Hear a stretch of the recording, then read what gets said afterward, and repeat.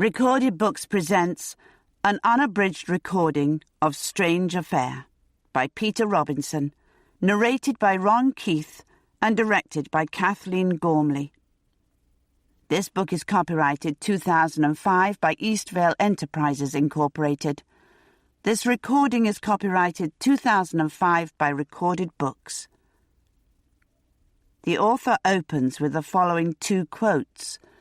The first is from The Theory of Moral Sentiments by Adam Smith. Though our brother is upon the rack, as long as we ourselves are at our ease, our senses will never inform us of what he suffers. They never did, and never can, carry us beyond our own person, and it is by the imagination only that we can form any conception of what are his sensations. The second quote is from the book of Proverbs, chapter 17, verse 17.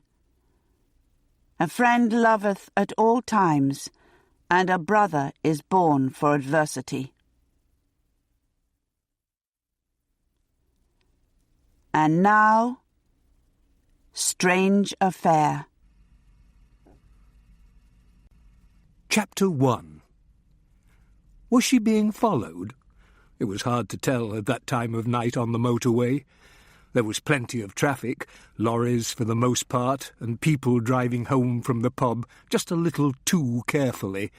Red BMWs coasting up the fast lane, doing 100 or more. Businessmen in a hurry to get home from late meetings. She was beyond Newport Pagnell now, and the muggy night air blurred the red taillights of the cars ahead and the oncoming headlights across the road. She began to feel nervous as she checked her rear-view mirror and saw that the car was still behind her. She pulled over to the outside lane and slowed down. The car, a dark Mondeo, overtook her. It was too dark to glimpse faces, but she thought there was just one person in the front and another in the back. It didn't have a taxi light on top, so she guessed it was probably a chauffeured car and stopped worrying. Some rich git being ferried to a nightclub in Leeds, most likely. She overtook the Mondeo a little farther up the motorway and didn't give it a second glance.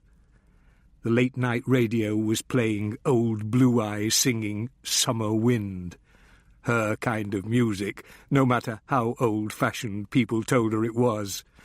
Talent and good music never went out of style as far as she was concerned.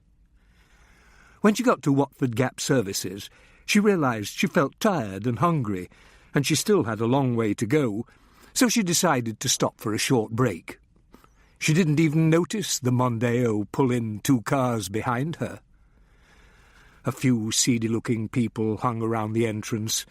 A couple of kids who didn't look old enough to drive stood smoking and playing the machines, giving her the eye as she walked past, staring at her breasts.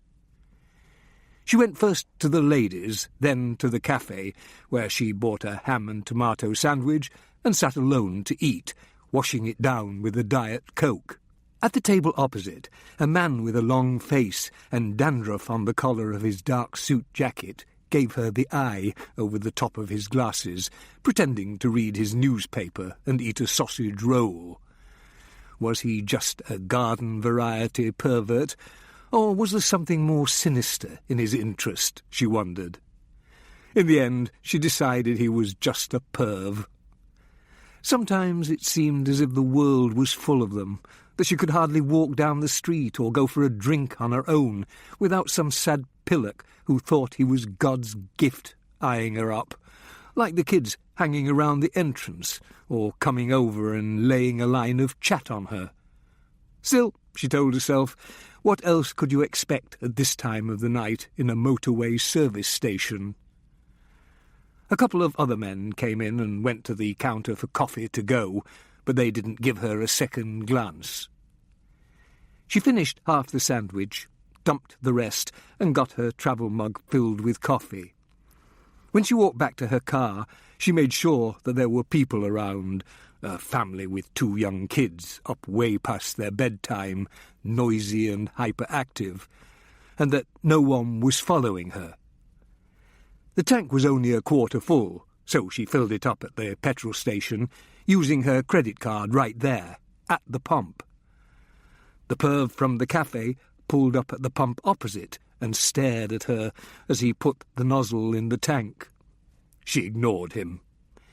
She could see the night manager in his office, watching through the window, and that made her feel more secure. Tank full, she turned down the slip road and eased in between two juggernauts. It was hot in the car, so she opened both windows and enjoyed the play of breeze they created.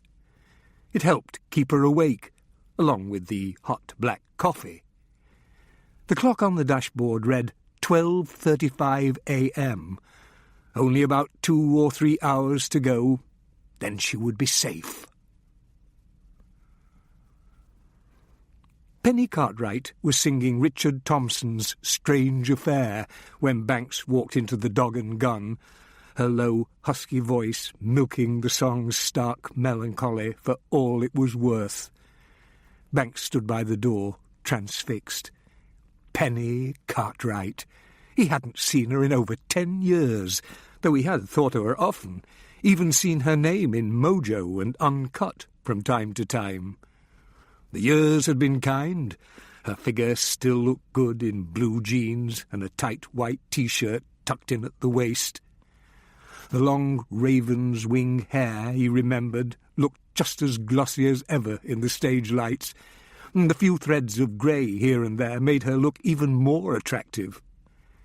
She seemed a little more gaunt than before, a little more sad around the eyes, perhaps, but it suited her, and Banks liked the contrast between her pale skin and dark hair. When the song ended, Banks took advantage of the applause to walk over to the bar, order a pint, and light a cigarette. He wasn't happy with himself for having started smoking again after 6 months or more on the wagon, but there it was. He tried to avoid smoking in the flat, and he would stop again as soon as he'd got himself back together. For the moment, it was a crutch, an old friend come back to visit during a time of need. There wasn't a seat left in the entire lounge. Banks could feel the sweat prickling on his temples and at the back of his neck. He leaned against the bar and let Penny's voice transport him as she launched into Blackwater Side. She had 2 accompanists, one on guitar and the other on stand-up bass, and they wove a dense tapestry of sound against which her lyric lines soared. The next round of applause marked the end of the set, and Penny walked through the crowd, which parted like the Red Sea for her, smiling and nodding hello as she went, and stood next to Banks at the bar. She lit a cigarette, inhaled, made a circle of her mouth, and blew out a smoke ring toward the optics. "That was an excellent set," Banks said. "Thanks." She didn't turn to face him. "Gin and tonic, please, Kath," she said to the barmaid. "Make it a large one." Banks could tell by her clipped tone that she thought he was just another fan, maybe even a weirdo or a stalker, and she'd move away as soon as she got her drink. "You don't remember me, do you?" he asked. She sighed and turned to look at him, ready to deliver the final put-down. Then he saw recognition slowly dawn on her. She seemed flustered, embarrassed, and unsure what to say.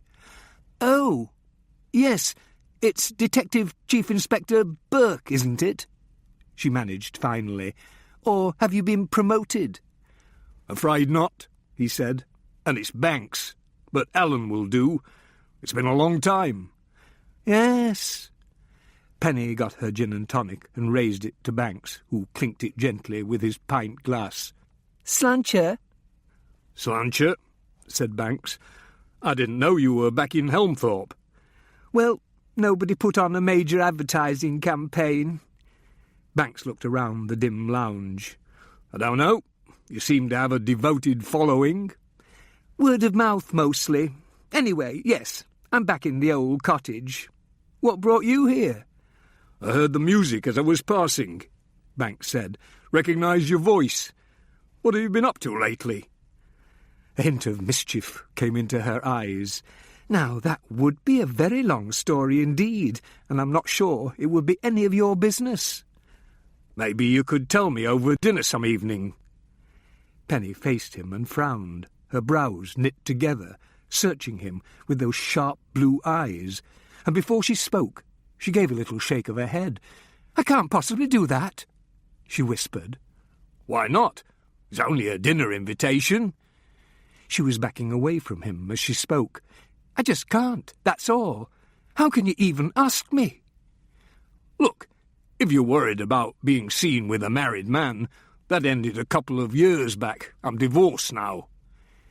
Penny looked at him as if he'd missed the point by 100 miles, shook her head and melted back into the crowd. Banks felt perplexed. He couldn't interpret the signals, decode the look of absolute horror he'd seen on her face at the idea of dinner with him. He wasn't that repulsive. A simple dinner invitation. What the hell was wrong with her? Banks gulped down the rest of his pint and headed for the door as Penny took the stage again, and he caught her eyes briefly across the crowded room. Her expression was one of puzzlement and confusion. She had clearly been unsettled by his request. Well, he thought, as he turned his back and left, red-faced, at least she didn't still look so horrified. The night was dark, the sky moonless but filled with stars, and Helmthorpe High Street was deserted, streetlights smudgy in the haze. Banks heard Penny start up again back inside the Dog and Gun. Another Richard Thompson song, Never Again. The haunting melody and desolate lyrics drifted after him across the street, fading slowly as he walked up the cobbled Snicket, past the old bookshop, through the graveyard and onto the footpath that would take him home, or to what passed for home these days. The air smelled of manure and warm hay.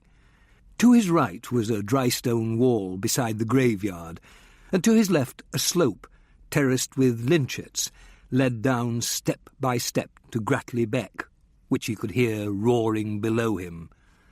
The narrow path was unlit, but Banks knew every inch by heart. The worst that could happen was that he might step into a pile of sheep shit. Close by he could hear the high-pitched whining of winged insects. As he walked, he continued to think about Penny Cartwright's strange reaction to his dinner invitation. She always had been an odd one, he remembered, always a bit sharp with her tongue and too ready with the sarcasm. But this had been different. Not sarcasm, not sharp, but shock, repulsion. Was it because of their age difference? He was in his early 50s, after all, and Penny was at least 10 years younger. But even that didn't explain the intensity of her reaction. She could have just smiled and said she was washing her hair. Banks liked to think he would have got the message. The path ended at a double-barrelled stile about halfway up Gratley Hill. Banks slipped through sideways and walked past the new houses to the cluster of old cottages over the bridge. Since his own house was still at the mercy of the builders, he'd been renting a flat in one of the holiday properties on the lane to the left. The locals had been good to him, as it turned out, and he'd got a fairly spacious one-bedroom flat, upper floor, with private entrance, for a very decent rent. The irony was, he realised, that it used to be the Stedman house, long ago converted into holiday flats, and it was during the Stedman case that he'd first met Penny Cartwright. Banks's living-room window had a magnificent view over the dale, north past Helmthorpe, folded in the valley bottom, up to the rich green fields dotted with sheep and the sere, pale grass of the higher pastures, then the bare limestone outcrop of Crow Scar and the wild moors beyond. But his bedroom window looked out to the west over a small, disused Sandemanian graveyard and its tiny chapel. Some of the tombstones, so old that you could scarcely read the names anymore, leaned against the wall of the house. The Sandemanian sect, Banks had read somewhere, had been founded in the 18th century, separating itself from the Scottish Presbyterian Church. Its members took Holy Communion, embraced communal property ownership, practised vegetarianism, and engaged in love feasts, which Banks thought made them sound rather like 18th century hippies. Banks was a little pissed, he realised, as he fiddled with his key in the downstairs lock. The dog and gun hadn't been his first port of call that evening. He'd eaten dinner alone in the Hare and Hounds, then had a couple of pints in the Bridge.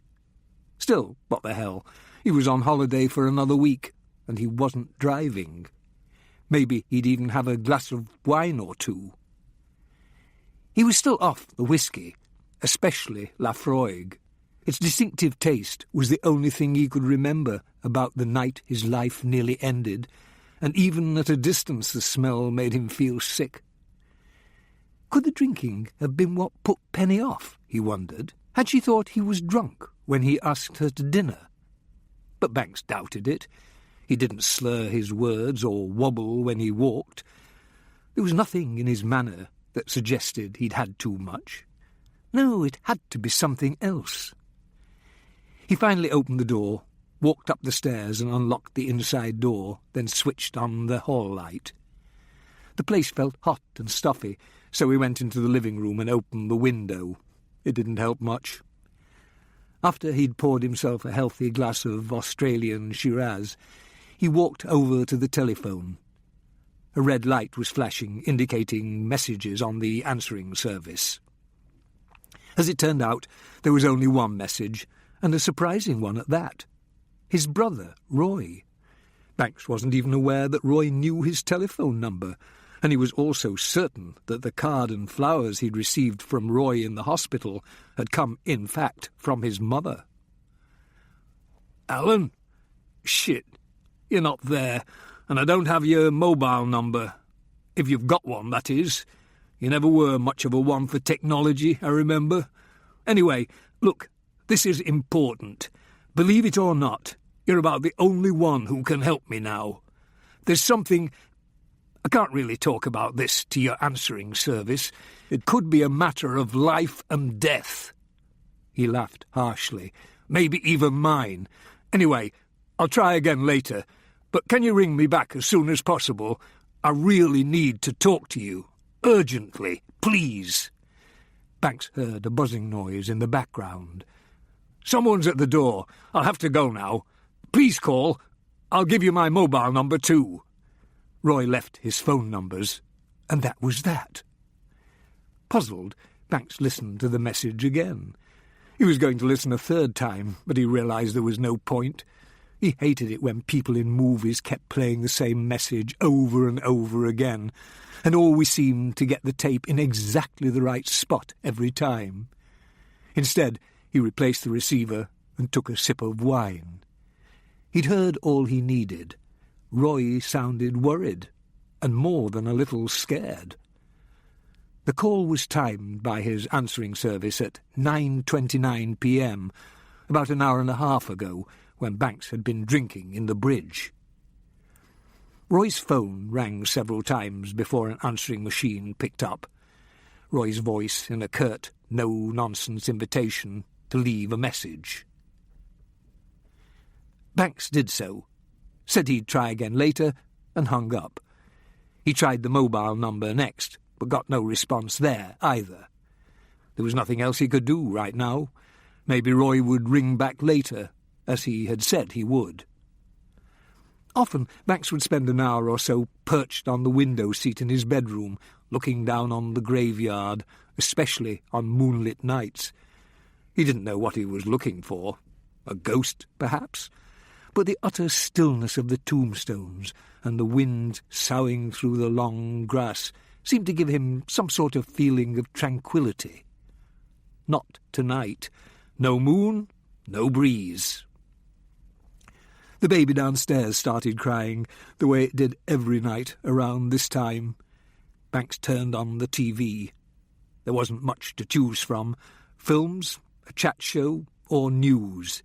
He picked The Spy Who Came In From the Cold, which had started half an hour ago. That didn't matter. He'd seen it many times before, and he knew the plot by heart. but he couldn't concentrate.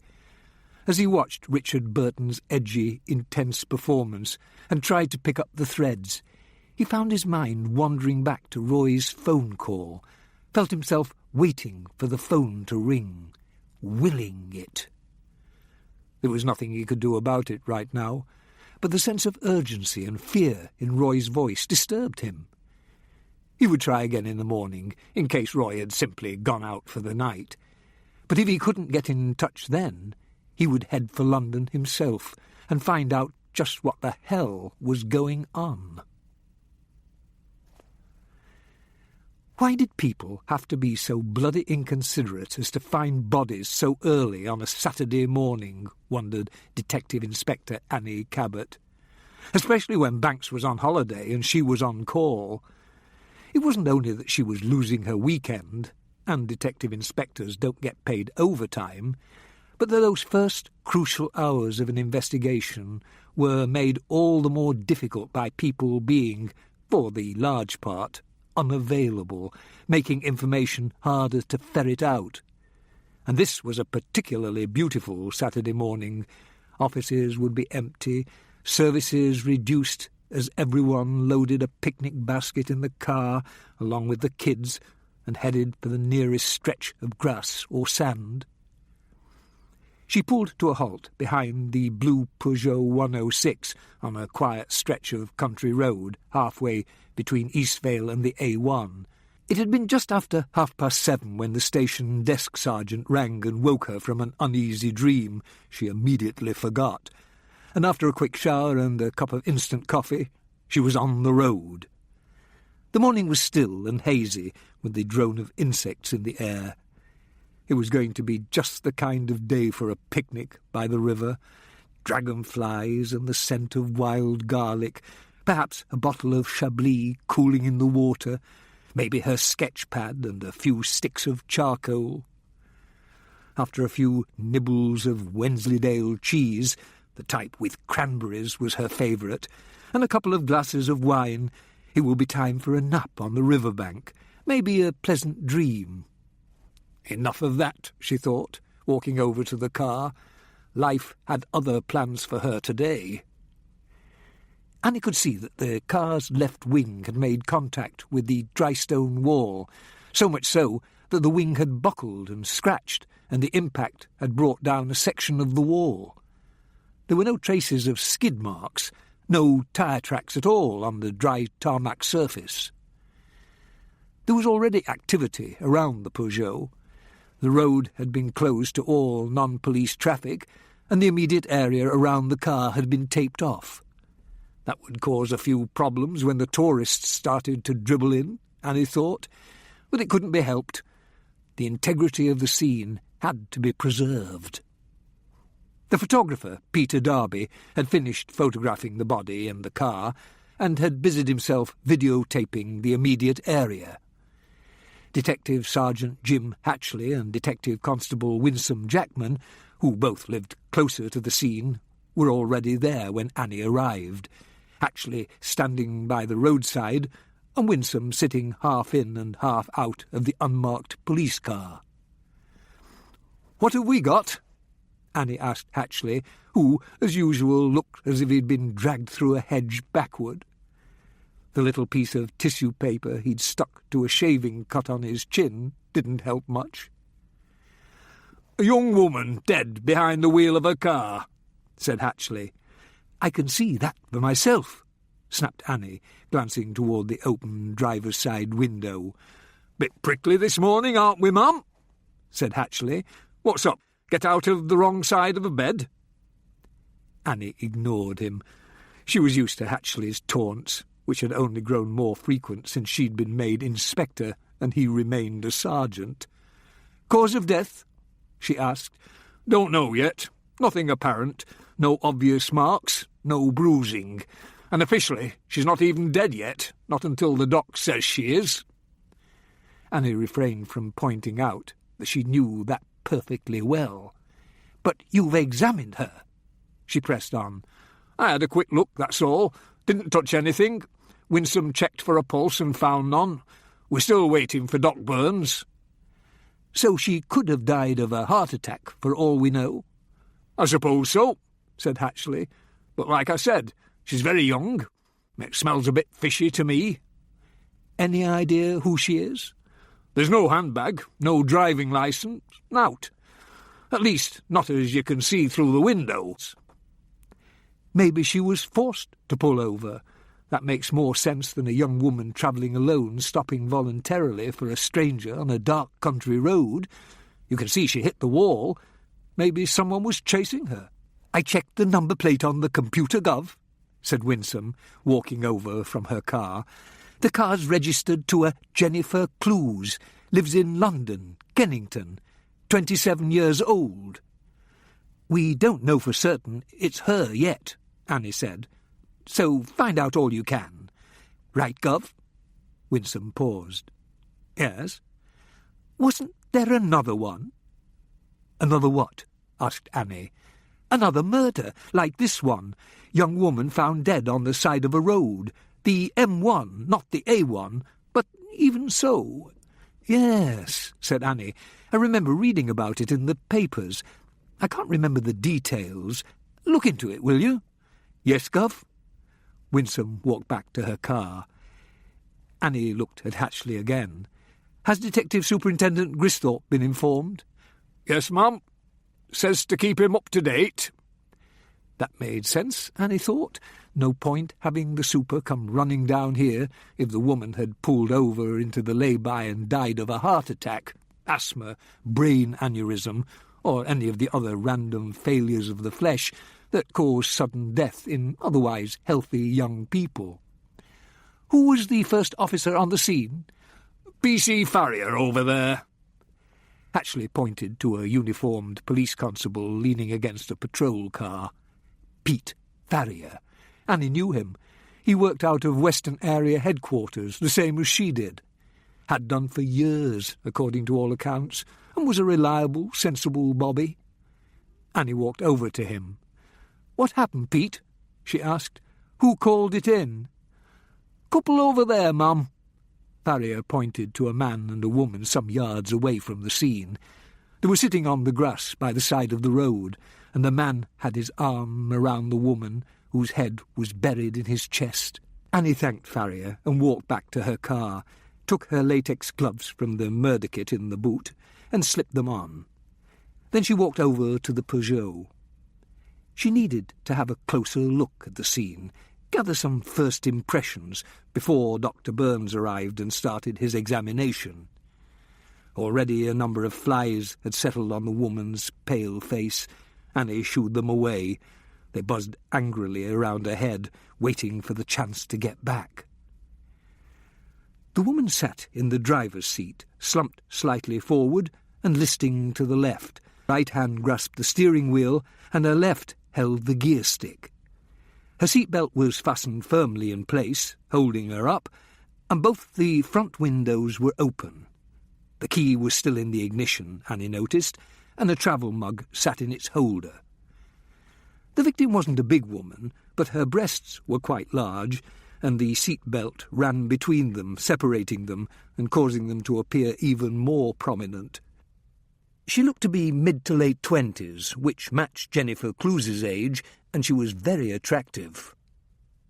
Her skin was pale, and probably had been even before her death. Her long hair was dark red, dyed, Annie guessed, and she was wearing a pale blue cotton blouse and black denim jeans.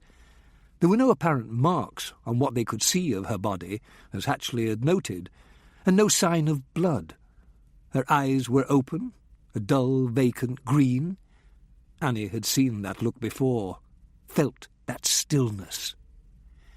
Hatchley was right, though. There was something very fishy about the whole setup, fishy enough at least to warrant a thorough preliminary investigation before deciding upon the scale of the inquiry. As Annie examined the scene, she made notes of what she observed and thought for later use. When Annie had finished, she walked over to the couple who had found the body. They were very young, she noticed as she got closer. The man was ashen, and the woman he was holding still had her face buried in his shoulder, though she didn't appear to be heaving with sobs. The man looked up, and Annie squatted beside them. "I'm Detective Inspector Cabbot from Western Area Headquarters," she said. "I understand you found the car." The woman turned her face away from the protection of the man's shoulder and looked at Annie. She had been crying, that was clear enough, but now she just seemed shocked and hurt. "Can you tell me what happened?" Annie asked the man. "We already told the policeman in uniform. He was the first to get here."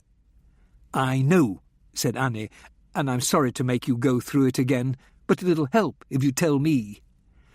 "There's nothing to tell, really, is there, love?" he said to the woman, who shook her head. "First off, why don't you tell me your names?" "This is Samantha," he said, "and I'm Adrian Sinclair." "OK, Adrian, where do you live?" "Sunderland."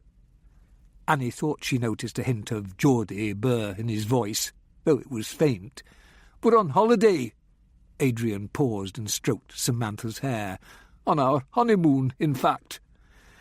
Well, they'd certainly remember it for as long as they lived, Annie thought, and not for the right reasons. "Where are you staying?"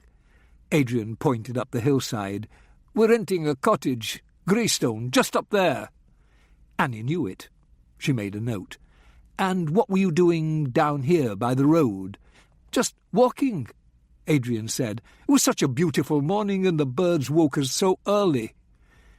They were dressed for walking, Annie noticed, not professional ramblers with the plastic-covered Ordnance Survey maps around their necks, ash plants, boots and expensive Gore-Tex gear, but simple, sturdy shoes, light clothing and a rucksack. "What time did you arrive here?" "It must have been a bit before 7, Adrian said. "What did you find?" "The car stopped in the lay-by, just like it is now." "Did you touch it?" "No, I don't think so." Annie looked at Samantha. "Neither of you?" "No," Samantha said. "But you might have touched the roof, Adrian, when you bent to look inside." "It's possible," Adrian said. "I don't remember. At first I thought maybe she was looking at a road map or asleep, even. I went over to see if she needed any help. Then I saw her, with her eyes open like that, and we might never have gone over unless—" "Unless what?" "Well, it was me, really," Sam said. "I mean, like he said, Adrian just thought it was someone pulled over to rest or look at a road map." "But you didn't. Why not?" "I don't know, really," Sam said. "It's just that it was so early in the morning and she was a woman alone. I thought we should make sure she was all right, that's all. She might have been attacked or upset or something. Maybe it was none of our business. But you can't just leave, can you? Walk on by." A little colour came to her cheeks as she spoke. "Anyway, when we got closer, we could see she wasn't moving, just staring down like that, and it looked as if she'd hit the wall. I said we should go over and see what was wrong with her." "Did you know she was dead when you looked through the window?" "Well," said Adrian, "I've never seen a dead person before. But you can sort of tell, can't you?" Yes, Annie thought, having seen far too many. You can tell. Nobody home. Samantha gave a little shudder and seemed to melt deeper into Adrian's embrace. "And the flies," she said. "What flies?" Annie asked. "On her face and her arms, flies. She wasn't moving. She wasn't even trying to swat them away. I thought how much they must be tickling her." Annie swallowed. "Were the windows open?" "Yes," said Samantha, "just like they are now. We really didn't disturb anything. I mean, we've seen moss and frost on television." "I'm sure you have. I just have to make certain. I don't suppose you saw anyone, heard any other cars or anything?" "No." "What did you do when you found her?" "Rang the police." Adrian pulled a mobile from his pocket. He wouldn't have had much luck with it around these parts a few months ago, Annie reflected, but coverage had been improved a lot recently. "And there's nothing else you can tell me?" No, look, we're just so devastated. Can we go home now? I think Sam needs a lie down, and I could do with a strong cup of tea." "How long are you staying at Greystone?" Annie asked. "We've got another week." "Stick around," said Annie. "We might want to talk to you again." Annie went back to rejoin Hatchley and saw Dr. Burns's grey Audi arrive. She greeted him, and they walked over to the Peugeot. This would be a difficult examination for Dr. Burns, Annie knew, because the body was sitting upright in an enclosed space, and he could hardly move it before Dr. Glendenning, the Home Office pathologist, arrived. She also knew that Dr. Burns was aware the scene-of-crime officers would be eager to give the car a thorough going-over, so he was being extra careful not to touch any surfaces and damage any possible prints, even though he was wearing disposable gloves. It was the police surgeon's job only to determine and pronounce that the girl was dead. The rest was up to the pathologist. But Annie knew that Dr. Burns would like to give her some idea of time and cause, if at all possible. After feeling for a pulse and examining the woman's eyes, then listening for a heartbeat through his stethoscope, Dr. Burns confirmed that she was indeed dead. "The corneas haven't clouded yet," he said, "which means she's probably been dead less than 8 hours. I'm sure the flies have laid their eggs already, which you'd expect to happen quite soon in summer with the windows open. But there's no sign of advanced insect activity, another indication we're dealing with a relatively recent death." Dr. Burns slipped off a glove and slid his hand inside the woman's blouse, under her arm. "Best I can do as far as temperature is concerned," he said, noticing Annie's curious glance. "It does help give an approximation. She's still warm, which confirms that death occurred only a few hours ago." "It was a warm night," said Annie. "How long?" "Can't say exactly, but I'd guess about 5 or 6 hours at the most." He felt the woman's jaw and neck. "Riggers present where you'd expect it to be, and as the heat probably speeded that up, we're still working within much the same parameters." Annie looked at her watch. "Between 2 and 4 in the morning, then?" "I wouldn't swear to it, of course," said Dr. Burns with a smile, "but that sounds about right. And don't tell Dr. Glendenning I've been making wild guesses. You know what he's like about that sort of thing." "Any thoughts on cause of death?" "That's a bit more difficult," said Dr. Burns, turning to the body again. "There are no visible signs of strangulation, either ligature or manual, and no petechial hemorrhaging, which you'd expect with strangulation. Also no signs of a stab wound, no blood that I can see, at any rate. It'll have to wait until Dr. Glendenning gets her on the table." "Could it have been a heart attack or something like that?" "It could have been. Heart attacks aren't so common in healthy young women, but if she had some sort of genetic disorder or pre-existing condition, let's say it's within the realm of the possible, but unlikely." Dr. Burns turned back to the body and probed gently here and there. He tried to unloosen the woman's hand from the steering wheel, but couldn't. "That's interesting," he said. "Rigor hasn't progressed as far as the hands yet, so it looks as if we're dealing with cadaveric spasm." "What does it mean in this case?" Dr. Burns stood up and faced Annie.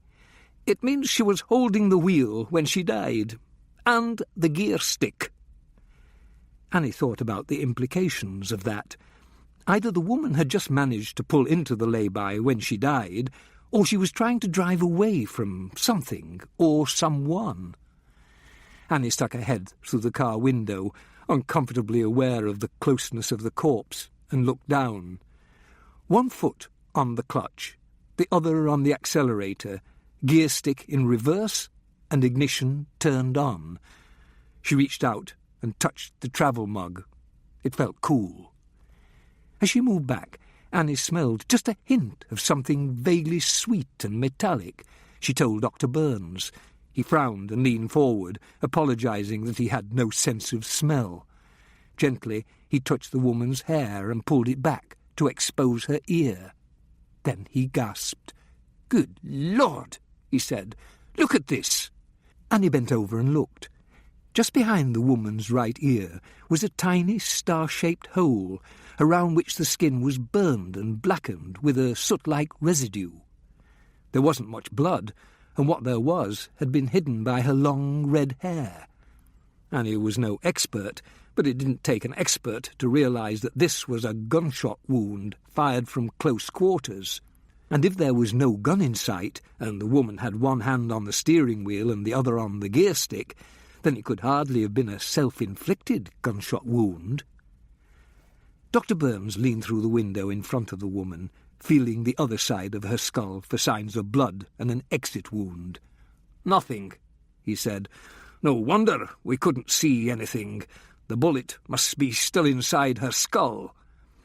He stepped away from the car, as if washing his hands of the whole affair. "OK," he said. "That's all I can do for now. The rest is up to Dr. Glendenning." Annie looked at him and sighed. Then she called Hatchley over. "Inform Superintendent Gristhorpe that we've got what looks very much like a murder on our hands, and we better get Dr. Glendenning and the Sockos down here as soon as possible." Hatchley's face dropped. Annie knew why, and she sympathised. It was the weekend, but all leave would be cancelled. Sergeant Hatchley probably had plans to go and watch the local cricket team and have a booze-up with the lads afterward. But not now. She wouldn't even be surprised if Banks was called back, depending on the scale of the investigation. She looked down the road, and her heart sank as she saw the first media vans arriving. How quickly bad news travels, she thought. Chapter 2. Unaware of the excitement, just a few miles down the road, Banks was up and around before 8 o'clock that morning, coffee and newspaper on the table in front of him, mild hangover, held at bay by aspirin. He hadn't slept at all well, mostly because he'd been waiting for the phone to ring, and he hadn't been able to get that song Penny Cartwright had been singing out of his mind, Strange Affair.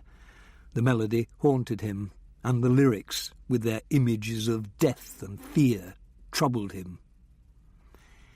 His window framed a view of blue sky above the rising northern daleside and the grey flagstone roofs of Helmthorpe, about half a mile away at the valley bottom, dominated by its church tower with the odd turret on one corner. It was similar to his view from the wall by his old cottage, just a slightly different angle. But it failed to move him. He could see that it was beautiful, but he couldn't feel it. There seemed to be something missing, some connection, or perhaps there was a sort of invisible shield or thick fog between him and the rest of the world, and it dimmed the power of all he had held dear to move him in any way. Music, landscape, words on a page, all seemed inert and impotent, distant and unimportant. Since the fire had consumed his home and possessions 4 months ago, Banks had become withdrawn and taciturn. He knew it, but there was nothing he could do about it. He was suffering from depression, but knowing that was one thing, changing it quite another. It had started the day he left the hospital and went to look at the ruins of his cottage. He hadn't been prepared for the scale of the damage. Roof gone, windows burned out, inside a shambles of charred debris, nothing salvageable, hardly anything even recognisable. And it didn't help that the man who had done this had got away. After a few days convalescing at Gristhorpe's Lingarth farmhouse, Banks had found the flat and moved in. Some mornings he didn't want to get out of bed. Most nights he spent watching television, any old rubbish, and drinking. He wasn't drinking too much, but he was drinking steadily, mostly wine, and smoking again. His withdrawal had driven the wedge even deeper between him and Annie Cabbot, who desperately seemed to need something from him. He thought he knew what it was, but he couldn't give it to her. Not yet. It had also cooled his relationship with Michelle Hart, a detective inspector who had recently transferred to sex crimes and child protection in Bristol, much too far away to maintain a reasonable long-distance relationship. Michelle had her own problems too, Banks realised. Whatever it was that haunted her was always there, always in the way, even when they were laughing or making love. They'd been good for each other for a while, no doubt about it, but now they were down to the just good friends stage that usually comes before the end. It seemed as if the fire and subsequent spell in the hospital had put his life on pause, and he couldn't find the play button. Even work, when he got back to it, had been boring, consisting mostly of paperwork and interminable meetings that never settled anything. Only an occasional pint with Gristhorpe or Jim Hatchley, a chat about football or the previous evening's television, had relieved the tedium. His daughter Tracy had visited as often as she could, but she'd been studying hard for her finals. Brian had dropped by a few times too, and now he was in a recording studio in Dublin with his band, working on a new CD. Their first, as the Blue Lamps, had done okay, but the second was slated for much bigger and better things. More than once, Banks had thought of counselling, only to reject the idea. He'd even considered that Dr. Jenny Fuller, a consultant psychologist he'd worked with on a number of cases, might be able to help. But she was on one of her extended teaching gigs, Australia this time, and when he thought more about it, the idea of Jenny delving into the murky depths of his subconscious didn't hold a lot of appeal. Maybe whatever was there was best left there. When it came down to it, he didn't need any interfering shrink poking around in his mind and telling him what was wrong. He knew what was wrong, knew he spent too much time sitting around the flat and brooding. He also knew that the healing process, the mental and emotional process, not merely the physical, would take time, and that it was something he had to do alone, make his way step by weary step back to the land of the living. No doubt about it, the fire had burned much deeper than the skin. It wasn't so much the pain he'd endured, that hadn't lasted long, and he couldn't even remember most of it, but the loss of all his worldly goods that had hit him the hardest. He felt like a man adrift, unanchored, a helium balloon let float off into the sky by a careless child. What was worse was that he thought he ought to be feeling a great sense of release, a freedom from materialism, the sort of thing gurus and sages spoke about, but he just felt jittery and insecure. He hadn't learned the virtue of simplicity from his loss, had learned only that he missed his material possessions more than he ever dreamed he would, though he hadn't yet been able to muster up the energy and interest to start replacing those items that could be replaced, his CD collection, his books and DVDs. He felt too weary to start again. He'd bought clothes, of course, comfortable, functional clothes, but that was all. Still, he reflected, munching on a slice of toast and marmalade as he scanned the review section of the newspaper, things were definitely improving a little each day. It was becoming easier to get out of bed on a morning, and he'd got into the habit of occasionally taking a walk up the Daleside opposite his flat on a fine day, finding the freshness and exercise invigorating. He'd also enjoyed Penny Cartwright's singing the previous night and was beginning to miss his CD collection. A month or so ago, he wouldn't even have bothered reading the reviews in the paper. And now Brother Roy, who hadn't even rung or visited him in the hospital, had left a mysterious, urgent message and had not called back. For the third time since he got up that morning, Banks tried Roy's numbers. He got the answering machine again and recorded voice telling him to leave a message, and the mobile was still switched off. Unable to concentrate on the newspaper any longer, Banks checked his watch and decided to ring his parents. They should be up by now. There was just a chance that Roy was there, or that they knew what was going on. He certainly seemed to keep in touch with them more than with Banks. His mother answered and sounded nervous to be getting a call so early in the day. In her world, Banks knew early morning phone calls never meant good news. "Alan? What is it? Is there something wrong?" "No, Mum," Banks said, trying to put her at ease. "Everything's fine." "You're all right, are you? Still recovering?" "Still recovering," said Banks. "Look, Mum, I was wondering if our Roy was there." "Roy? Why would he be here? The last time we saw Roy was our anniversary last October. You must remember, you were here too." "I remember," said Banks. "It's just that I've been trying to ring him." His mother's voice brightened. "So you two are making it up at last? That's good to hear." "Yes," said Banks, not wishing to disabuse his mother of that scrap of comfort. "It's just that I keep getting his answering machine." "Well, he's probably at work. You know how hard-working our Roy is. Always got something or other on the go." "Yes," Banks agreed. "Usually something about 2 shades away from being criminal. White collar, though, which didn't seem to count as crime to some people." When Banks thought about it, he realised he really hadn't a clue what Roy actually did to make his money, only that he made a lot of it. "So you haven't heard from him recently?"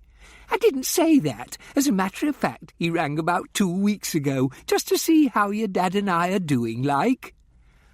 The implied rebuke wasn't lost on Banks. He hadn't rung his parents for a month. "Did he have anything else to say?" "Not much, except he's keeping busy. He might be away, you know. Have you thought about that? He did say something about an important business trip coming up. New York again, I think. He's always going there. I can't remember when he said he was going, though." "OK, Mum," said Banks. "That's probably where he is. Thanks very much. I'll wait a few days and call him when he gets back home." "You make sure you do, Alan. He's a good lad, is Roy. I don't know why you two haven't been getting on better all these years." "We get along fine, Mum. We just move in different circles, that's all. How's Dad?" "Same as ever." Banks heard a rustle of a newspaper, the Daily Mail his father read, just so he could complain about the Conservatives, and a muffled voice in the background. "He says to say hello." "Right," said Banks. "Say hello back. Well, take care of yourselves. I'll call again soon." "Mind you do," said Banks's mother.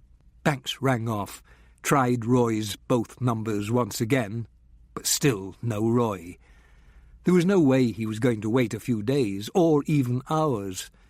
From what he knew of Roy, under normal circumstances, if he had buggered off somewhere and not bothered to ring back, Banks would have assumed he was sunning himself in California or the Caribbean, with a shapely young woman by his side. That would be typical of him and his me-first attitude. As far as Roy was concerned, there was nothing in life you couldn't get through with a smile and a wad of cash. But this was different. This time, Banks had heard the fear in his brother's voice. He deleted the message from his answering service, threw a few clothes, along with his toothbrush and razor, into an overnight bag, checked that the lights were out, unplugged all the electrical items, and locked the flat behind him. He knew he wouldn't get any rest until he got to the bottom of Roy's odd silence, so he might as well drive down to London and find out what was happening himself. Detective Superintendent Gristhorpe called the meeting in the boardroom of Western Area Headquarters after lunch, and D.I. Annie Cabbot, D.S. Hatchley, Crime Scene Coordinator D.S. Stefan Novak, along with D.C.'s Winsome Jackman, Kev Templeton, and Gavin Rickard, sat in the high, stiff-backed chairs under the gaze of ancient wool barons with roast beef complexions and tight collars. The notes and files were set in neat piles on the dark polished table beside styrofoam cups of tea or coffee. Pinned to corkballs on the wall by the door were Peter Darby's Polaroids of the scene. It was already hot and stuffy in the room, and the small fan Gristhorpe had turned on didn't do much good. Soon, when the investigation got seriously underway, more manpower would be allocated, but these 7 would remain the core team. Gristhorpe as senior investigative officer, and Annie, who would do most of the field work, as his deputy and administrative officer. Rickard would be office manager, responsible for setting up and staffing the murder room. Hatchley would act as receiver, there to weigh the value of every piece of information and pass it on for computer entry. Winsome and Templeton would be the foot soldiers, tacking down information and conducting interviews. Others would be appointed later, statement readers, action allocators, researchers, and the rest. But for now, it was of prime importance to get the system into place and into action. It was no longer merely a suspicious death. Jennifer Clews, if that was really the name of the victim, had been murdered. Gristhorpe cleared his throat, shuffled his papers, and began by asking Annie for a summary of the facts, which she gave as succinctly as possible. Then he turned to DS Stefan Novak. "Any forensics yet?" "It's still early days," said Stefan, "so I'm afraid all I can give you at the moment is what we don't have." "Go on." "Well, the road surface was dry, and there are no discernible tyre tracks from any other vehicle. Also, we haven't turned up any physical evidence, discarded cigarette ends, spent matches, that sort of thing. There are plenty of prints on the outside of the car, so that will take Vic Manson a while to sort out, but they could be anyone's." "What about the inside of the car?" Gristhorpe asked. "It's in the police garage right now, sir. We should know something later today. There is one thing." "Yes?" "It looks as if she was definitely forced off the road. The left wing hit the dry stone wall." "But there was no damage to the right wing, at least not that I could see," Annie said. "That's right," Stefan agreed. "The car that forced her over didn't make physical contact. Pity. We might have got some nice paint samples." "Keep looking," said Gristhorpe. "Anyway," Stefan went on, "whoever it was must have got in front of her and veered to the left rather than come at her directly from the side." "Well," said Gristhorpe, "what do you do if you're a woman alone and a car comes up fast behind you on a deserted country road at night?" "I'd say either you take off like a bat out of hell or you slow down and let him get by and put as much distance as possible between the two of you," said Annie. "Exactly. Only in this case he forced her over to the side of the road." "The gear stick," Annie said. "What?" Gristhorpe asked. "The gear stick. She was trying to get away. She was trying to reverse." "That's the way it looks," said Stefan. "But she wasn't fast enough," said Annie. "No, and she stalled." "Do you think," Annie went on, "that there might have been 2 of them?" "Why?" asked Gristhorpe. Stefan looked at Annie and answered. It was uncanny, she thought, how often their thoughts followed the same pathways. "I think D.I. Cabbot means," he said, "that if the driver had to put on the brake, unfasten his seatbelt and pull out his gun before getting out, those few seconds might have made all the difference."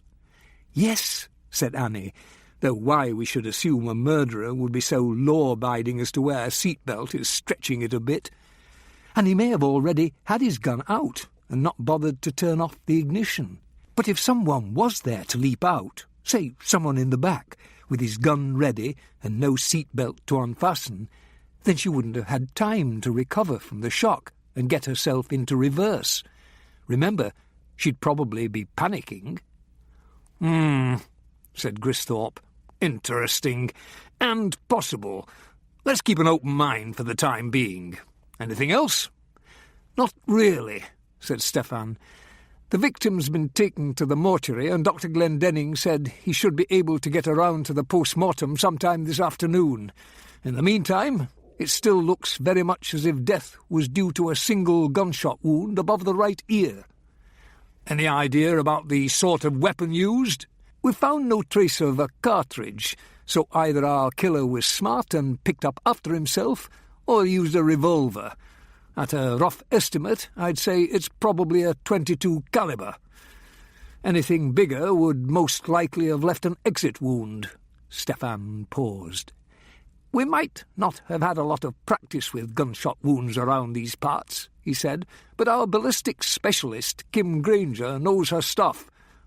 That's about it, sir. Sorry we can't be a bit more helpful right now. Early days yet, said Gristhorpe. Keep at it, Stefan. He turned to the rest of the group. Has anyone verified the woman's identity yet? He asked. Not yet, said Annie. I got in touch with Lambeth North. It turns out their DI at Kennington is an old friend of mine, Dave Brooke, and he sent a couple of DCs to her address. Nobody home. They're keeping an eye on the place. And there are no reports of her car being stolen? No, sir. So it's still more than within the realm of possibility that the registered keeper of the vehicle is the person found dead in it?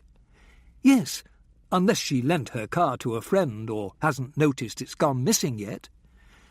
Do we even know for certain that she was alone in the car? Gristhorpe asked. No. Annie looked at Stefan. I'm assuming that's something they'll be able to help us determine down at the garage. Stefan nodded. Perhaps. Anyone run her name through our system? I did, sir, said Winsome. Name, prints, description, nothing.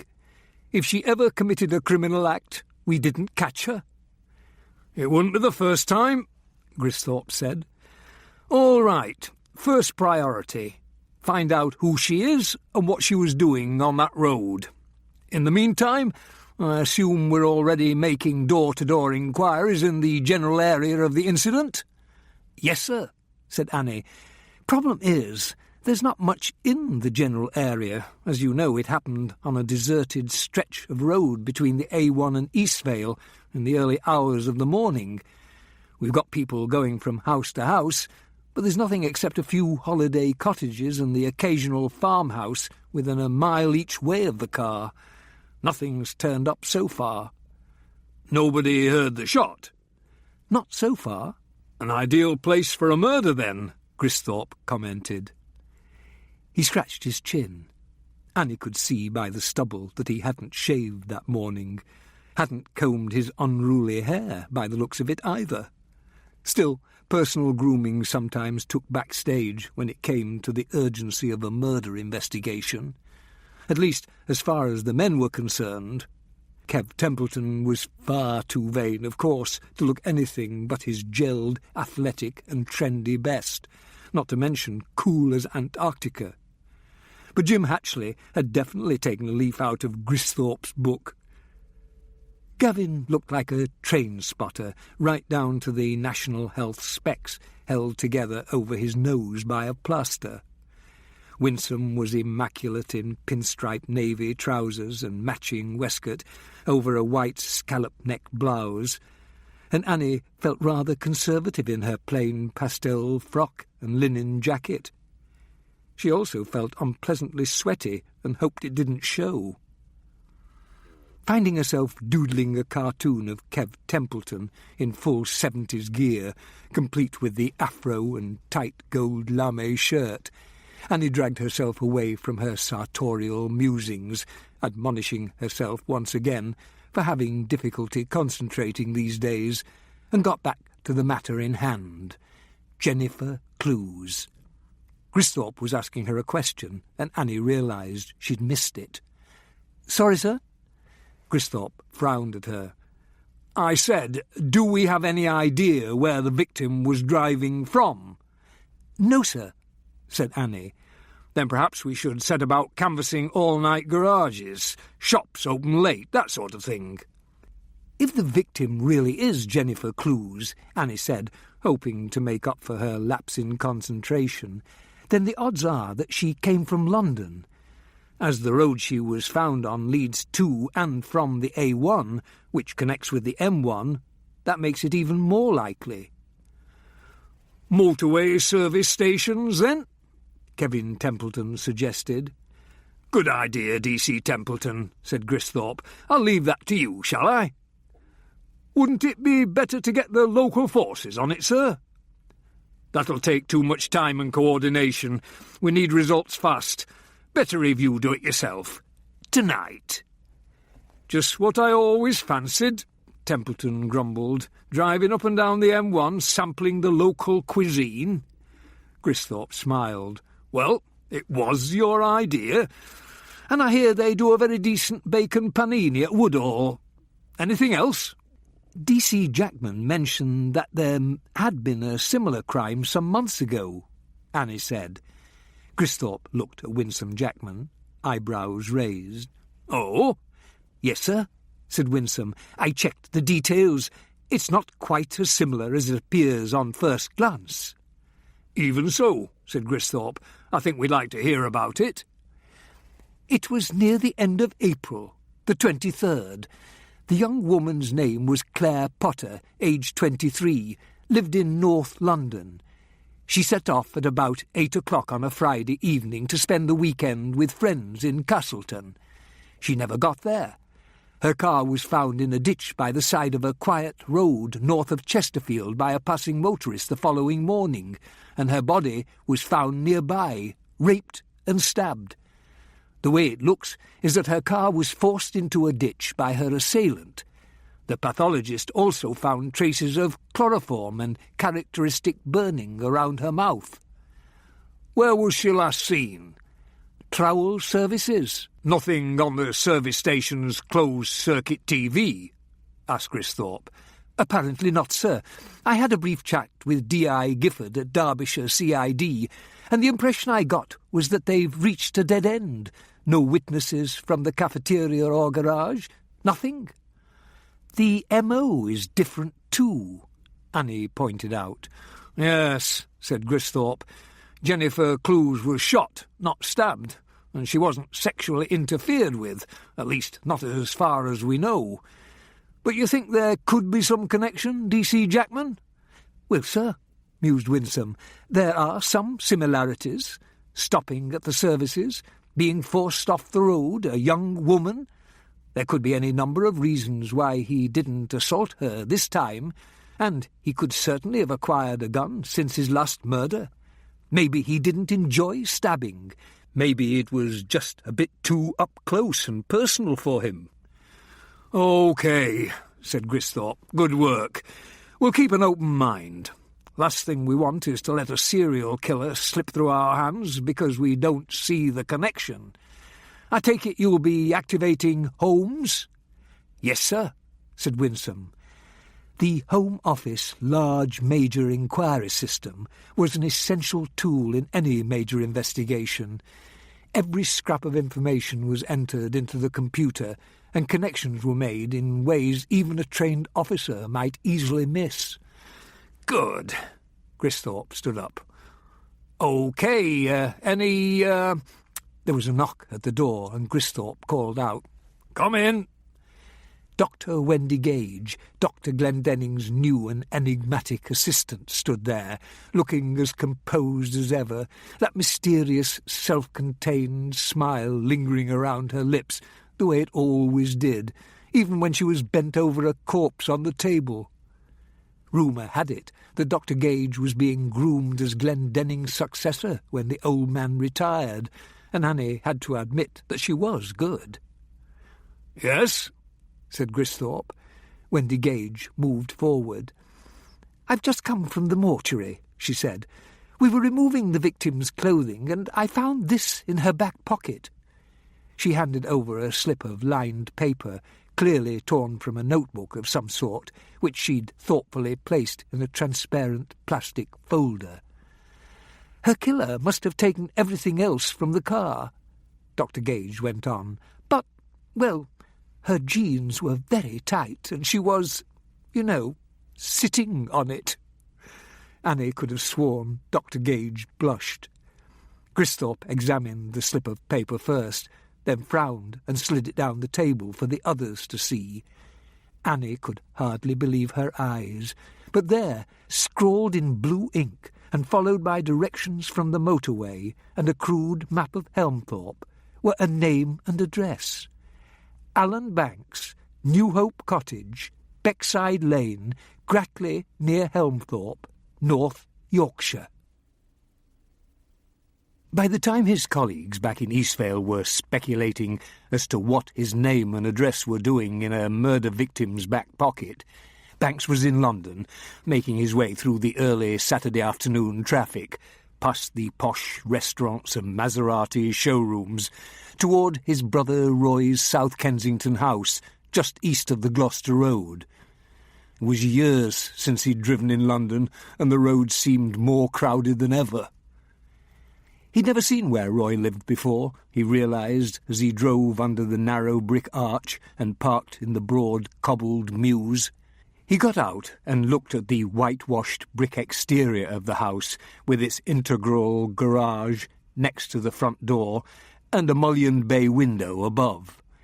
It didn't look big, but that didn't matter these days. A house like this, in this location, would probably fetch $800,000 or more on today's market, Banks reckoned. Maybe even $1 million, and $100,000 of that you'd be paying for the privilege of having the word Muse in your address. All the houses stood cheek by jowl, but each was different in some detail: height, facade, style of windows, garage doors, wrought iron balconies, and the overall effect was of quiet, almost rural charm, a nook hidden away from the hurly-burly that was literally just around the corner. There were houses on all three sides of the cul-de-sac, and the red brick archway, only wide enough for one car, led to the main road, helping to isolate the mews from the world outside. Beyond the houses, at the far end, a tower block and a row of distant cranes, angled like alien birds of prey, marred the view of a clear sky. There were hardly any other cars parked in the mews, as most of the houses had private garages.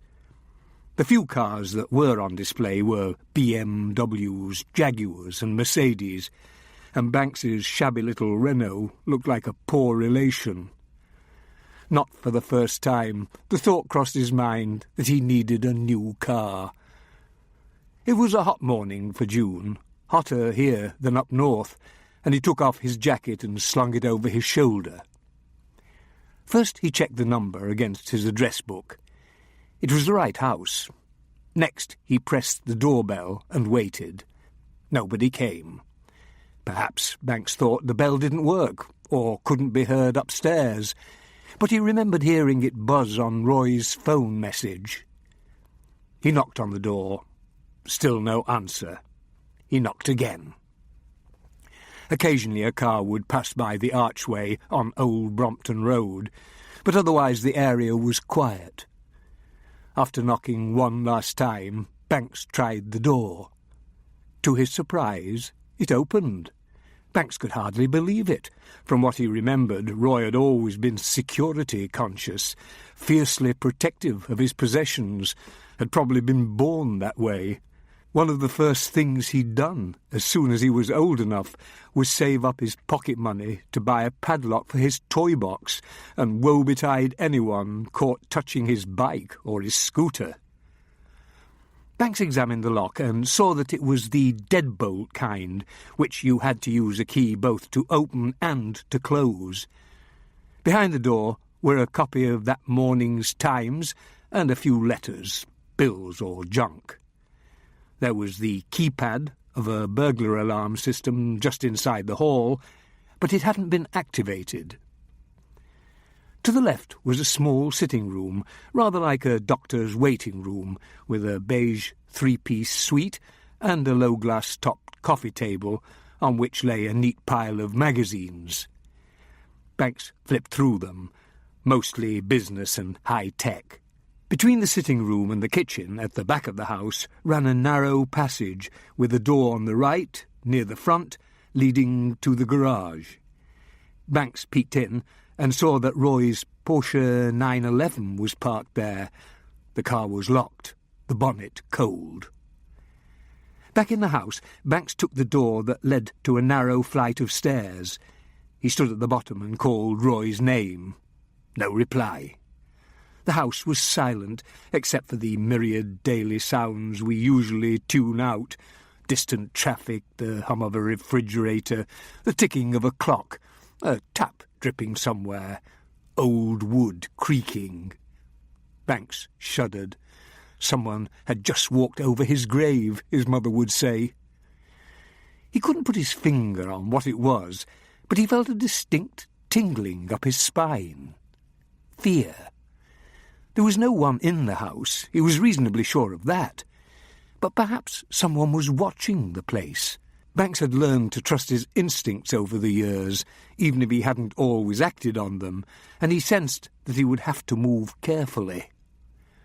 He walked into the kitchen, which looked as if it had never been used for anything but making tea and toast. The whole downstairs, sitting room, passage and kitchen, was painted in shades of blue and grey. The paint smelled fresh. A couple of framed photographs in high-contrast black and white hung in the passage. One was a female nude curled on a bed, the other a hill of brick-terraced houses leading down to a factory, its chimneys smoking, cobbles and slate roofs gleaming after rain. Banks was surprised. He hadn't known that Roy was interested in photography, or in art of any kind. But then there was so much he didn't know about his estranged brother. In the kitchen stood a small, rustic wooden table with 2 matching chairs, surrounded by the usual array of countertops, toaster, storage cupboards, fridge, oven, and microwave. The table was clear, apart from an open bottle of Amarone with the cork stuck back in, and, half hidden behind the bottle, a mobile phone. Banks picked up the phone. It was off, so he turned it on. It was an expensive model, the kind that sends and receives digital images, and there was plenty of battery power left.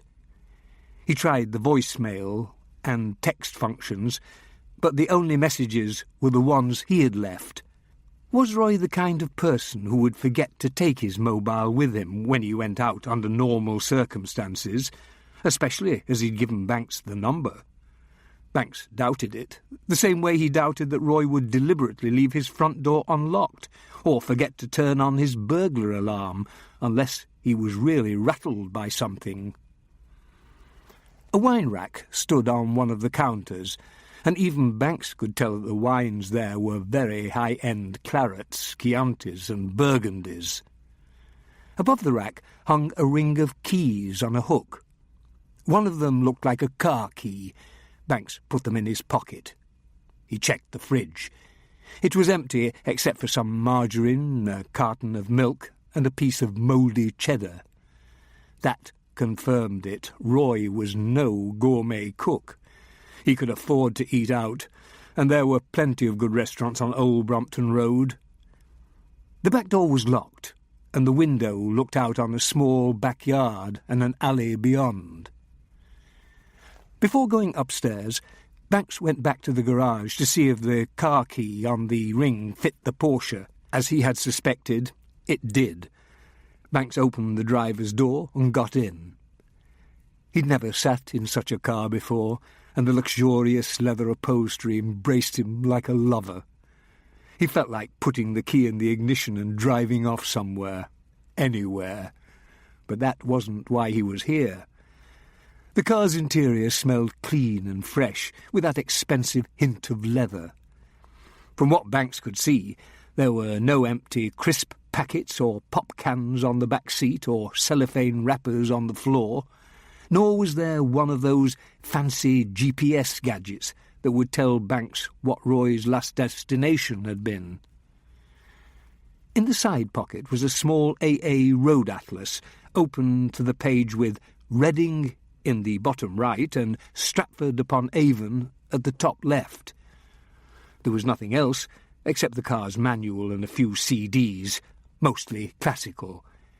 Banks got out and checked the boot. It was empty. Next, Banks ventured upstairs, a much larger living space than downstairs because it extended over the garage.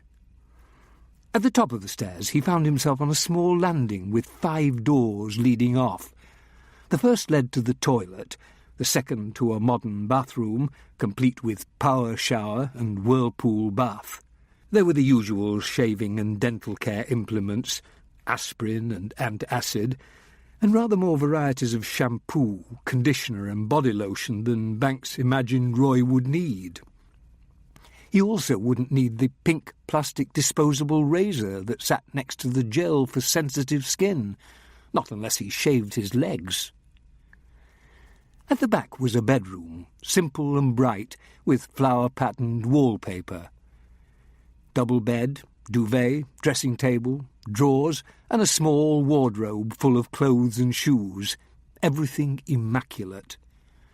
Roy's clothing ran the gamut from expensive casual to expensive business, Banks noticed, looking at the labels: Armani, Hugo Boss, Paul Smith. And there were also a few items of women's clothing, including a summer dress, a black evening gown, Levi's, an assortment of short-sleeved tops, and several pairs of shoes and sandals. The drawers revealed a few items of jewellery, condoms, tampons, and a mix of men's and women's underwear. Banks didn't know whether Roy was into cross-dressing, but he assumed the female items belonged to his girlfriend of the moment. And as there was nowhere near enough women's paraphernalia to indicate that a woman actually lived there, she probably just kept a few clothes along with the items in the bathroom for when she stayed over. Banks remembered the young girl who had been with Roy the last time they met. She looked about 20, shy, with short, shaggy black hair streaked with blonde, a pale, pretty face and beautiful eyes, the colour and gleam of chestnuts in October. She also had a silver stud just below her lower lip. She'd been wearing jeans and a short, woolly jumper, exposing a couple of inches of bare, flat midriff and a navel with a ring in it. They were engaged, Banks remembered. Her name was Colleen or Connie, something like that. She might know where Roy had gone. Banks could probably trace her from Roy's mobile's phone book. Of course, there was no guarantee that she was still Roy's fiancée, or that the clothes and toiletry items were hers. Next to the bedroom, and quite a bit larger, was what appeared to be Roy's office, furnished with filing cabinets, a computer monitor, fax machine, printer and photocopier. Again, everything was shipshape, no untidy piles of paper or yellow post-it notes stuck on every surface, as in Banks's office. The desk surface was clear, apart from an unused writing tablet and an empty glass of red wine, the dregs hardening to crystal. On a bookcase just above the desk were the standard reference books, Atlas, Dictionary, Dun & Bradstreet, Who's Who. Roy certainly kept his life in order, and Banks remembered that he had been a tidy child, too. After playing, he'd always put his toys carefully away in their box and locked it. His room, even when he was a teenager, was a model of cleanliness and tidiness. He could have been in the army. Banks's room, on the other hand, had been the same sort of mess he'd seen in most teens' bedrooms on missing persons cases. He'd known where everything was. His books were in alphabetical order, for example, but he'd never fussed much about making his bed or tidying the pile of discarded clothes left on the floor. Another reason his mother had always favoured Roy. Banks wondered if Roy's computer would tell him anything. The flat-panel monitor stood on the desk, but Banks was damned if he could find the computer itself. It wasn't on or under the desk, or on the shelf behind. There were a keyboard and a mouse, but keyboard, mouse and monitor were no use without the computer. Even a novice like Banks knew that. Given Roy's interest in electronic gadgets, Banks would have expected a laptop too, but he could find no sign of one, nor a handheld. He remembered Roy showing off a flashy new Palm, one of those gadgets that do everything but fry your eggs in the morning, at the party last year. Needless to say, there was nothing so remotely useful as a filofax. Roy would keep all that information on his computer and his Palm, and it seemed that they were both gone. Still, Banks had the mobile, and that ought to prove a fruitful source of contact numbers. There was a Nikon Coolpix 43,000 digital camera in one of the pigeonholes behind the computer desk. Banks knew a little about digital cameras, though his cheap Canon was well below Roy's range. He managed to switch it on and figured out how to look at the images on the LCD screen, but there was no memory card in it, no images to see. He searched around the adjoining pigeonholes for some sort of image storage device, but found nothing. That was another puzzle, he realised. All the things you expect to find around a computer, zip drive, tape backups or CDs, were all conspicuous in their absence. There was nothing left but the monitor, mouse and keyboard, and an empty digital camera. One other gadget remained, a 40G iPod, another little electronic toy Banks had thought of buying. He dipped in at random, hearing snatches of arias here and a bit of an overture there. Banks had always thought his brother a bit of a Philistine, didn't know he was an opera buff, that they might have something in common. From what he could remember, when Banks had been into Dylan, The Who and the Stones, Roy had been a Herman's Hermits fan. One of the songs Banks stumbled across was Dido's Lament from Purcell's Dido and Aeneas, and he found himself listening for just a little longer than he needed, feeling a lump in his throat and that burning sensation at the back of his eyes he always got when he heard When I Am Laid in Earth. The upsurge of emotion surprised him. Another good sign. He had felt little or nothing since the fire, and thought that was because he had nothing left to feel with. It was encouraging to have at least a hint that there was life in the old boy yet. He browsed through the iPod's contents and found a lot of good stuff. Bach, Beethoven, Verdi, Puccini, Rossini. There was a complete ring cycle, but nobody's perfect, thought Banks, least of all Roy. Still, the extent of his good taste was a surprise. The telephone was like a mini computer system in itself. Banks managed to dial 1471 and find out that the last incoming call was the one he had made himself that morning before setting off for London. Roy hadn't subscribed to the extra service that gave the numbers of the last 5 callers. Banks realised it probably didn't matter, as he had called at least 5 times himself. The phone was hooked up to a digital answering machine, and after a bit of dodgy business with the buttons, Banks discovered 3 messages, all from him. The other times he had called, he hadn't bothered leaving one. Banks thought he heard a sound from somewhere inside the house. He sat completely still and waited. What if Roy came back and found Banks going through his personal things and business records? How would Banks talk his way out of that one?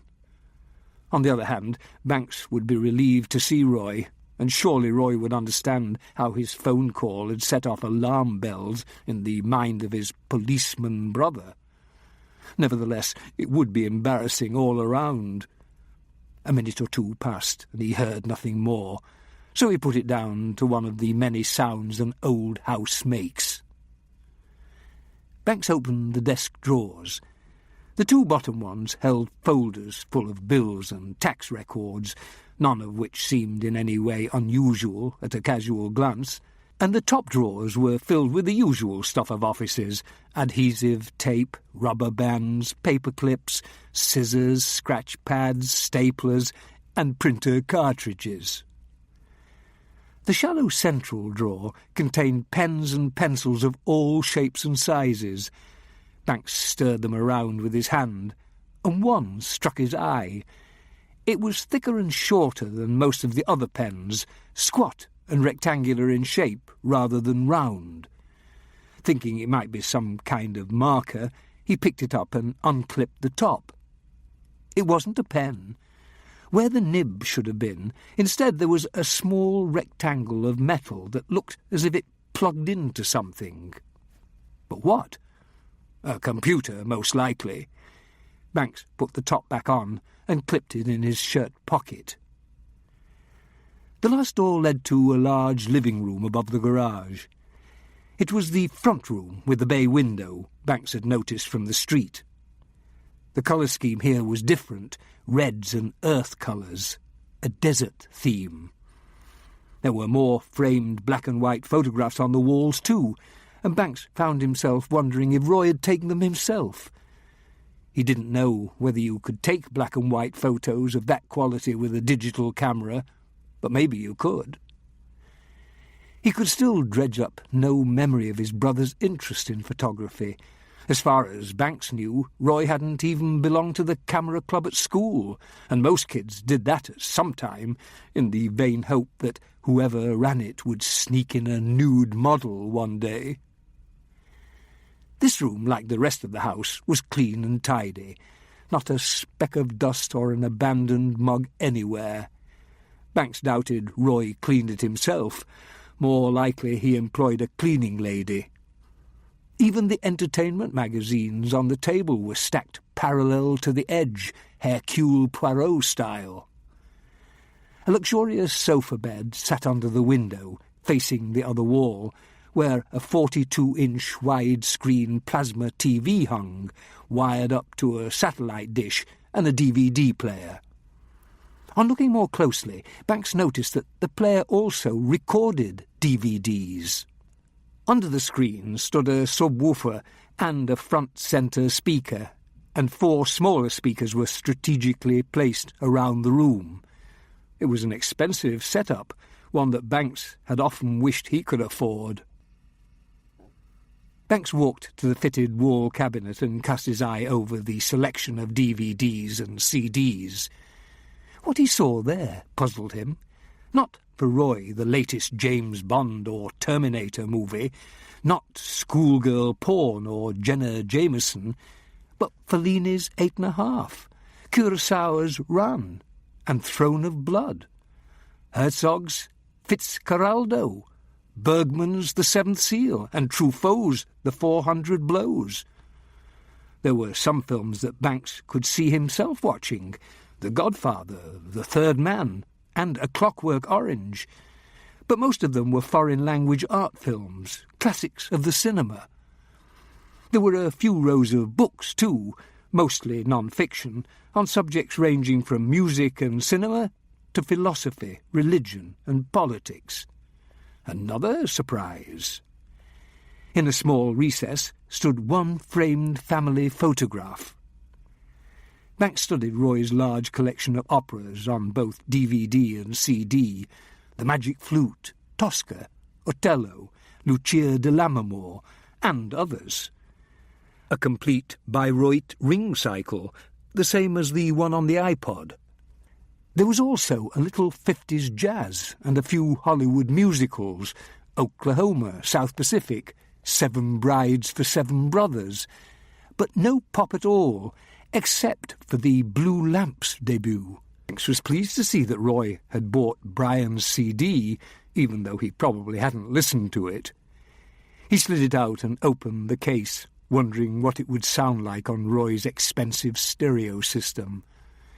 Instead of the familiar blue image on the CD, he saw the words CD rewritable, and that the disc held 650 megabytes, or 74 minutes of playing time. Banks stuck the CD in his jacket pocket and went over to sit on the sofa. Several remote control devices rested on the arm, and when he had worked out which was which, he switched on the TV and amp just to see what the setup looked and sounded like. It was a European football game, and the picture quality was stunning, the sound of the commentary loud enough to wake the dead. He turned it off. Banks went back into the office and took the writing tablet from the desk and a pen from the drawer and carried them down to the kitchen with him. At the kitchen table he sat down and wrote a note explaining that he'd been to the house and would be back, in case Roy returned while he was out, and asked him to get in touch as soon as possible. He wished now that he'd thought to bring his mobile so he could leave a number, but it was too late. He'd left it on his living-room table, next to his unused portable CD player, having got out of the habit of using it over the past few months. Then he realised he could take Roy's. He wanted to check through the entries in the phone book anyway, so he might as well have the use of it in case Roy needed to get in touch with him. He added this as a PS to the note. Then he put the mobile in his pocket. On his way out, he tried the most likely-looking key and found it fit the front door. Chapter 3. "What do you make of it, Annie?" Gristhorpe asked. They were sitting in the superintendent's large carpeted office, just the two of them, and the sheet of paper lay between them on Gristhorpe's desk. It wasn't Banks's writing, Annie was certain, but beyond that, the whole thing was a puzzle. She'd certainly never seen the dead woman before, nor had she ever heard Banks mention anyone called Jennifer Clues. That in itself meant nothing, of course, she realised. In the first place, it might not be her real name, and in the second, Banks may well have been keeping many aspects of his life from her, including a new girlfriend. But if she was his girlfriend, why did she need directions and his address? Perhaps she'd never visited him in Gratley before. Was she new on the scene? Annie doubted it. The way Banks had been behaving lately, withdrawn, moody and uncommunicative, was hardly conducive to pulling a new girlfriend. Who would take him on, the shape he was in? And this woman was young enough to be his daughter. Not that age had ever stopped a man, but perhaps even more important was that she'd ended up with a bullet in her head. Knowing Banks had its dangers, as Annie well knew, but it was not usually fatal. "I don't know, sir. I'd say the most likely explanation is that it's her own writing. Maybe she copied it down over the phone. We'll be able to find out for sure when we get a sample of Jennifer Clues's writing." "Have you been able to get in touch with DCI Banks?" "He's not at home and his mobile's turned off. I've left messages." "Well, let's just hope he gets one of them and rings back. I'd really like to know why a young woman was driving up from London to see him in the middle of the night and ended up with a bullet in her head." "He could be anywhere," Annie said. "He is on holiday, after all." "He didn't tell you where he was going?" "He doesn't tell me much these days, sir." Gristhorpe frowned and scratched his chin. Then he leaned back in his big padded chair and linked his hands behind his head. "How's he doing?" he asked. "I'm the last person to ask, sir. We haven't really talked much since the fire." "I thought you two were friends." "I like to think we are, but you know Alan. He's hardly the type to open up when he doesn't want to. I think perhaps he still blames me for what happened, the fire and all. After all, Phil Keane was my boyfriend. Whatever the reason, he's been very quiet lately. To be honest, I think it's partly depression as well." "I can't say I'm surprised. It happens sometimes after illness or an accident. About all you can do is wait till the fog disperses. What about you?" "Me? I'm fine, sir. Coping." Annie was aware how tight and unconvincing her voice sounded, but she could do nothing about it. Anyway, she was coping, after a fashion. She certainly wasn't depressed, just hurt and angry, and perhaps a little distracted. Gristhorpe held her gaze for just long enough to make her feel uncomfortable.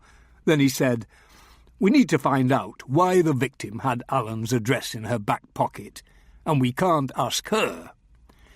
"There's a flatmate, sir," said Annie. "The lads from Lambeth North got bored with hanging around outside and went in for a look. Jennifer Clews was sharing with a woman called Kate Nesbit. At least there were letters there addressed to a Kate Nesbit and a Jennifer Clews." "Have they talked to this flatmate?" "She's not home." "Work?" "On a Saturday, maybe. Or she might have gone away for the weekend." Gristhorpe looked at his watch. "Better get down there, Annie," he said. "Let your old pal at Kennington know you're on your way. Find the flatmate and talk to her." "Yes, sir." Annie stood up. "There is one other thing." "Yes?" Annie gestured toward the scrap of paper. "This address, I mean, it is Alan's address, but it's not where he's living now." "I noticed that," said Gristhorpe. "You think it might be significant?" "Well, sir," Annie said, hand on the doorknob, "he's been living at that flat in the old Stedman house for 4 months now. You'd think everyone who knew him at all well, at any rate, would know that. I mean, if it was a new girlfriend or something, why give her his old address?" "You've got a point." Gristhorpe scratched the side of his nose. "What action do you think we should take?" "About DCI Banks?" "Yes." Gristhorpe paused. "You say he's not answering his phones?" "That's right. Neither his home phone nor his mobile." "We need to find him as soon as we can, but I don't want to make it official yet. I'll get Winsome to ring around his family and friends, see if anyone knows where he is." "I was thinking of dropping by DCI Banks's place, both of them, just to have a look around. You know, make sure nothing's been disturbed." "Good idea," said Gristhorpe. "Are you sure you're all right on this?" Annie looked over her shoulder. "Of course I am, sir," she said. "Why shouldn't I be?"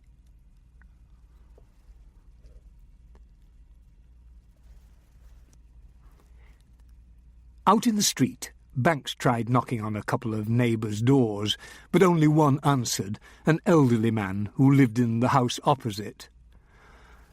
"I saw you going into Roy's," the man said. "I was wondering if I should ring the police." Banks took out his warrant card. "I'm Roy's brother," he said, "and I am the police." The man seemed satisfied and stuck out his hand. "Malcolm Farrow," he said as Banks shook hands. "Pleased to meet you. Come inside." "I don't want to intrude on your time, but think nothing of it. Now I'm retired, every day's the same to me. Come in, we'll have a snifter." Banks followed him into a living room heavy with dark wood and antiques. Farrow offered brandy, but Banks took only soda, much too early in the afternoon for spirits. "What can I do for you, Mr. Banks?" Farrow asked. "Alan, please. It's about Roy." "What about him? Lovely fellow, that brother of yours, by the way. Couldn't wish for a better neighbour, you know. Cheerful, considerate, capital fellow." "That's good to know," said Banks, judging by the slight slur in his voice and the network of purplish veins around his bulbous nose, that Malcolm Farrow had already had a snifter or two. "I was just wondering if you had any idea where he'd gone." "You mean he's not back yet?" "Apparently not. Did you see him leave?" "Yes, it was about 9:30 last night. I was just putting the cat out when I saw him going out." Just after the phone call, Banks realised. "Was he alone?"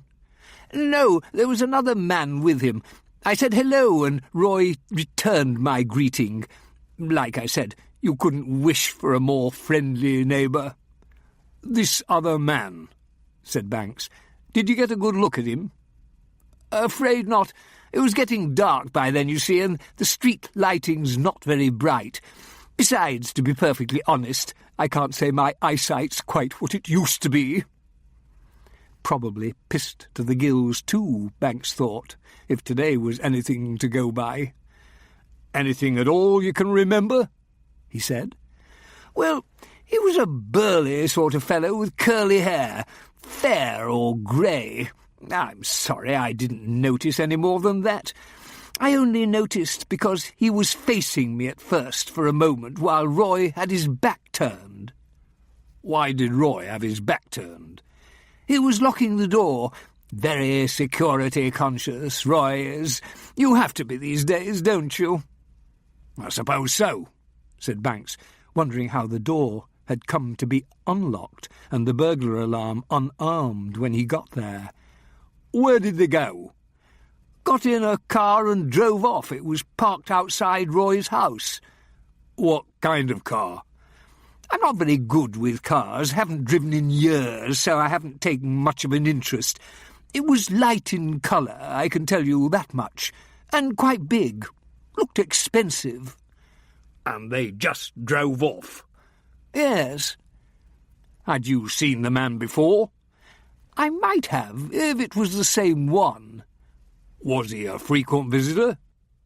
I wouldn't say frequent, but I'd seen him a couple of times.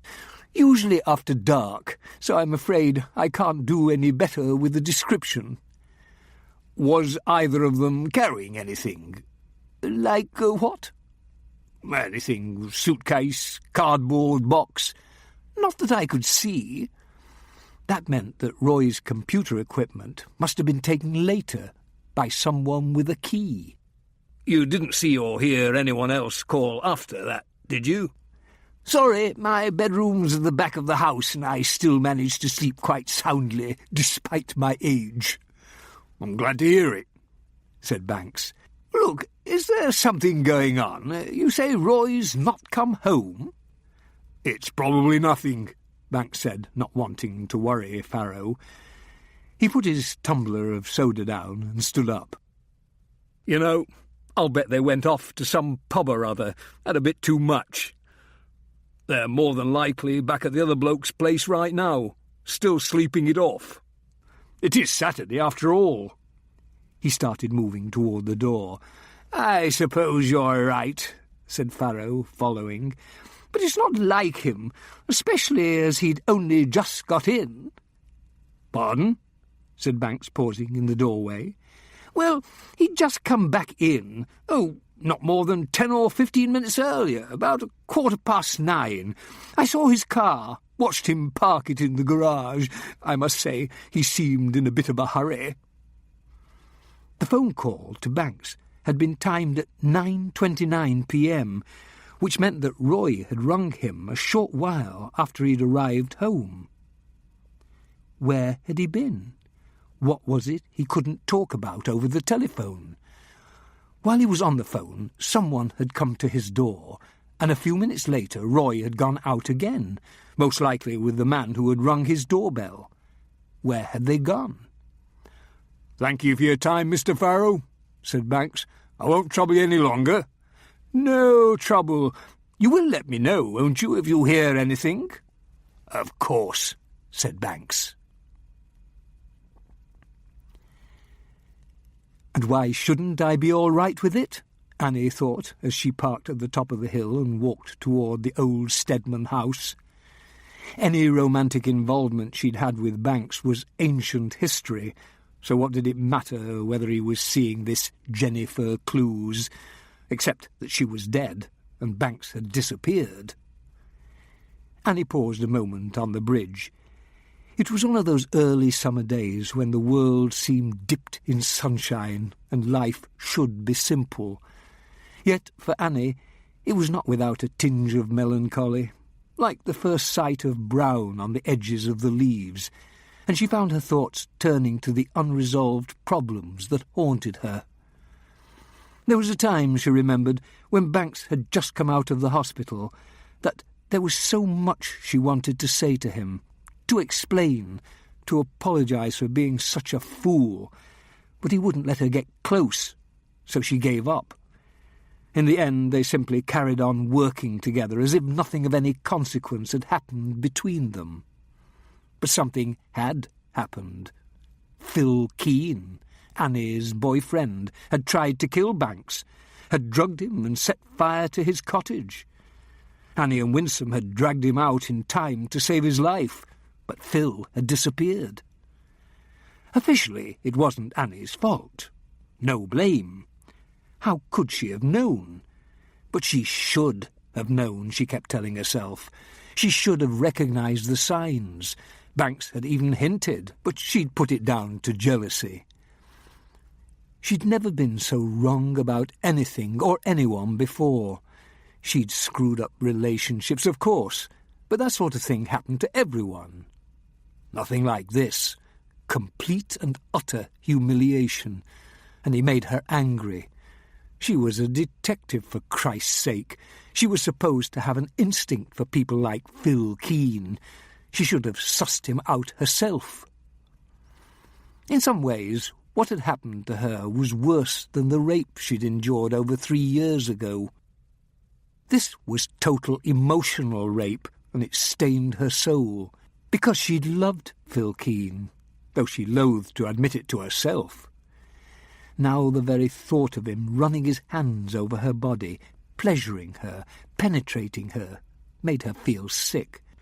How could she have seen no deeper than the charm, the good looks, the keen intelligence, that all-embracing energy and enthusiasm for life that made her, and everyone else in his presence, feel special, singled out for grace?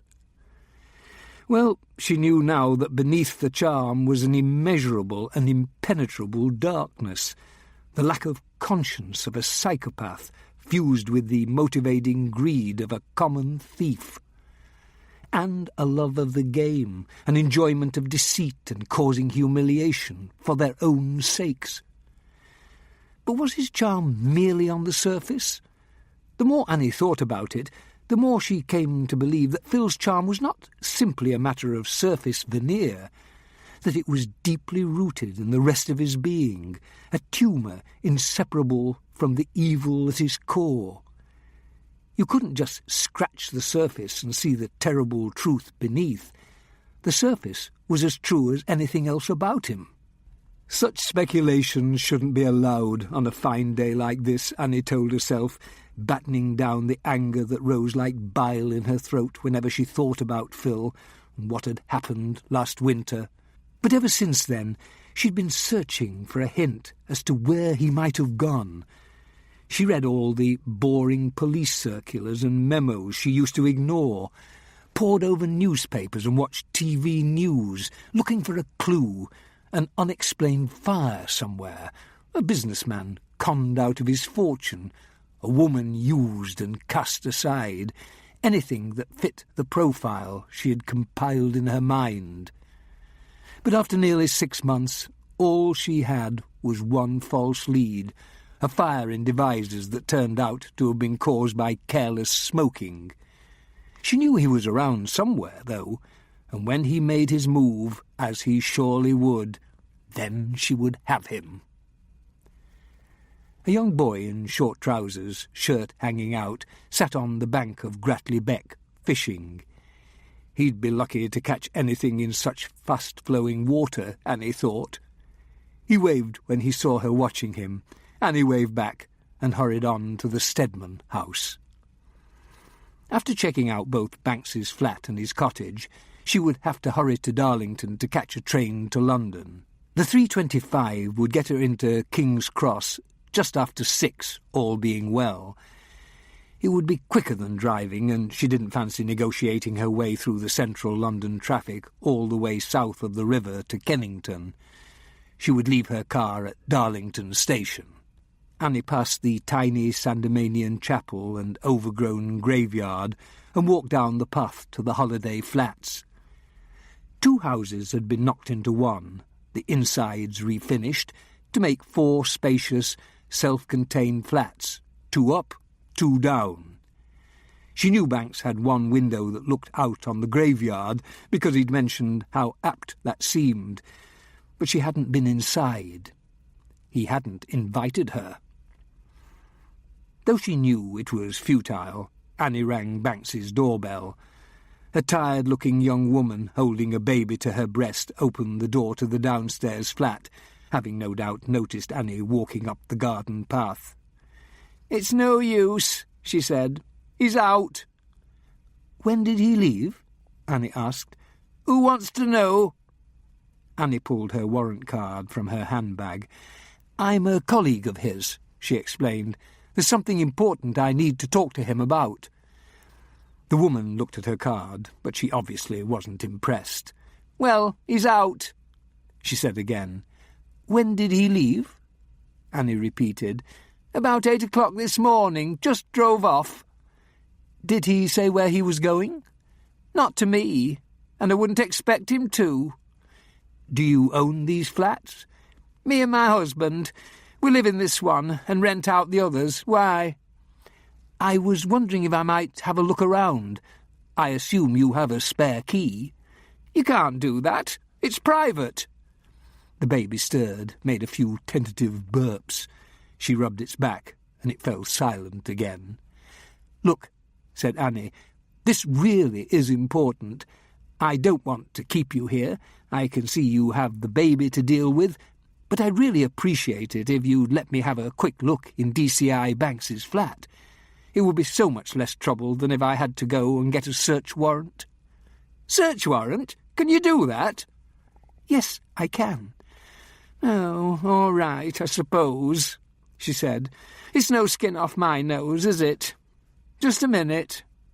She went inside and returned with 2 keys, which she handed to Annie. "I'll be wanting them back, mind," she said. "Of course," said Annie. "I won't be long." She felt the woman's eyes boring into her back as she opened the door to the upper level and walked up the staircase to the upper flat.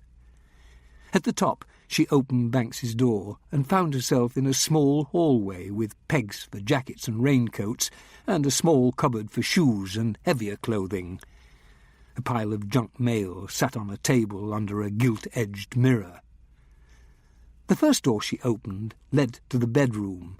Annie felt strange poking around Banks's flat with him not there, especially his bedroom, but she told herself it couldn't be helped. Somehow or other, he had become connected to a murder investigation, and he was nowhere to be found.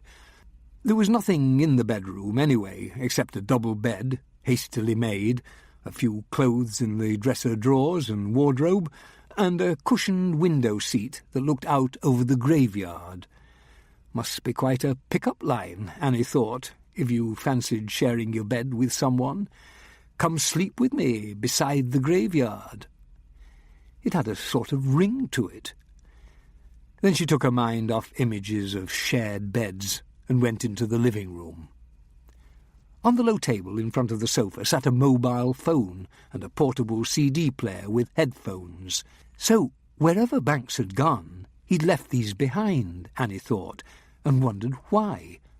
Banks loved his music, and he liked to keep in touch. At least, he used to. Looking around the room, she noticed there were no books and no CDs, except the copy of Don Giovanni, a gift from the lads that she had brought him in the hospital. The cellophane wrapper was still on it. There wasn't even a stereo, only a small TV set, which probably came with the flat. Annie began to feel inexplicably depressed. She tried Banks's answering service, but there were no messages. The kitchen was tiny and narrow, the fridge full of the usual items: milk, eggs, beer, cheese, a selection of vegetables, bacon, tomatoes, a bottle of Sauvignon Blanc, and some sliced ham, all of it looking fairly fresh. Well, at least he was still eating. A couple of cardboard boxes under the small dining table were filled with empty wine bottles ready for the bottle bank. Annie glanced briefly in the toilet and bathroom, a quick look through the cabinets, revealing only what she would have expected. Razor, shaving cream, toothpaste and toothbrush were missing. So he must have taken them with him. Amid the usual over-the-counter medications, there was one small bottle of strong prescription painkillers, dated 3 months ago. Wherever Banks had gone, he clearly hadn't thought he needed them. She stood in the centre of the hall, wondering if she could possibly have missed something. then realised there was nothing to miss. This was the flat of a faceless man, a man with no interests, no passions, no friends, no life. There weren't even any family photos. It wasn't Banks's flat. Couldn't be. Not the Banks she knew.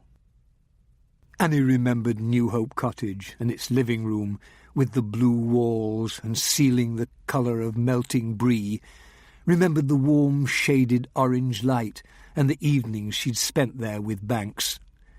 In winter, a peat fire had usually burned in the hearth, its tang harmonising with the Islay malt she sometimes sipped with him.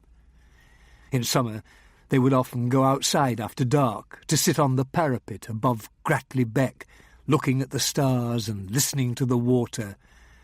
And there would always be music, Bill Evans, Lucinda Williams, Van Morrison, and string quartets she didn't recognise. Annie felt tears in her eyes, and she brushed them away roughly and headed downstairs. She handed back the keys without a word and hurried down the path. Banks sat in a pub on Old Brompton Road, playing with Roy's mobile, learning what the functions were and how to use them. He found a call list which gave him the last 30 incoming, outgoing and missed calls. Some were just first names, some numbers, and quite a few of the incoming calls were unknown. The last call had been made at 3:57 on Friday afternoon to James. Banks pressed the call button and listened to a phone ring. Finally someone picked it up and uttered a frazzled, "Yeah?" Banks could hear David Bowie in the background singing Moonage Daydream. "Can I speak to James?"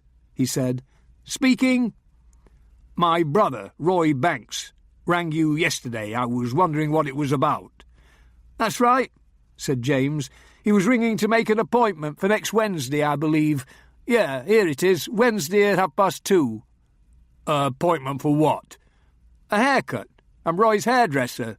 Why, is everything okay?" Banks rang off without answering. At least Roy had been certain enough at 3:57 on Friday afternoon of being around next Wednesday to make an appointment with his hairdresser. Banks had never done such a thing in his life. He went to a barber's and waited his turn like everyone else, reading old magazines. Banks washed down the last of his curry of the day with a pint of pride, lit a cigarette and looked around. It was odd being in London again. He'd visited many times since he'd left, mostly in connection with cases he was working on, but with each visit he came to feel increasingly like a stranger, a tourist, though he had once lived there for over 15 years. Still, that had been quite a while ago, and things changed. Down-at-heel neighbourhoods became desirable residences, and once chic areas went downhill. Villains' pubs became locals for the trendy young crowd, and upmarket pubs started to go to seed. He'd no idea what was in these days. London was a vast, sprawling metropolis, and Banks had never, even when he was living there, been familiar with it beyond Notting Hill and Kennington, places where he'd lived, and the West End, where he'd worked. South Kensington might have been another city as far as he was concerned. He turned his mind to Roy's disappearance, oblivious to the ebb and flow of conversation around him. He would run through the rest of the call list later, back at the house. He also wanted to check out the data CD. There were plenty of internet cafes around, and some of them would even allow him to read a CD and print out material, but they were far too public, and anything he did would leave traces. He had violated his brother's privacy, but he felt he had good reason, whereas there was no reason at all to risk making any of Roy's secrets known to strangers. He realised he didn't know anyone in London who owned a computer. Most of the people he'd known there, criminals and coppers alike, had either moved, retired, or died, except Sandra, his ex-wife, who had moved from Eastvale to Camden Town when she left him. Sandra would probably have a computer. But his last meeting with her had been disastrous, and she'd hardly been a constant visitor in his days of need. In fact, she hadn't visited at all, merely sent her condolences through Tracy. Then there was the husband, Sean, and the new baby, Sinead. No, he didn't think he would be paying any visits to Sandra in the foreseeable future. He also couldn't go official with what he'd got, for the same reason he couldn't use an internet cafe, in case the discs held something incriminating against Roy. If Roy had been up to something dodgy, Banks wasn't going to shop him, not his own brother. He might give him a damn good bollocking and read him the riot act when he found him, but he wasn't going to help put him in jail.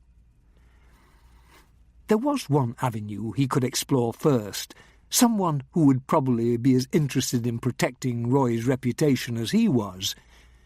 Banks stubbed out his cigarette and reached into his pocket for the mobile. He scrolled through the list of names and numbers in the phone book until he found Corinne. That was Roy's fiancée's name, he remembered now, copying the number down into his notebook. Then he put the mobile back in his pocket, finished his drink, and walked out to the street. London was hot and sticky. Of all the places to be during a heat wave, this was not one he would have chosen. People were wilting on the pavements, and the air was redolent with the smell of exhaust fumes and, worse, like rotting meat or cabbage. Banks didn't want to tie up the mobile again in case Roy got his message back at the house and phoned, so he sought out a public phone box and dug out an old phone card from his wallet. He felt as if he were walking into the tin hut where the Japanese locked Alec Guinness in the bridge on the River Kwai. Sweat trickled down his sides, tickling as it ran, sticking his shirt to his skin. Someone had crushed a blue bottle against the glass, making a long smear of dark blood. He could even smell the warm paper of the telephone directory. Banks took out his notebook and dialed the number he'd copied from Roy's mobile. Just as he was about to hang up, a breathless voice came on the line. "Hello?" "Corinne?" "Yes. Who is it?" "My name's Alan Banks, Roy's brother. You might remember me. We met at my parents' wedding anniversary party in Peterborough last October." "Of course, I remember." "Look, I'm down in London and I was wondering if we could get together somewhere and have a chat, maybe over a drink or something." There was a pause. Then she said, "Are you asking me out?" "No, sorry, I'm getting this all wrong. Please excuse me. Blame the heat. I mean, that's why I thought a drink might be a good idea, somewhere cool, if there is such a place." "Yes, it is hot, isn't it? What do you mean, then? I'm afraid I don't follow." "I just need to pick your brains, that's all." "I remember. You're a policeman, aren't you?" "Yes, but that's not why. I mean, it's nothing official." "Well, you certainly got my attention. You could come over to the flat." She paused. "I've got an electric fan in the office." "Have you got a computer?" "Yes, why?" "Great," said Banks. "When will be convenient?" Well, I've got a meeting with a client this afternoon. I'm afraid free weekends are never a given if you're an accountant out on your own. But I should be done by early evening, say 5 o'clock. Banks looked at his watch. It was 3:30. "All right," he said. "Good. Have you got a pen and paper handy? I'll give you my address." Banks wrote down the address and listened to Corinne's directions. Just off Earl's Court Road, not far from Roy's at all then, though another world entirely. He thanked her again, escaped the sweat box, and headed back to the pub. By the time Annie had walked over the bridge and along the lane to Banks's cottage, she just about succeeded in regaining her equilibrium. The builders had got as far as restoring the roof. From the outside, the place looked perfectly normal, and one might even think someone lived there if it weren't for the lack of curtains and the overflowing skip. Because it was Saturday, there were no workmen around, though given how slow they'd been, Annie thought, the least they could do was put a few extra hours in to help get Banks back where he belonged. After all, they'd been on the job close to 4 months now. It was the first time Annie had been back there since the night of the fire, and just seeing the place evoked painful memories. The feel of the wet blanket she'd wrapped around herself, the fire bursting out as she broke the door open, the smoke in her eyes and throat, Banks's dead weight as she dragged him toward the door, Winsome's strength as she helped them over the last few feet, a distance Annie thought she couldn't make alone. Lying there on the muddy ground, sputtering, looking at Banks's still figure and fearing him dead. And almost worst of all, remembering Phil Keene's silver BMW disappearing up the hill as Winsome had first turned into Banks's drive. She took a moment to bring herself back to the present. Jennifer Clews had Banks's address in her back pocket, but it was this address, Annie reminded herself. Why was that? She noticed tyre tracks in the dust, but they could have been anyone's. The builder's, for example. And despite the sign that said Beckside Lane was a cul-de-sac and a private drive, cars often turned into it by mistake. Even so, she made certain not to disturb the tracks. Annie walked up to the front door of the cottage. Though the building wasn't finished inside, she guessed that the builders would keep it locked to discourage squatters, and because they might sometimes leave their expensive tools there overnight. Which was why the splintering around the lock immediately caught her attention. She leaned closer and saw that it looked fresh. The door was new and not yet painted, and the splintered wood was clean and sharp. Annie's protective gloves were back in the boot of her car, so she used her foot to nudge open the door gently and kept her hands in her pockets. Inside, the place was a mess, but a builder's mess, not a burglar's, by the look of it. The rooms were divided and the ceiling beams in place, and most of the plasterboarding had been finished, except the wall between the living room and the kitchen. It felt odd to be standing there smelling sawdust and sheared metal rather than peat smoke, Annie thought. The stairs looked finished, solid enough, and after a tentative step she ventured up. The once familiar bedroom was a mere skeleton, with builders' calculations and blueprints scrawled on the walls in pencil. The second bedroom was similarly bare. Annie went back downstairs and out to the lane. As she walked away, she turned once more and looked back. Someone had broken into the cottage, and recently. She assumed the builders had locked up when they left on Friday, though she would have to check with them to be certain.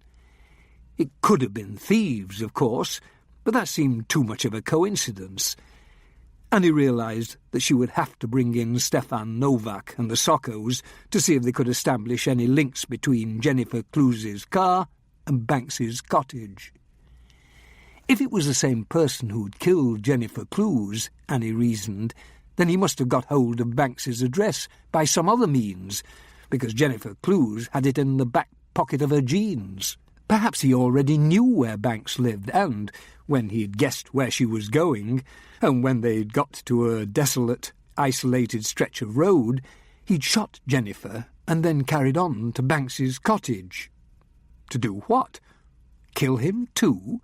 It would certainly make more sense to handle them one at a time.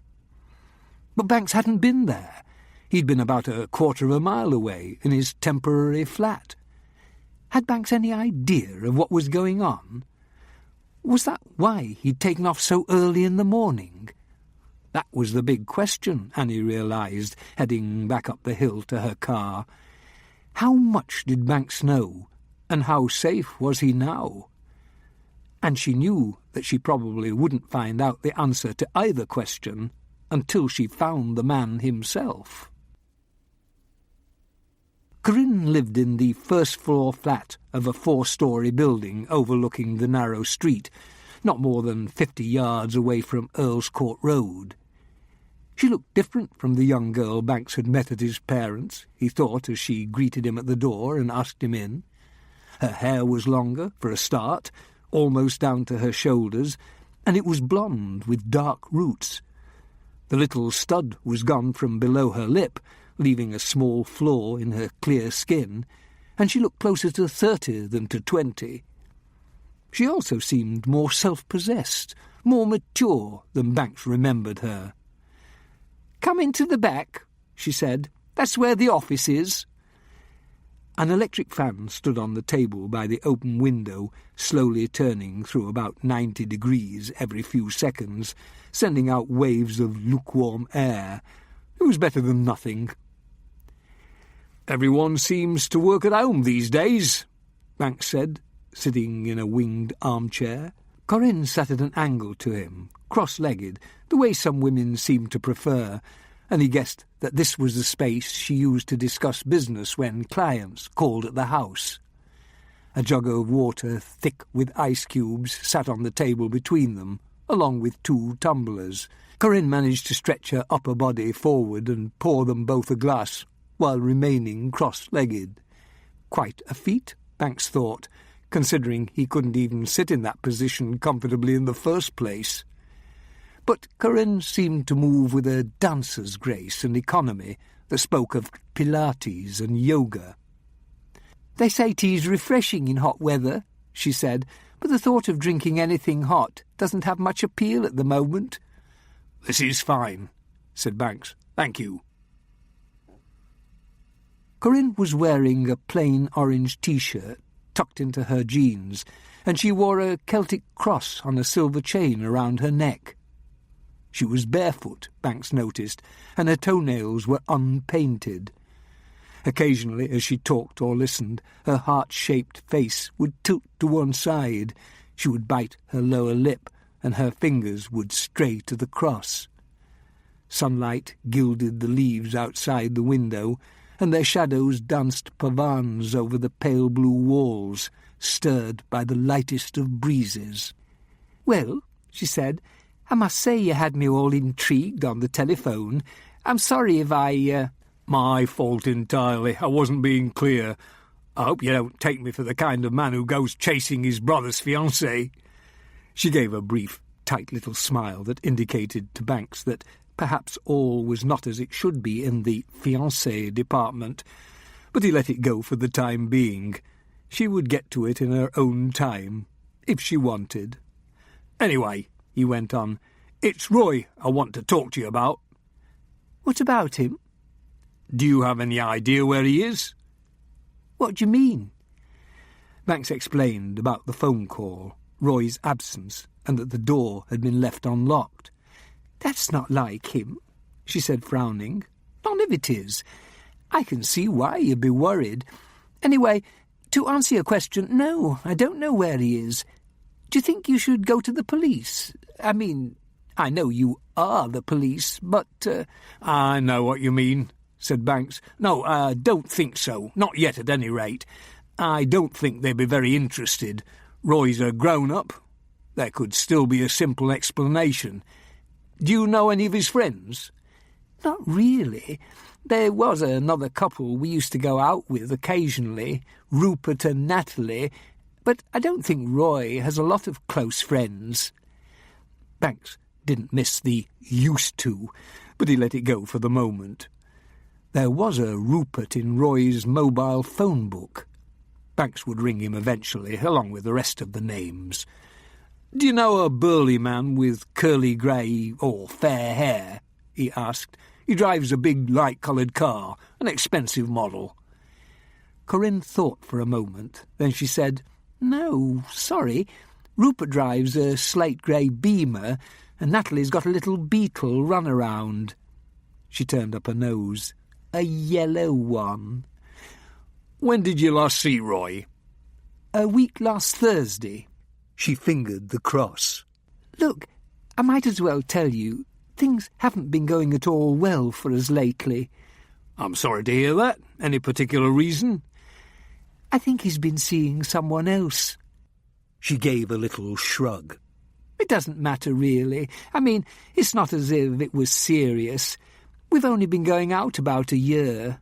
We're not living together or anything. But I thought you were supposed to be engaged. I think that was part of the problem, really. I mean, I'd brought it up, and Roy's impulsive. Neither of us is ready for marriage yet. We called it off, went back to the way we were. That was when the trouble started.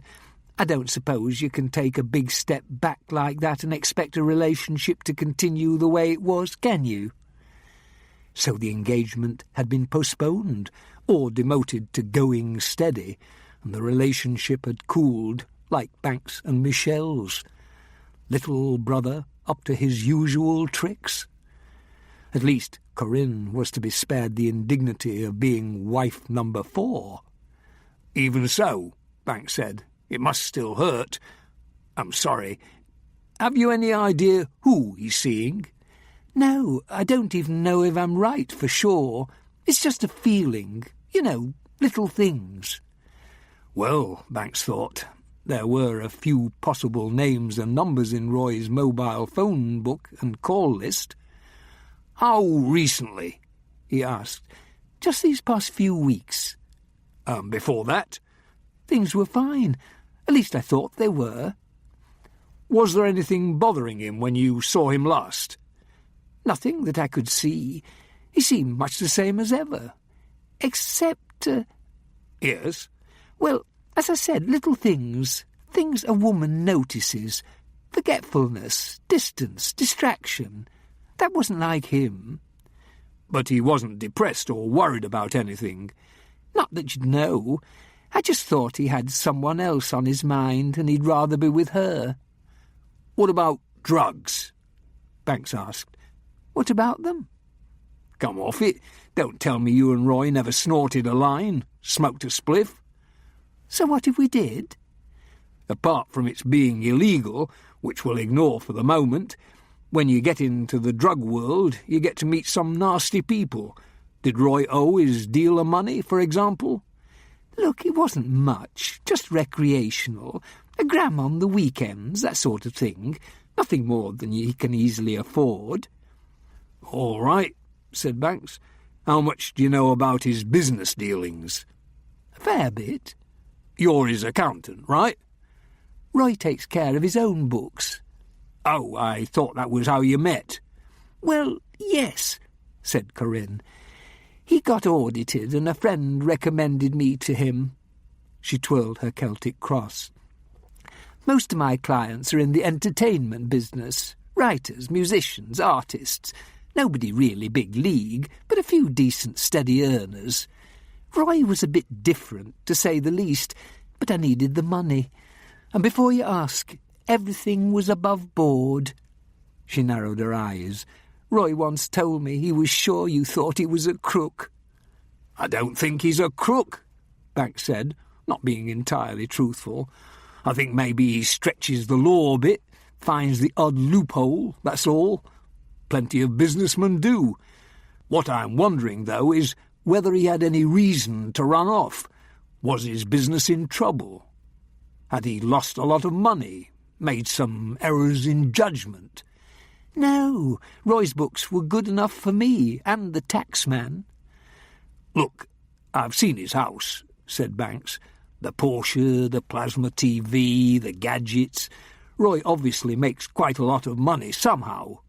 You say he makes it legitimately. Have you any idea how? He's a financier. He still plays the stock market to some extent, but mostly he finances business ventures. What kinds?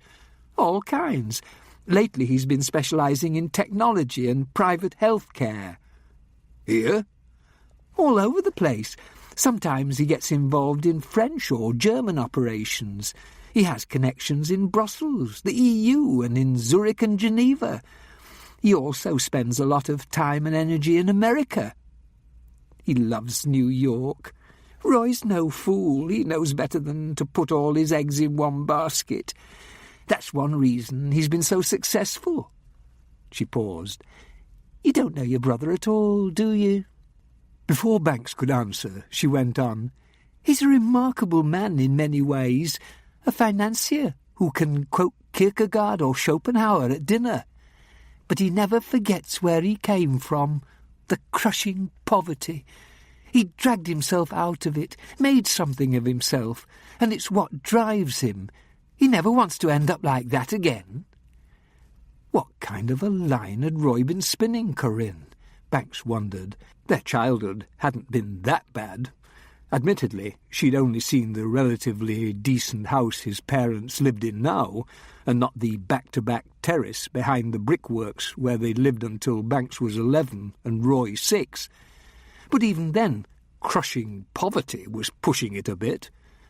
They'd always been fed and clothed, and never lacked for love. Banks's father had always been in work until the 80s.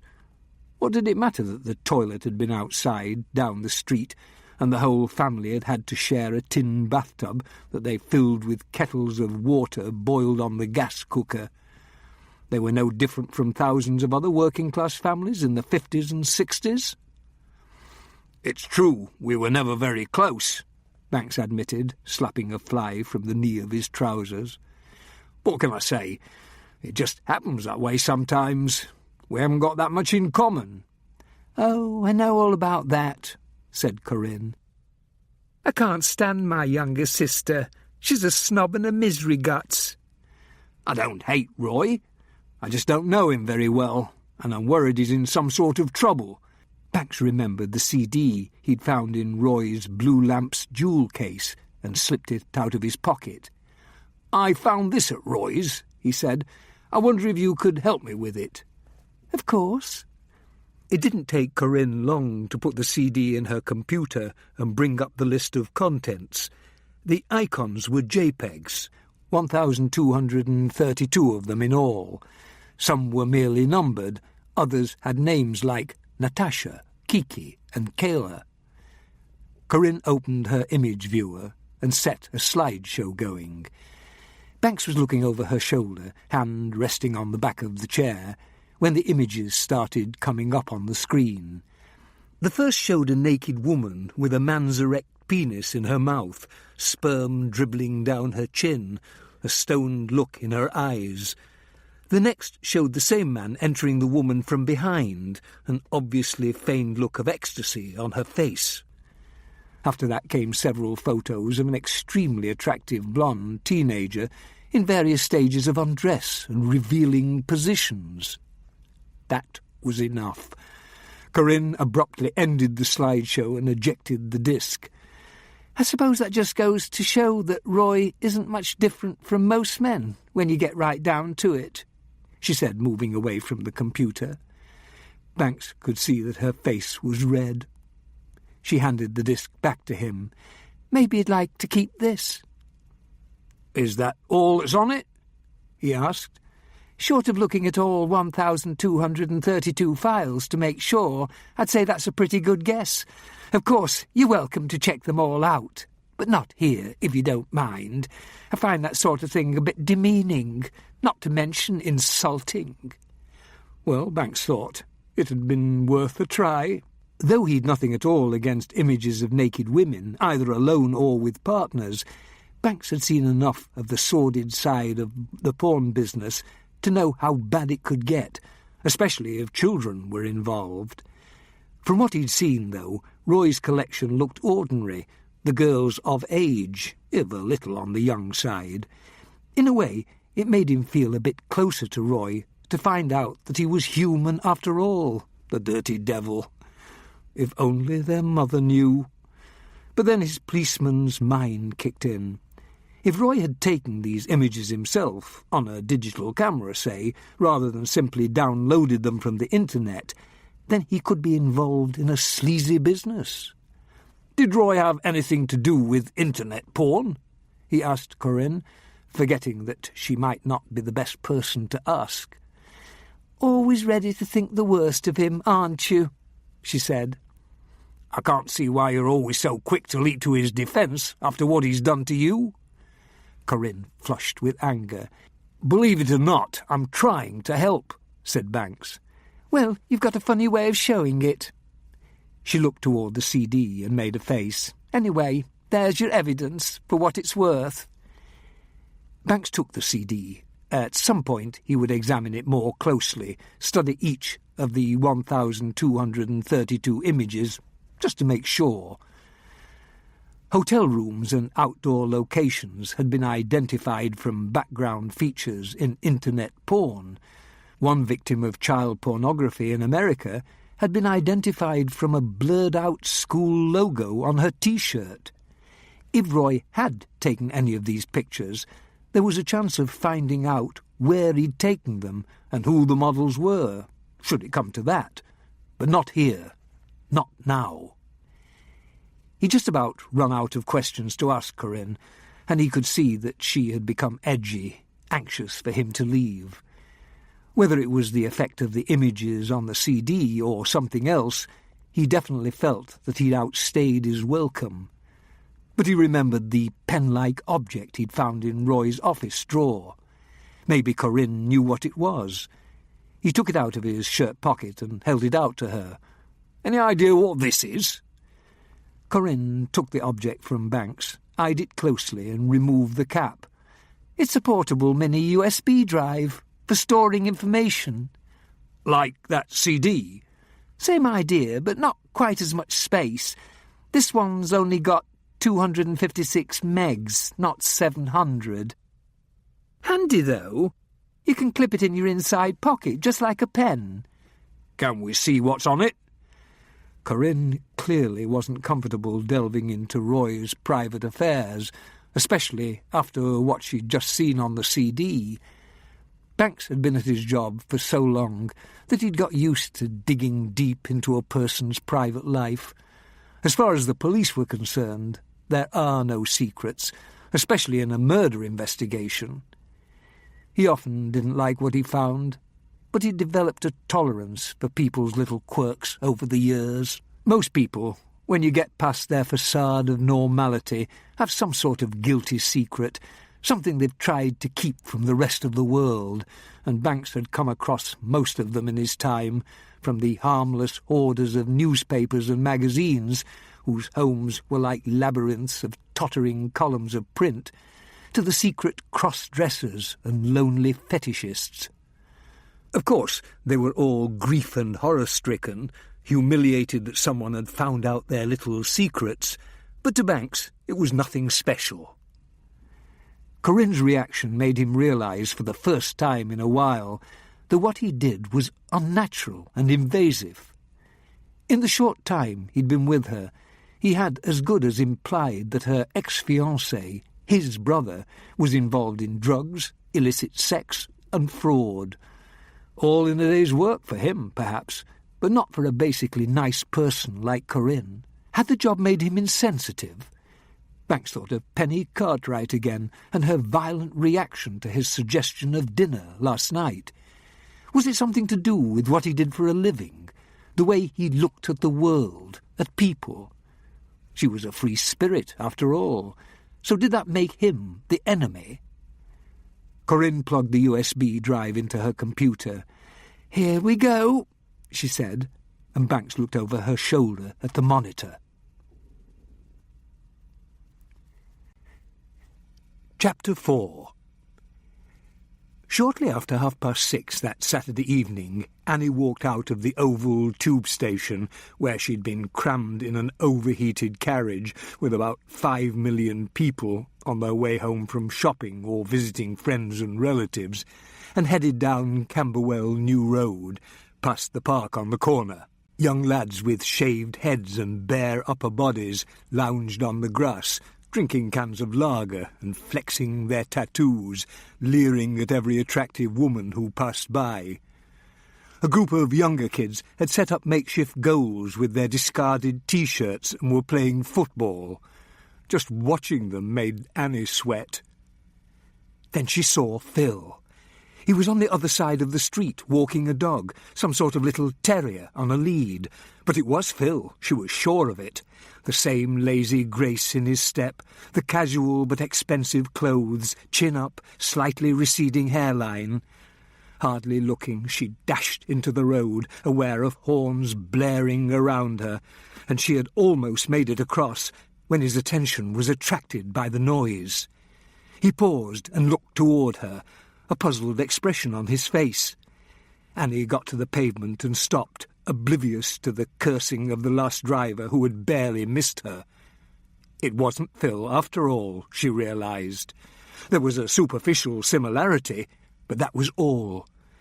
The man bent to pat his dog. Then, with a curious backward glance, he carried on walking toward the traffic lights. Annie leaned against a lamp-post until her heartbeat returned to normal and cursed. This wasn't the first time she'd thought she'd seen him. She would have to be more careful in future, less jumpy.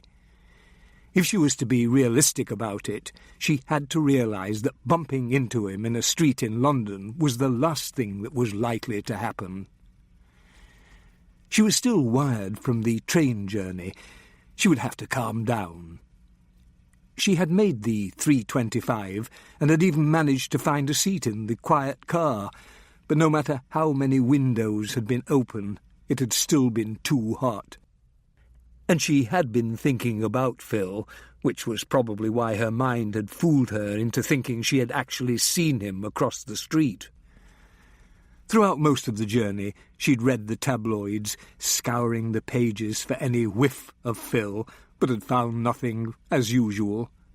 She had to get a grip on herself. Despite the rule of quiet, more than one mobile rang during the journey, and Annie could also hear the overspill from someone's personal headphones. It had made her think of Banks, and again she started wondering where the hell he was and what he had to do with Jennifer Cluse's murder.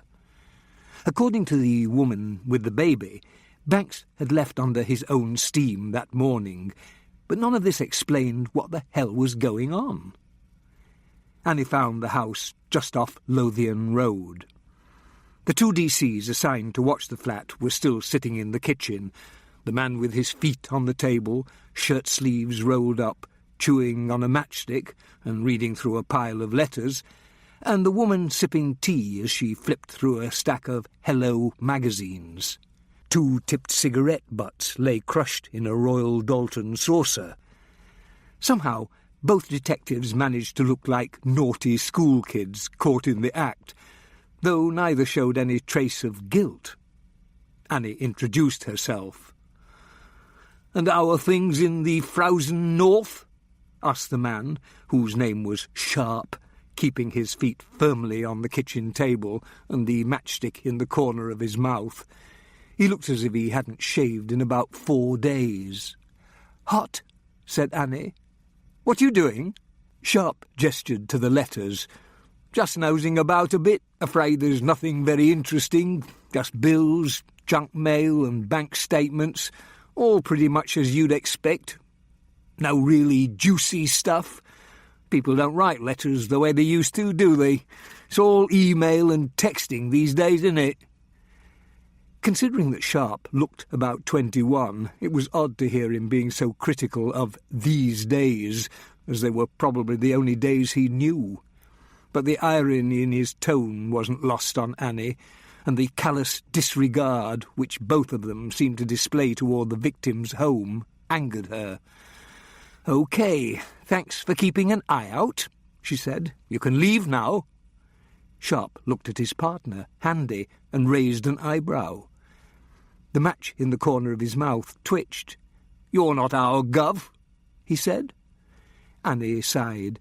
"Fine," she said, "if that's the way you want to play it.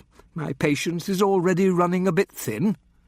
She took out her mobile, went into the hallway, and phoned D.I. Brooke at Kennington Station. After a few pleasantries and the promise of a drink together later that evening, Annie explained the situation briefly, then went back into the kitchen, smiled at Sharp, and handed him the phone. The moment he put it to his ear, his feet shot off the table, and he sat bolt upright in his chair, almost swallowing his matchstick. His partner, who hadn't said a word so far, frowned at him. When the call was over, Sharp dropped the mobile on the table, scowled at Annie, then turned to his partner and said, "Come on, Jackie, we've got to go." He made a show of swaggering as slowly as possible out of the house, which Annie thought would have been funny if it hadn't been so pathetic, and with one mean backward glance mouthed the word "bitch" and stuck his middle finger in the air. Annie felt inordinately satisfied when that little scene was over, and she sat down and poured herself a cup of tea. It was lukewarm, but she couldn't be bothered to make a fresh pot. One of the DCs had opened a window, but it was no use. There was no breeze to bring relief. An empty strand of flypaper twisted in what little air current there was over the sink. While she was waiting, Annie took out her mobile and rang Gristhorpe in Eastvale. Dr. Glendenning had finished the post-mortem on Jennifer Clews and had found nothing other than the gunshot wound. Her stomach contents consisted of a partially digested ham and tomato sandwich, eaten at least 2 hours before death, which bore out Templeton's theory that she had driven up from London and probably stopped at a motorway cafe on the way. Glendenning wouldn't commit himself to time of death, except to narrow it down to between 1 and 4 in the morning. The Sockos were still working the scene and would get around to examining Banks's cottage as soon as they could. They had found a partial print on the driver's door of Jennifer Clews's car, but it didn't match any they had on file. As it turned out, Annie didn't have long to wait for Jennifer's flatmate. At about 7 o'clock, the front door opened, and she heard a woman's voice call out, "Jen? Hello, Jen? Are you back yet?" When the owner of the voice walked into the kitchen and saw Annie, she stopped dead in her tracks, put her hand to her chest and backed away. "What is it?" she asked. "Who are you? What are you doing here?" Annie took out her warrant card and walked over to her. The young woman studied it. "North Yorkshire?" she said. "I don't understand. You broke into our house? How did you do that? I didn't see any damage to the lock." "We've got keys for all occasions," said Annie. "What do you want with me?" "Are you Kate Nesbit, Jennifer Clews's flatmate?" "Yes," she answered. "Maybe you'd better sit down," said Annie, pulling out a chair at the table. Kate was still dazed as she lowered herself into the chair. Her eyes lighted on the saucer, and her nostrils twitched. "Who's been smoking? We don't allow smoking in the flat." Annie cursed herself for not getting rid of the butts, though their smell still lingered in the warm air. "It wasn't me," she said, putting the saucer on the draining board. She didn't know where the waste bin was. "You mean someone else has been here?" Annie lingered by the sink. "Just 2 detectives from your local station. I had words with them. I'm sorry they were so rude. It was necessary to get in, believe me." "Necessary?" Kate shook her head. She was a pretty girl in a very wholesome, no-nonsense sort of way, with her blonde hair cut short, black-rimmed oval glasses, and a healthy pink glow on her cheeks. She looked athletic, Annie thought, and it was easy to visualize her tall, rangy frame on horseback. Even the clothes she wore, white shorts and a green rugby-style shirt, looked sporty. "What's going on?" she asked. "It's not good news, is it?" "I'm afraid not."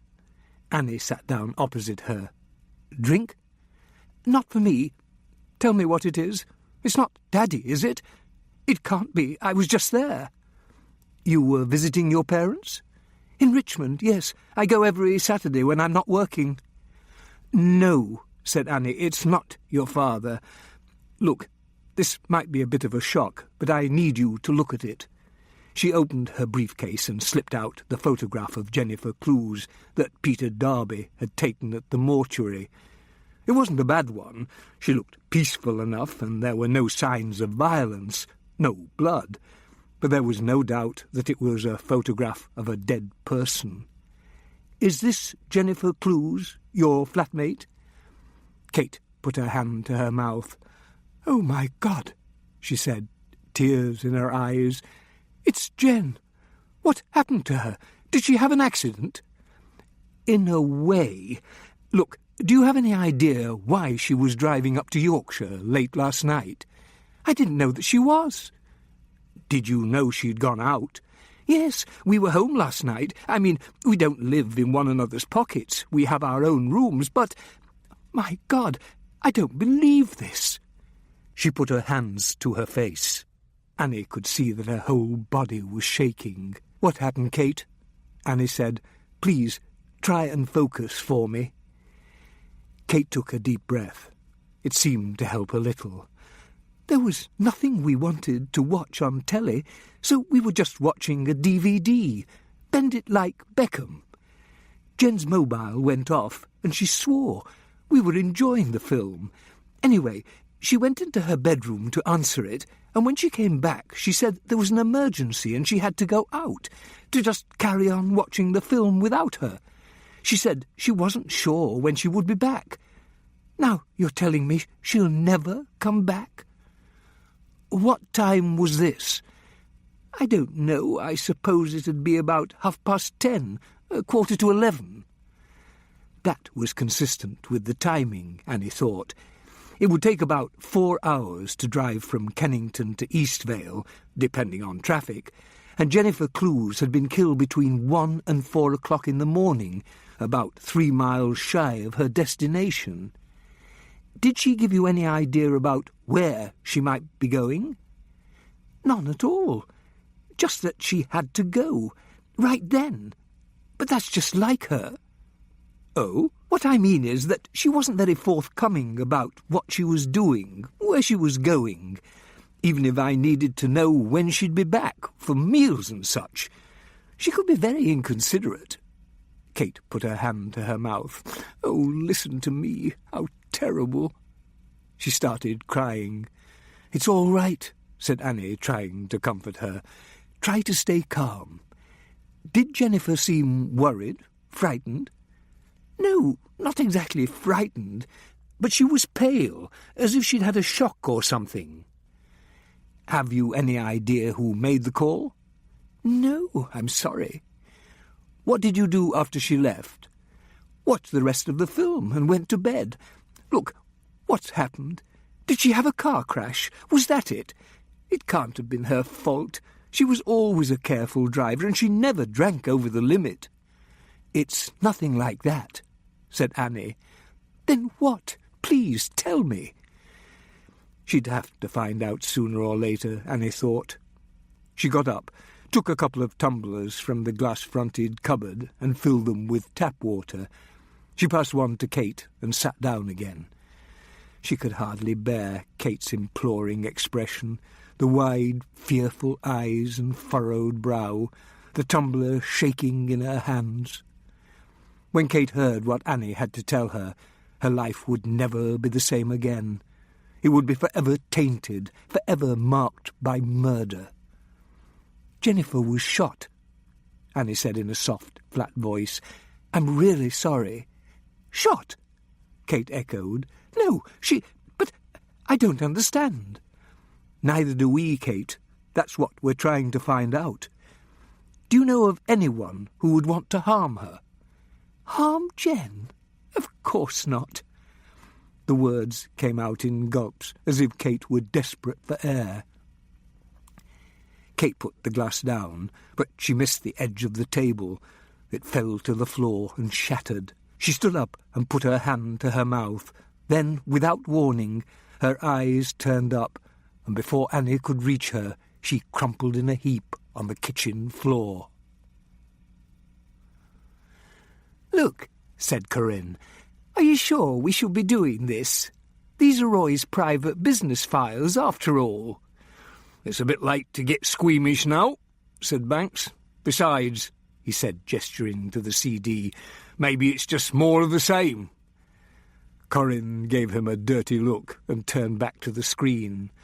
"Well," she said, "at least the drive isn't password protected."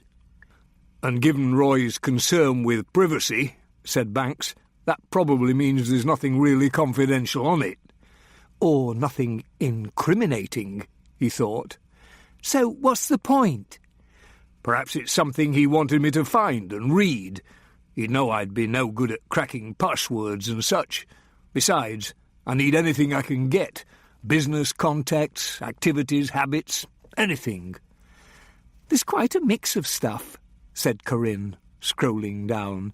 "Some Word documents, money files, Excel spreadsheets, PowerPoint presentations, market research reports, memos, letters."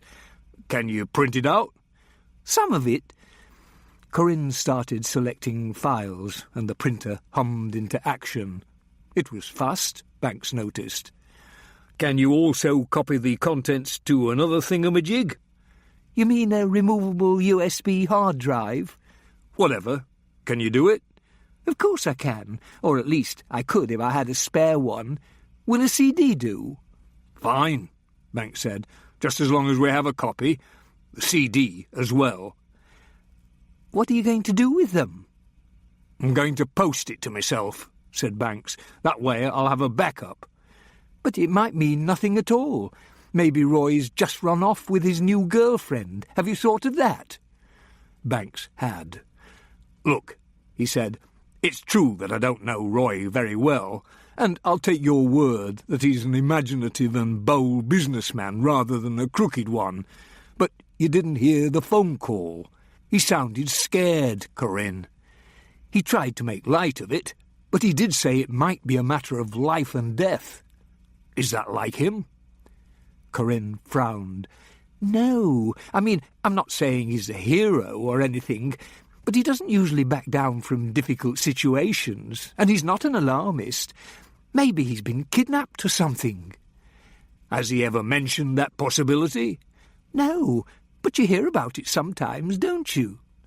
"Not that often, but trust me," Banks said, "something's wrong. There are just too many loose ends. The missing computer, for a start. If someone went to the trouble to take Roy's entire computer and all the storage devices they could find, then doesn't that seem suspicious to you?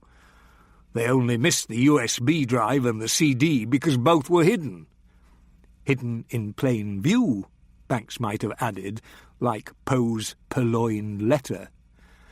According to his neighbour, Malcolm Farrow, when Roy got in the car with the other man, neither was carrying anything. Someone must have gone back and taken the computer stuff between about 9:30 last night and the time I arrived early this afternoon." "Has it occurred to you that he might have come back and taken it himself?" Corinne asked. "Why should he? Where would he have taken it? Besides, his car's still in the garage. He doesn't own another, does he?" "No, just his darling Porsche. You're right. If he went anywhere, he'd have taken the Porsche. He loves that car." "I don't suppose he has another house, does he? Somewhere he'd go if he had to make a run for it. A villa on the Algarve, perhaps?"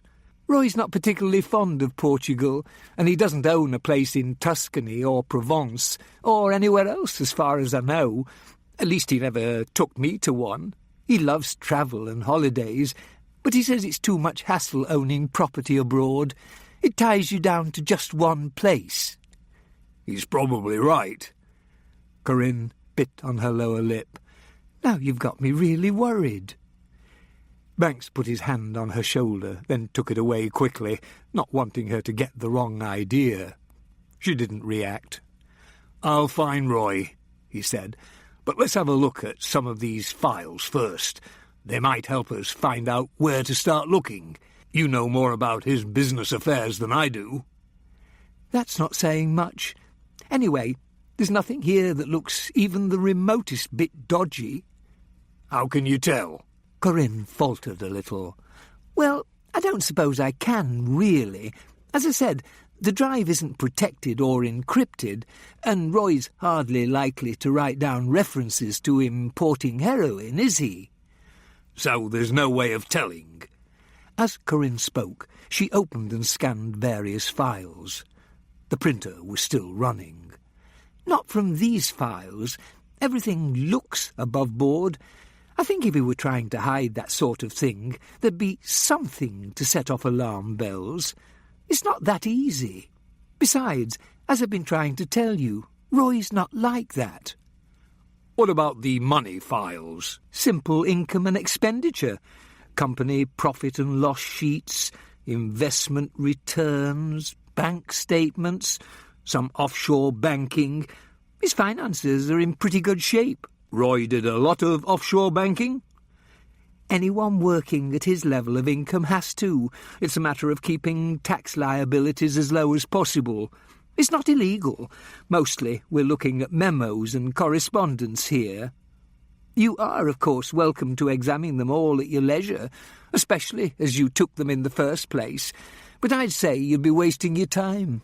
Roy's on the board of a few high-tech companies, mostly interested in miniature information storage devices, like that USB hard drive, flash memory cards, that sort of thing.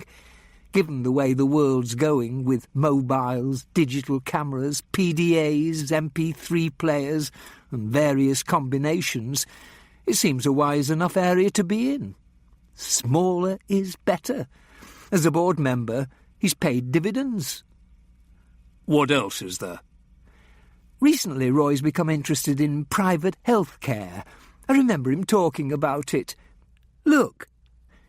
She activated a PowerPoint presentation that extolled the virtues and profits of investing in a string of cosmetic surgery clinics.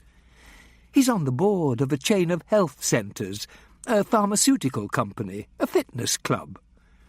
It all sounds very dull, said Banks. I told you so. But guess who's the one with the Porsche? No need to rub it in. Is there more?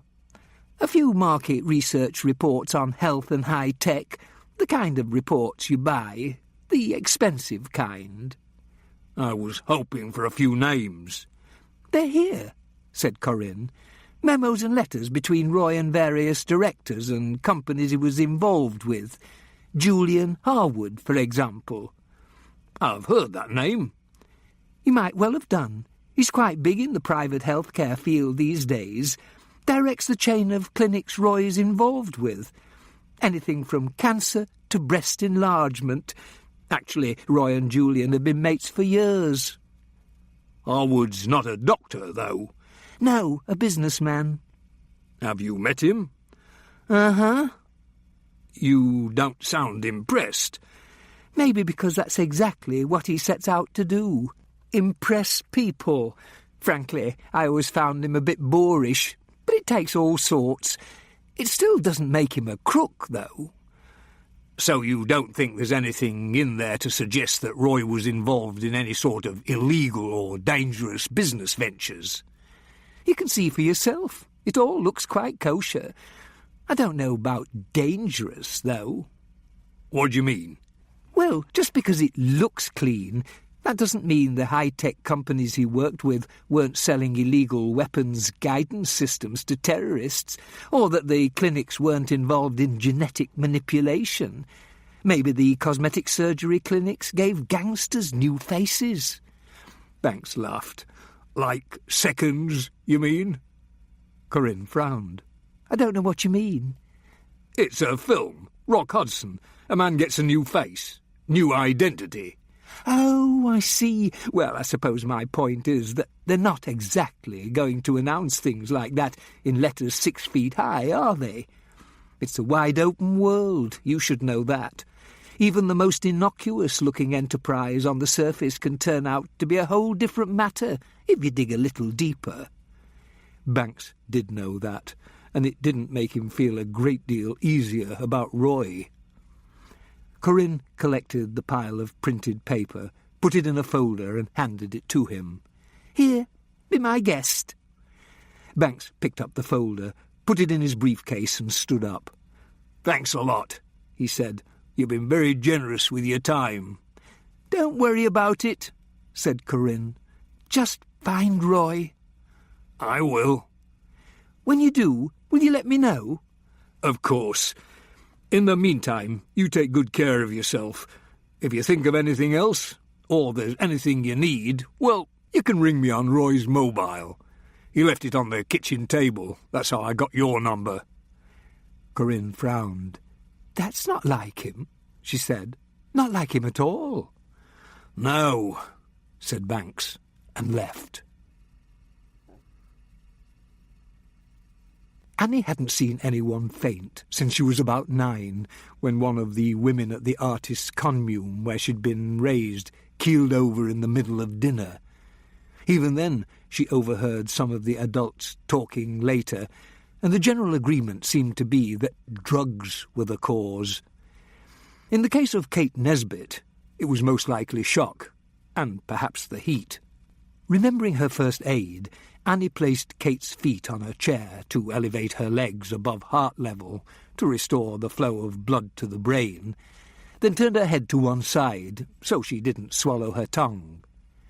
She leaned close and listened. Kate was breathing without difficulty. Lacking smelling salts, never in fact having seen or smelled any, Annie just made sure that Kate hadn't cracked her skull when she fell, and then went over to the sink to pour another glass of water. She found a tea towel, dampened it with cold water, and brought it over with the glass. Then she got another glass of water for herself. Kate was stirring now, her eyes open. Annie mopped her brow, then lifted her into a sitting position so she could sip the water. As soon as Kate said she felt well enough, Annie helped her back into her chair, then cleared up the broken glass before continuing the interview. "I'm so sorry," Kate said. "I don't know what came over me." "That's all right. I'm just sorry I couldn't find an easier way to break it to you." "But shot? Jen, I can hardly believe it. Surely that sort of thing doesn't happen to people like us." Annie wished she could say it didn't. "What was it?" Kate went on. "Robbery? Not like that other poor girl?" "Claire Potter? Yes, it was on the news for weeks. They still haven't found the man. You don't think—" "We don't know yet. Jennifer wasn't sexually assaulted, though." "Thank God for that, at least." "Her things are missing," Annie said. "Handbag, purse. So it could be robbery. Do you know if she carried much money with her?" "No, never. She always said she could buy everything she wanted with her credit card or debit card." That was true enough these days, Annie knew. The only time people seemed to have a lot of cash on hand was when they'd just withdrawn some from a cash point. "Look," Annie went on, "you shared the flat with Jennifer. You must have been close. I know you're upset, but I'm relying on you to help me. What was going on in Jennifer's life? Men, work, family, friends, anything. Think. Tell me about it. There has to be an explanation if this wasn't just some senseless random attack." "Maybe it was," said Kate. "I mean, those things do happen, don't they?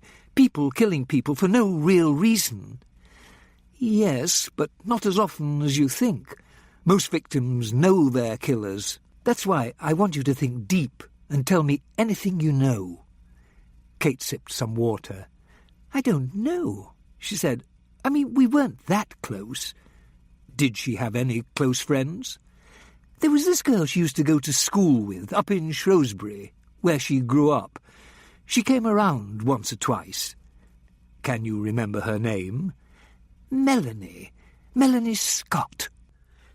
Annie definitely got the feeling that Melanie Scott wasn't on Kate's list of favourite people. "How close were they?"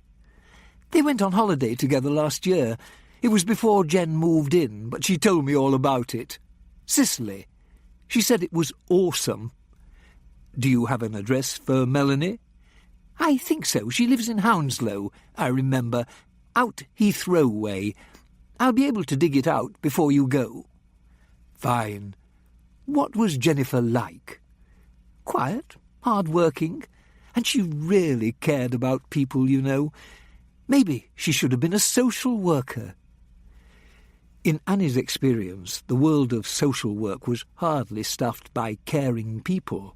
Well-meaning, perhaps, but that was a different thing in her mind. What about all those mysterious comings and goings? That's just me being silly, really. I like to know where people are and when they'll be back. Jen didn't always bother to let me know.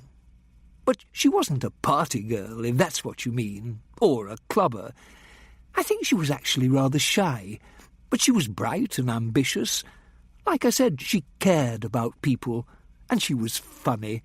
I liked her sense of humour.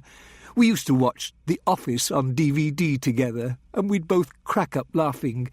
I mean, we'd both worked somewhere like that. We knew what it was like. I'll miss all that, Kate added. I'll miss Jen. She started to cry again and reached for the tissues. I'm sorry. I just can't. It's all right, said Annie. Is that what you always called her? Jen, not Jenny? Kate sniffled and blew her nose. Yes, it's what she liked to be called. She hated Jenny. She just wasn't a Jenny. Like I'm not a Katie or a Kathy, I suppose. And like I'm not Anne, thought Annie. Funny the way names, contractions especially, tended to stick.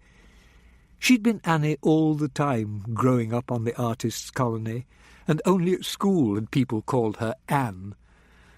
The two of you must have talked, Annie said. What sort of things did she talk about? The usual things. Christ, thought Annie, this was like trying to get water out of a stone.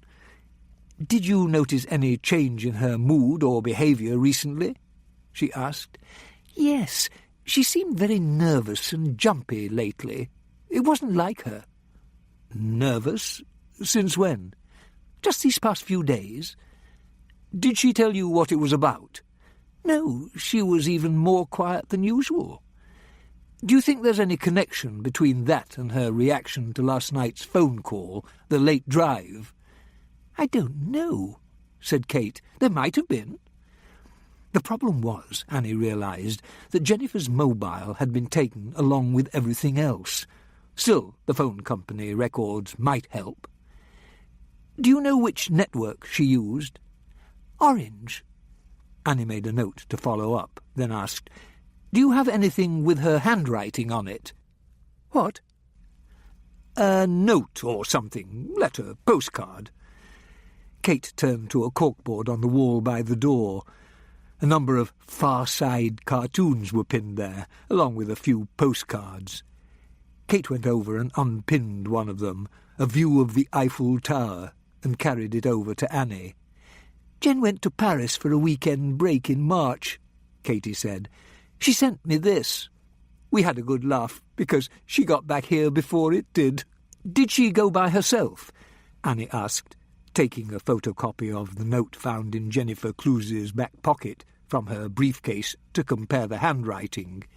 Yes, she said she'd always wanted to go on the Eurostar, and they had a special deal. She went around all the art galleries. She loved going to galleries and museums.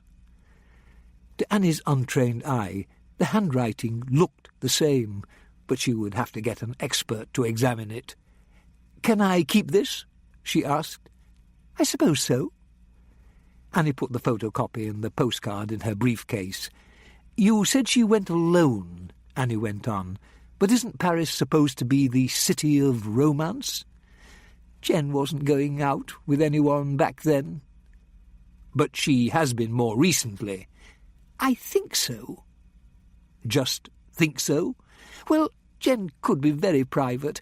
I mean, she didn't kiss and tell, that sort of thing.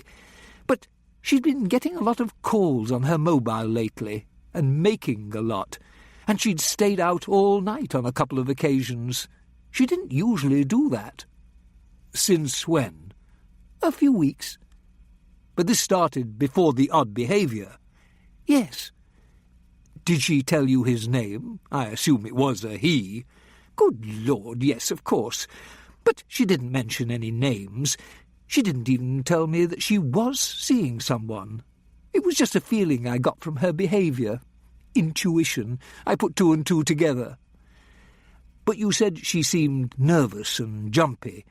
That's hardly the way a new relationship is supposed to make you feel, is it? And why was she so secretive? Didn't you ever talk about personal matters, say, if one of you split up with a boyfriend or something? We've only been flatmates for 6 months, said Kate, and nothing like that's happened to either of us in that time. There's that one bloke keeps pestering her, but that's all. Who? Her ex-boyfriend. His name's Victor, but that's all I know about him. He keeps ringing and hanging around. You don't think that... I don't think anything yet, said Annie. Are you sure you don't know his last name? Where he lives? Sorry, said Kate. It was over before we started sharing. Or Jen thought it was. What did she think about it? Was she frightened of him? No, just annoyed, that's all. How did you two become flatmates? Kate looked away. I'd rather not say. It's private. Annie leaned forward. Look, Kate, she said, this is a murder investigation. Nothing's private. What was it? An advertisement in the papers? The internet? What? Kate remained silent, and Annie became aware of the tap dripping in the sink. She heard water spraying from a hose in the garden beyond the open window, and a child squealed with delight. Kate? Oh, all right, all right. I thought I was pregnant. I did one of those home tests, you know, but I didn't trust it. How does Jennifer come into this? It was where she worked. She was an administrator at a private women's health centre. They specialise in family planning. Like the British Pregnancy Advisory Service? Marie Stopes? Annie remembered both of these from her own unexpected brush with pregnancy nearly 3 years ago, though in the end she had gone to a National Health Service clinic. It's a new chain. There are only a few of them open yet, as far as I know. What's it called? The Berger Lennox Centre. And they perform abortions? Not at the centre itself, no, but they have satellite clinics, and they arrange for abortions to be performed. That's not all they do, though. They cover the whole range, really. Do reliable pregnancy tests, give advice and counselling, physical exams, arrange for abortions, or put you in touch with adoption agencies, social services, whatever. They take care of everything, and they're very discreet. One of my friends at work told me about them. Why, do you think it's important? I don't know, said Annie. But the one thing she did know was that abortion was a red flag for a number of fringe groups, and that people who worked at such clinics had been killed before. Do you have the address? In my room. I'll get it for you when I get Melanie's. Fine, said Annie. So how did the two of you meet? You said Jennifer worked in administration. Yes, she ran the business side of things. We got talking in the office while I was filling out the paperwork, that's all. She was explaining it to me, how the system worked, that sort of thing. We just sort of hit it off. We're about the same age, and I think she felt a bit sorry for me. Anyway, it turned out I wasn't pregnant, and she asked me if I fancied a drink to celebrate. When we got talking, we found out that neither of us was happy living where we were, so we decided to pool our resources and share. We didn't know each other well, but we got along all right. Where did she live before? Out Hammersmith way. She said it was a really tiny flat, and the area wasn't very nice. She didn't like walking there by herself at night. Can I have another glass of water, please? Annie wondered why she was asking, why she just didn't go and get it herself. It was her flat, after all. Shock, probably. The poor girl looked as if she was likely to faint again at any moment. Annie went over to the sink and filled the 2 glasses. A fat blue bottle had got itself stuck on the flypaper and was pushing frantically with its legs, trying to get away, only succeeding in miring itself deeper in the sticky stuff with each new effort it made. Annie thought she knew what that felt like. "Where did you live then?" she asked, handing over the water. "Thank you. In Richmond, with my parents." "Why did you leave? Was it because you thought you were pregnant?" "Oh, no, it wasn't anything to do with that. I never even told them. And the boy, well, he's long gone now. Richmond is just too far out. I was spending all my time commuting. I work in Clapham. I'm a librarian. It's only a couple of tube stops, and on a nice day I can walk if I've got enough time." "I see," said Annie. "Why do you think Jennifer was so secretive about this new boyfriend?" "If you ask me," Kate said, lowering her voice, "I think he's married." That made sense, Annie thought. Jennifer probably wouldn't have bragged about a relationship with a married man. The fear of discovery was likely to make her nervous, on edge, and maybe the mobile was the safest way to communicate. No chance of getting his wife on the other end. "But you have no idea what his name is or where he lives?" "No, I'm sorry." "How did they meet?" "I don't even know if I'm right about any of it," said Kate. "My mother always said I have too much imagination for my own good." "Guess, where might Jennifer have met someone? What kind of places did she like to go? Nightclubs?" "No, I've already told you she wasn't like that. Besides, she was usually too tired when she got back from work. She often worked late at the centre. I mean, she'd go for a drink or a meal with friends from work now and then, and maybe the 2 of us would go to the pictures once in a while. Then there was her friend Melanie." "Could it have been someone she met at work?" "It might have been. That's the most likely place, isn't it?" Annie nodded. She knew that. Work was where she'd met Banks, and, in a way, Phil Keane. Why wasn't she out with him on Friday? It's the weekend, after all. People usually get together. "I don't know," said Kate. "She just said she was stopping in." "She did say she was expecting a phone call at some time, but she didn't know exactly when." Her face started twitching again, as if she was about to cry. "Should I have known? Should I have stopped her?" Annie went over and put a hand on her shoulder. "Calm down, Kate," she said. "There's nothing you could have done. No way you could have known." "But I feel so useless. Some friend I've turned out to be." "It's not your fault. The best thing you can do is try to answer my questions as clearly and calmly as possible. Okay?"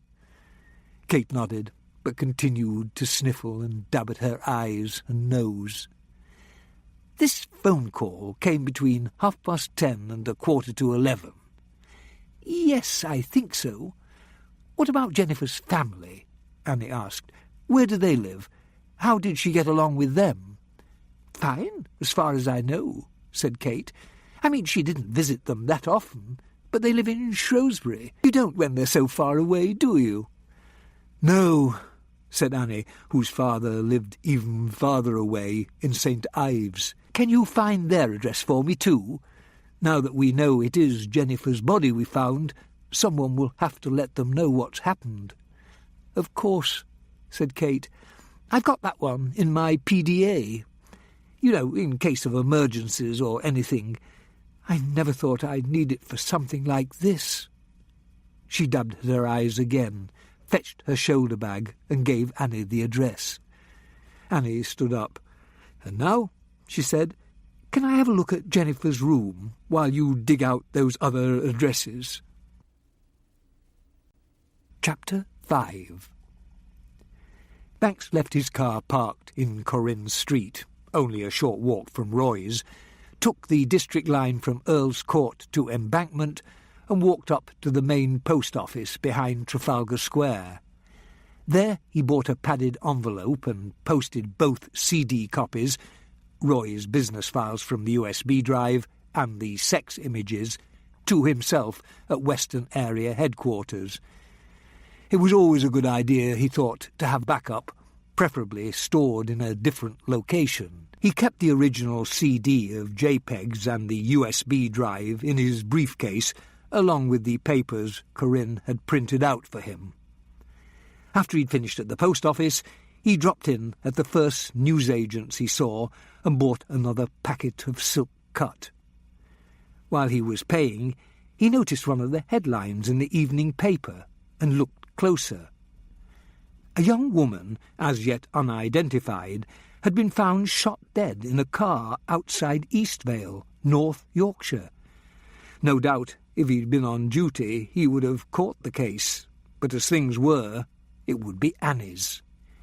He didn't envy her having to deal with the media-feeding frenzy guns always caused, but perhaps Gristhorpe would take care of the press, the way he usually did. Banks lit a cigarette and started to walk. He'd often done so when he worked on the Met, and sometimes it helped him sort out his feelings or solve a problem. Whether it did or not, he'd always enjoyed walking around the West End at night, no matter how much it had changed in character since his early days on the beat.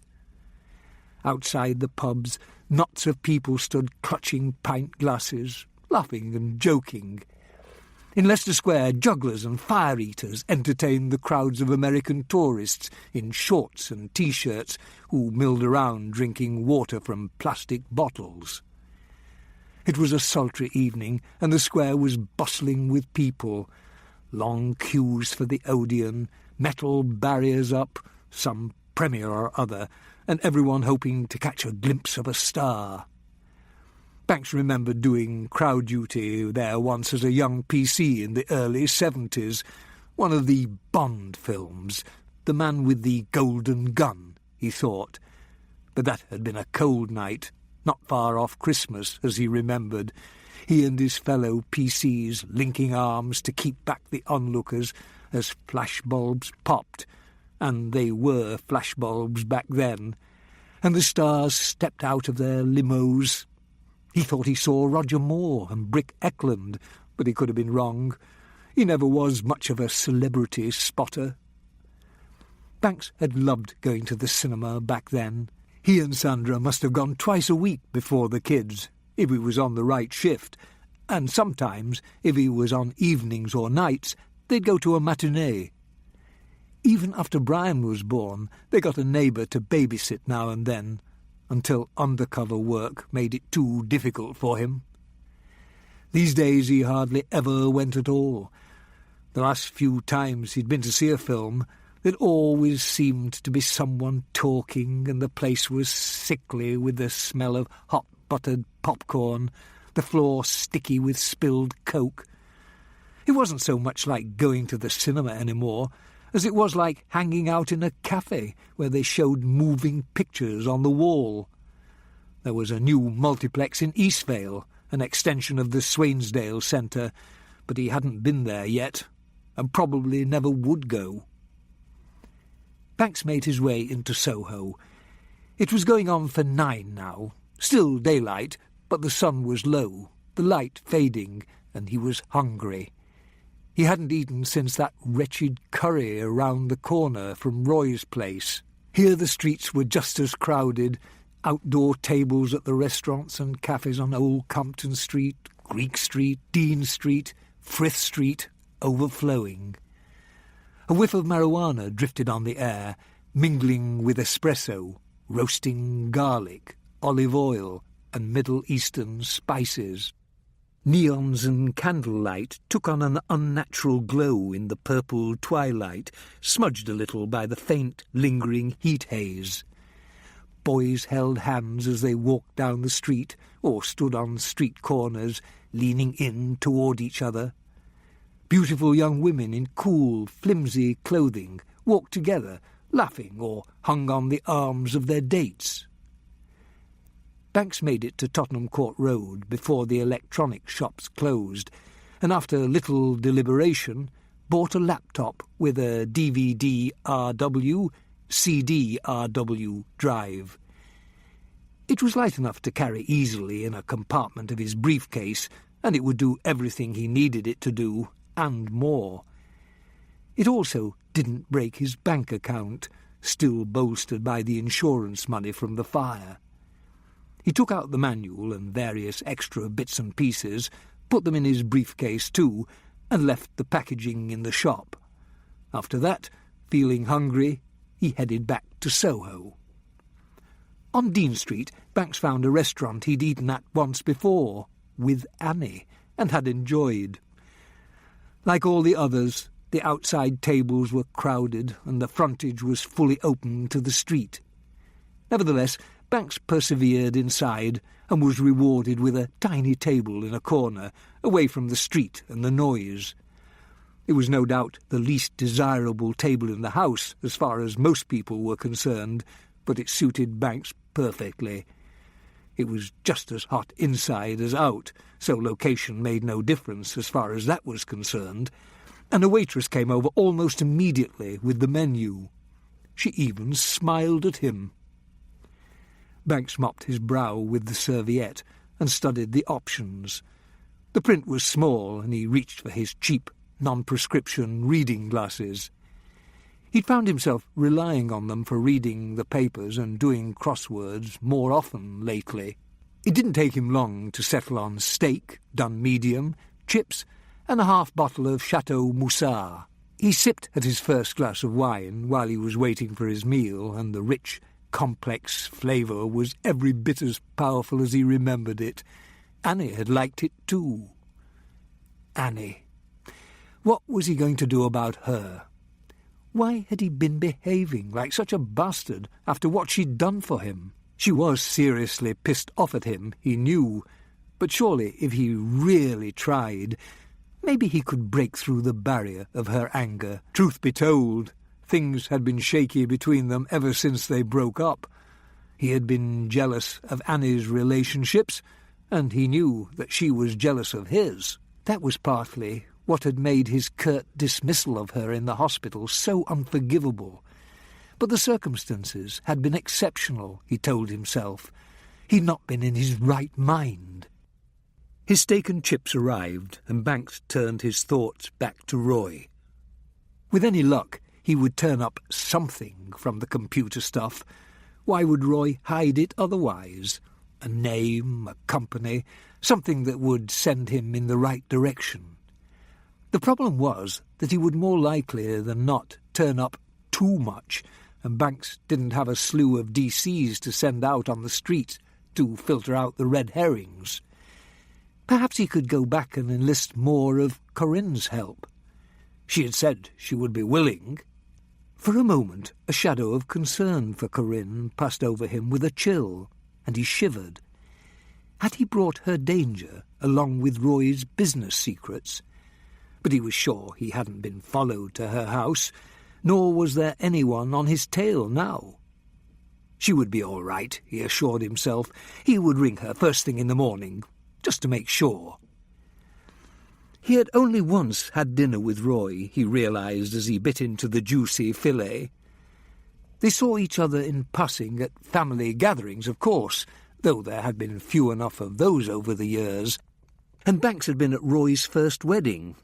But as far as the two of them sitting down to dinner together, there had been only the one occasion, and the invitation had come out of the blue, for no particular reason that Banks could gather.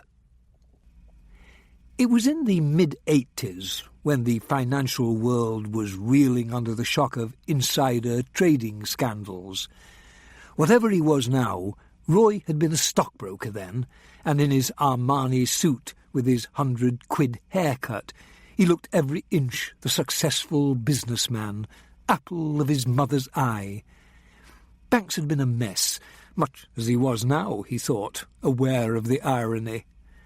Approaching burnout in London, career and marriage held together by threads, he was waiting to hear if his application for a transfer to North Yorkshire had been approved, when Roy rang him one day at the office. He wasn't even sure his brother knew where he lived at that time, and asked him if he was free for dinner at the Ivy.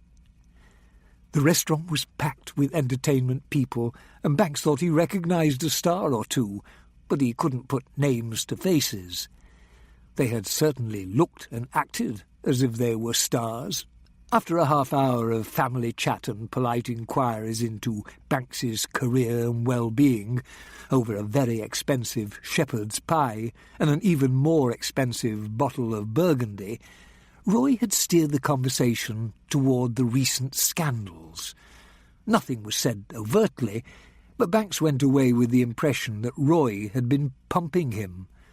Not that he knew anything, but his brother had expressed interest in the way such investigations were done, how the police gathered information, what they thought of informers, exactly where the law stood on the issue, and so on. It was done very well, and it continued over the frozen berries and white chocolate sauce he had had for dessert, but it was definitely a fishing expedition. There was another thing, too.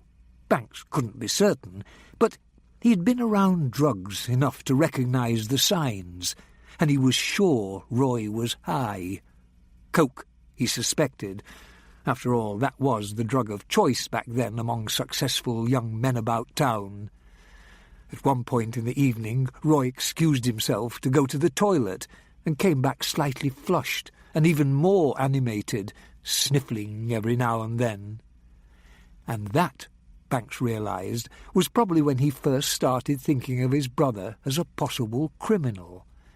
Before that, he'd merely been the annoying little brother, the paragon against whom Banks was matched and found wanting.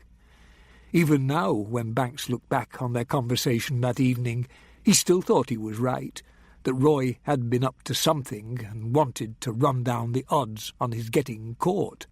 Well, he hadn't got caught, and now it seemed he'd moved on to other things. But were they more honest? Banks poured the last of the Chateau Moussard into his glass. Maybe he should have ordered a whole bottle, he thought. But that was too much, and he wanted to keep a reasonably clear head for tomorrow.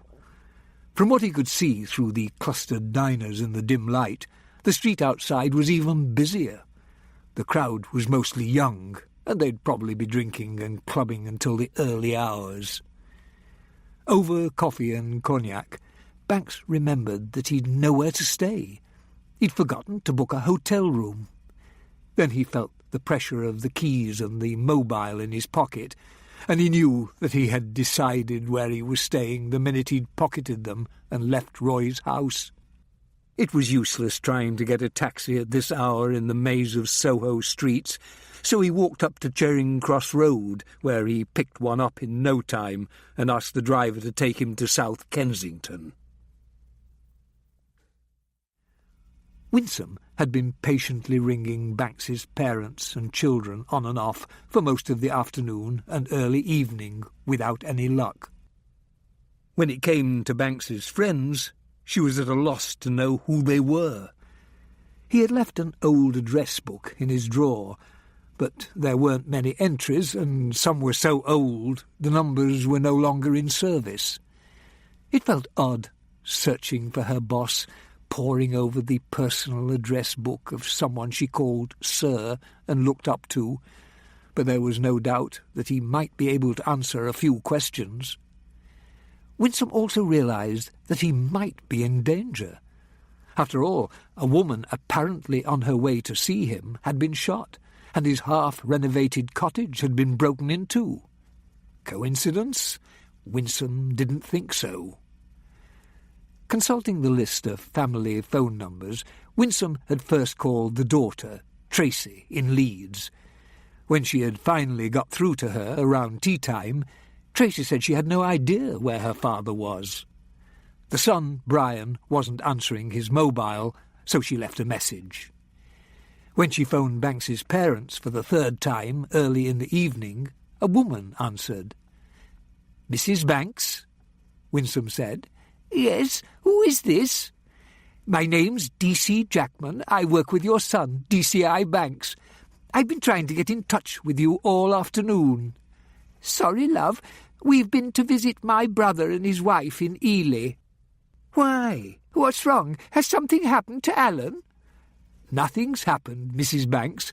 As far as we know, everything's just fine. He's on holiday this week, but I'm sure you know how it is with this job. I'm afraid we need him for something, and it's rather urgent. He seems to have forgotten to take his mobile. I was wondering if you knew where he was." "No, dear," said Mrs. Banks. "He never tells us where he's going these days." "I don't suppose he does," said Winsome, "but it was worth a try. Have you spoken with him recently?" "As a matter of fact, he rang early this morning." "What about, if you don't mind me asking?" "Oh, I don't mind, dear. It was a little bit odd. See, he was asking about his brother, about Roy, and, well, they've never been very close." "So it was unusual for DCI Banks to be asking about him?" "Yes." "What did he want to know?" "He wanted to know if I knew where Roy was, just like you want to know where Alan is." "What's going on? Are you sure there's nothing wrong?" "Nothing to worry about, Mrs. Banks. We just need him to help us out with something, that's all. Could you give me his brother's address and phone number, if you've got them?" "Of course," said Mrs. Banks. "I know his address by heart, but I'm no good with numbers. You'll have to wait a moment while I look it up." "That's all right," said Winsome. "I'll hold." She heard the handset laid gently to rest on a hard surface, then the sound of muffled voices. A few seconds later, Mrs. Banks came back on the line and gave her the number. "He's got one of those mobiles. Do you want that number too?" she asked. "Might as well." "Silly business, people having to stay in touch all the time," said Mrs. Banks.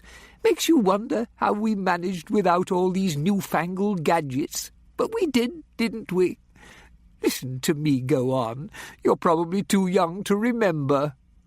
"I remember," said Winsome, who had grown up in a shack high in Jamaica's cockpit country, open to the elements, without telephone or electricity, or any of the other myriad things that seemed so essential to life in 21st century Britain. Mrs. Banks gave her the number, and Winsome said goodbye. For a moment she sat thinking, tapping her ballpoint on the pad. Then she found D.I. Cabbot's mobile number and picked up the phone again.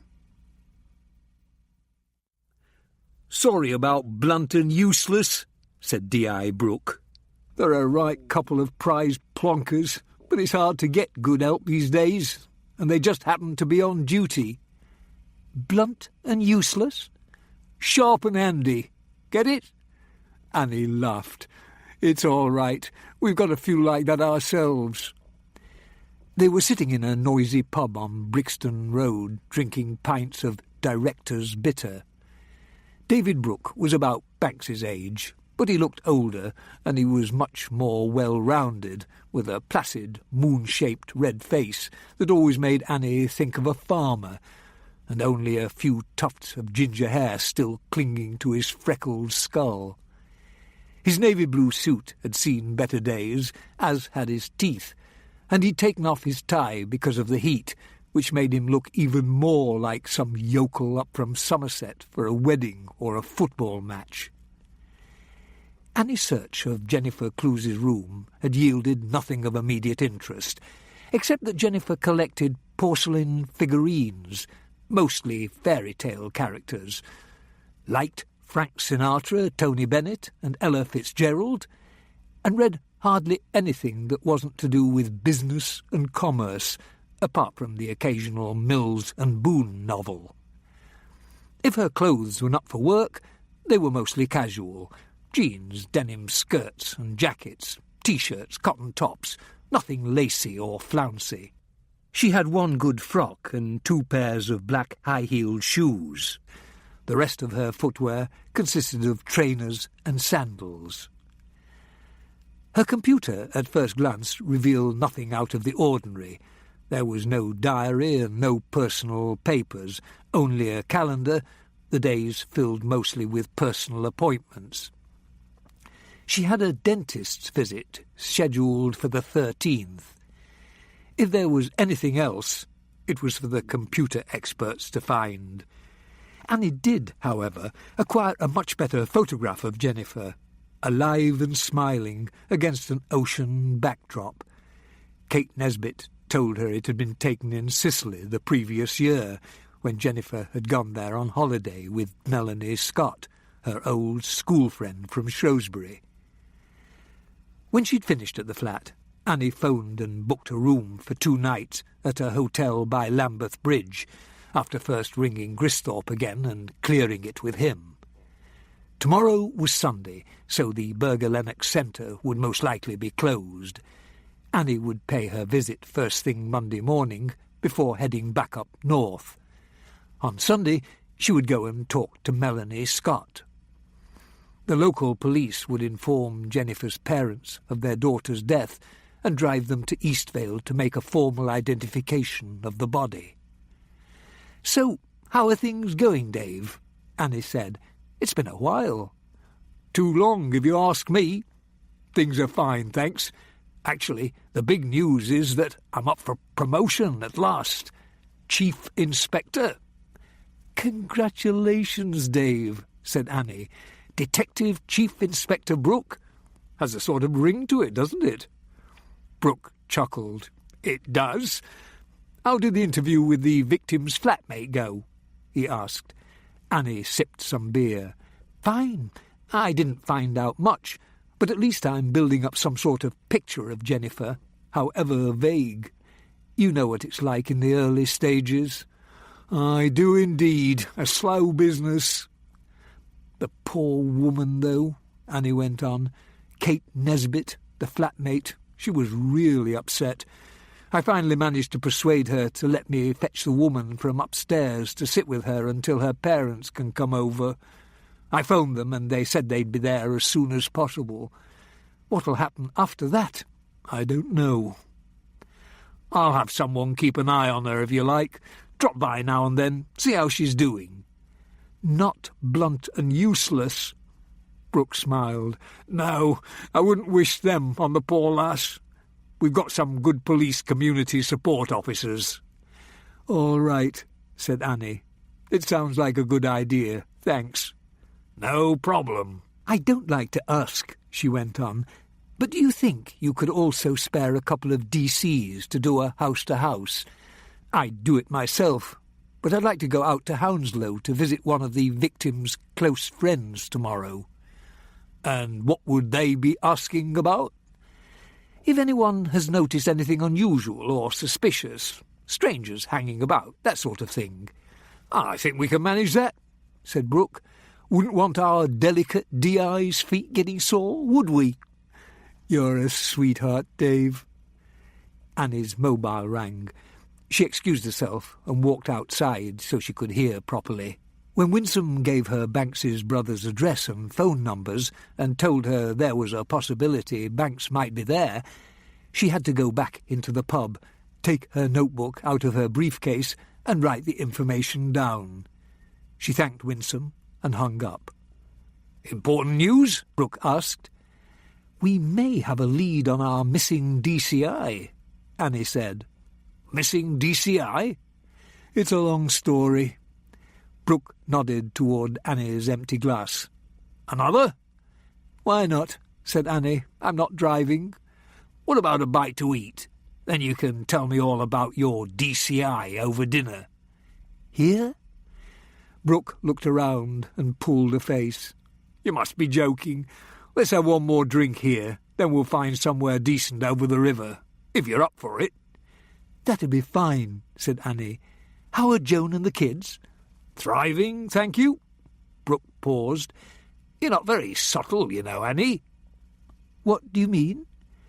"You want to know if I'm still happily married, whether I represent any sort of threat to you? Well, I am, and I don't. Do you behave like that whenever a man offers to buy you dinner?" "Oh, you're buying. I didn't know that." "That's all right, then." "Now you're hiding behind flippancy." "You're right," said Annie. "I'm sorry. I should know better. I've just had some bad experiences recently, that's all." "Want to talk about them?" Annie shook her head. The last thing she wanted to talk about was Phil Keane. Throttle him, maybe. Hang, draw and quarter him, even better. But talk about him, no way. Brooke wasn't the type to make a pass, and under ordinary circumstances she would have realised it. He'd been married to Joan all those years ago, when Annie was a fresh-faced young DC in Exeter, and Brooke was her DS. He was rather unimaginative and plodding as a detective, but he'd been kind to her, and they had kept in touch sporadically over the years. Anyway, his offer of a shared meal was exactly that and no more, and it bothered her that she reacted as if she could no longer trust an old friend. "I'm sorry," Annie said. "I just wasn't thinking." "That's all right, and I'm secretly flattered that you still think I'm a contender." Annie tapped him on the arm. "I'm sure you are," she said, "but I'm bloody starving, so how about we skip that other drink here and have one when we get where we're going? Does your offer still stand?" "The West End awaits us," said Brooke. "Any chance we can go via South Kensington?" It was late Saturday night, Kev Templeton thought gloomily, and he was supposed to be shagging that gorgeous new red-headed clerk in records, the one with the big tits and legs right up to her arse. But instead he was driving up the M1 in rain so heavy that his windscreen wipers could barely keep up with it. Still, this was the next best thing, he told himself, if not even better. The thrill of the chase. Well, not exactly a chase, but at least he was out of the office, on the road, tracking down a lead, driving through the night. This was the life. This was what he had joined the force for. Water cascaded from the windows, lightning streaked across the sky, and he could hear the thunder even over the Chemical Brothers CD he was playing at ear-splitting volume. He knew they didn't take him seriously back at headquarters, just because he was young and took a bit of pride in his appearance. They all thought he was some sort of club-crazy dandy. Well, he liked clubbing, and he liked to look good, but there was more to him than that. One day he'd show them all. He'd pass his boards and rise up the ranks like a meteor. Who did they think they were, anyway? Gristhorpe was due to retire any moment now, and he hadn't done any real detecting in years, if ever. Banks was good, but he wasn't a team player, and he seemed to be quickly writing himself out of the script due to personal problems. Annie Cabbot wasn't as shit-hot as she thought she was. Too emotional, Kev thought, like she was always on the rag. The only one that really scared him was Winsome. Awesome, as he called her secretly. She'd go far. He could see her as his sidekick when he made superintendent. Could see shagging her, too. Just the thought of it made him sweat. Those thighs. He'd first driven non-stop to the end of the motorway, then turned around, hitting Toddington and Newport Pagnell service stations on the northbound M1 already, showing Jennifer Cluse's photo around without any success. He hadn't eaten at either of the first two service stations, and now, as he approached Watford Gap, it was going on for midnight and he was feeling peckish. Needed a piss, too. He might as well stop there at the Road Chef. From what he had learned over the years, motorway cafes were all overpriced, and there wasn't much to choose between them. All the roadside cafes seemed to have a slightly seedy aura at that time of night, Templeton thought. Or maybe Watford Gap services were always like that. It was something to do with the lighting and the clientele. Not many nice middle-class families on the road at that hour. Not many old folks either. Most of them, with the odd exception of a commercial traveller or a businessman on his way home from a late meeting, looked like villains. You probably wouldn't go far wrong, Templeton thought, if you made the occasional swoop on motorway cafes, bound to net a few faces from the wanted posters at any rate. Maybe he'd pass on the idea to the brass. Then again, maybe not. They'd only steal the credit themselves. A man came into the toilet and stood next to Templeton at the urinal, though there was plenty of free space elsewhere. When he started to open a conversation, the usual line about big knobs hanging out, Templeton zipped up, whipped out his warrant card and shoved it in the man's face so hard he staggered back and lost directional control, pissing all over his shoes and trouser bottoms. "Fuck off, pervert," Templeton said, "and think yourself bloody lucky I can't be bothered to arrest you for soliciting. On your bike, now!" Templeton clapped once, loudly. The man turned pale, his hands shook as he zipped himself up, and, without even pausing to wash his hands, ran for the door. Templeton washed his hands with soap under hot water for 30 seconds exactly. He hated pufters, and as far as he was concerned, they'd made a bloody big mistake when they made homosexuality legal all those years ago. Open the floodgates, they did, just as they did with immigration. As far as he was concerned, the government should send all the pufters to jail and all foreigners back home. Except Winsome, of course. She could stay. Up in the restaurant, Templeton ordered a cup of tea and sausage, eggs and beans, figuring you can't go wrong with something as basic as that, and carried his tray to the first empty table he saw, trying to ignore the smears of ketchup on the surface. The eggs were overcooked and the tea was stewed, but other than that the meal wasn't too bad. Templeton tucked in with as much enthusiasm as he could muster. When he'd finished, he went up to the counter and spoke to the young Asian lad who worked there. His name tag identified him as Ali. "Were you working here last night about this time?" "I was here," said Ali. "Sometimes it feels like I'm always bloody here." "I'll bet it does," said Templeton, pulling the photo of Jennifer Clues from his briefcase. "By the way, I'm DC Templeton, North Yorkshire Major Crimes. Did you happen to see this woman in here?" "Bloody hell, is she dead?" Ali asked, paling. "I've never seen a dead person before." "The question is, did you see her?" "What happened to her?" Templeton sighed theatrically. "Look, Ali, we'll get along a lot better if I ask the questions and you answer them, all right?" he said. "Yeah, all right. Let's have a look then." Ali reached out his hand, but Templeton held on to the photograph, keeping it just within his field of vision. He didn't want Ali's greasy fingerprints all over it. Ali screwed up his eyes and looked at the photo longer than Templeton thought he needed to, then said, "Yeah, she was in here last night, sat over there." He pointed to a table. "What time?" "Can't remember. It's all the same when you're on nights." "Was she alone?" "Yeah, I remember thinking, what's a good-looking bird like that doing all alone on a Friday night like?" "Did she seem upset or frightened in any way?" "Come again?" "How did she behave?" "Just normal-like. She ate her sandwich, well, half of it, at any rate. I can't say I blame her. Those ham and tomatoes do get a bit soggy when they've been sitting." "Did anyone approach her at all?" "No." "Speak to her?" "No, but the bloke at the table opposite was definitely giving her the eye.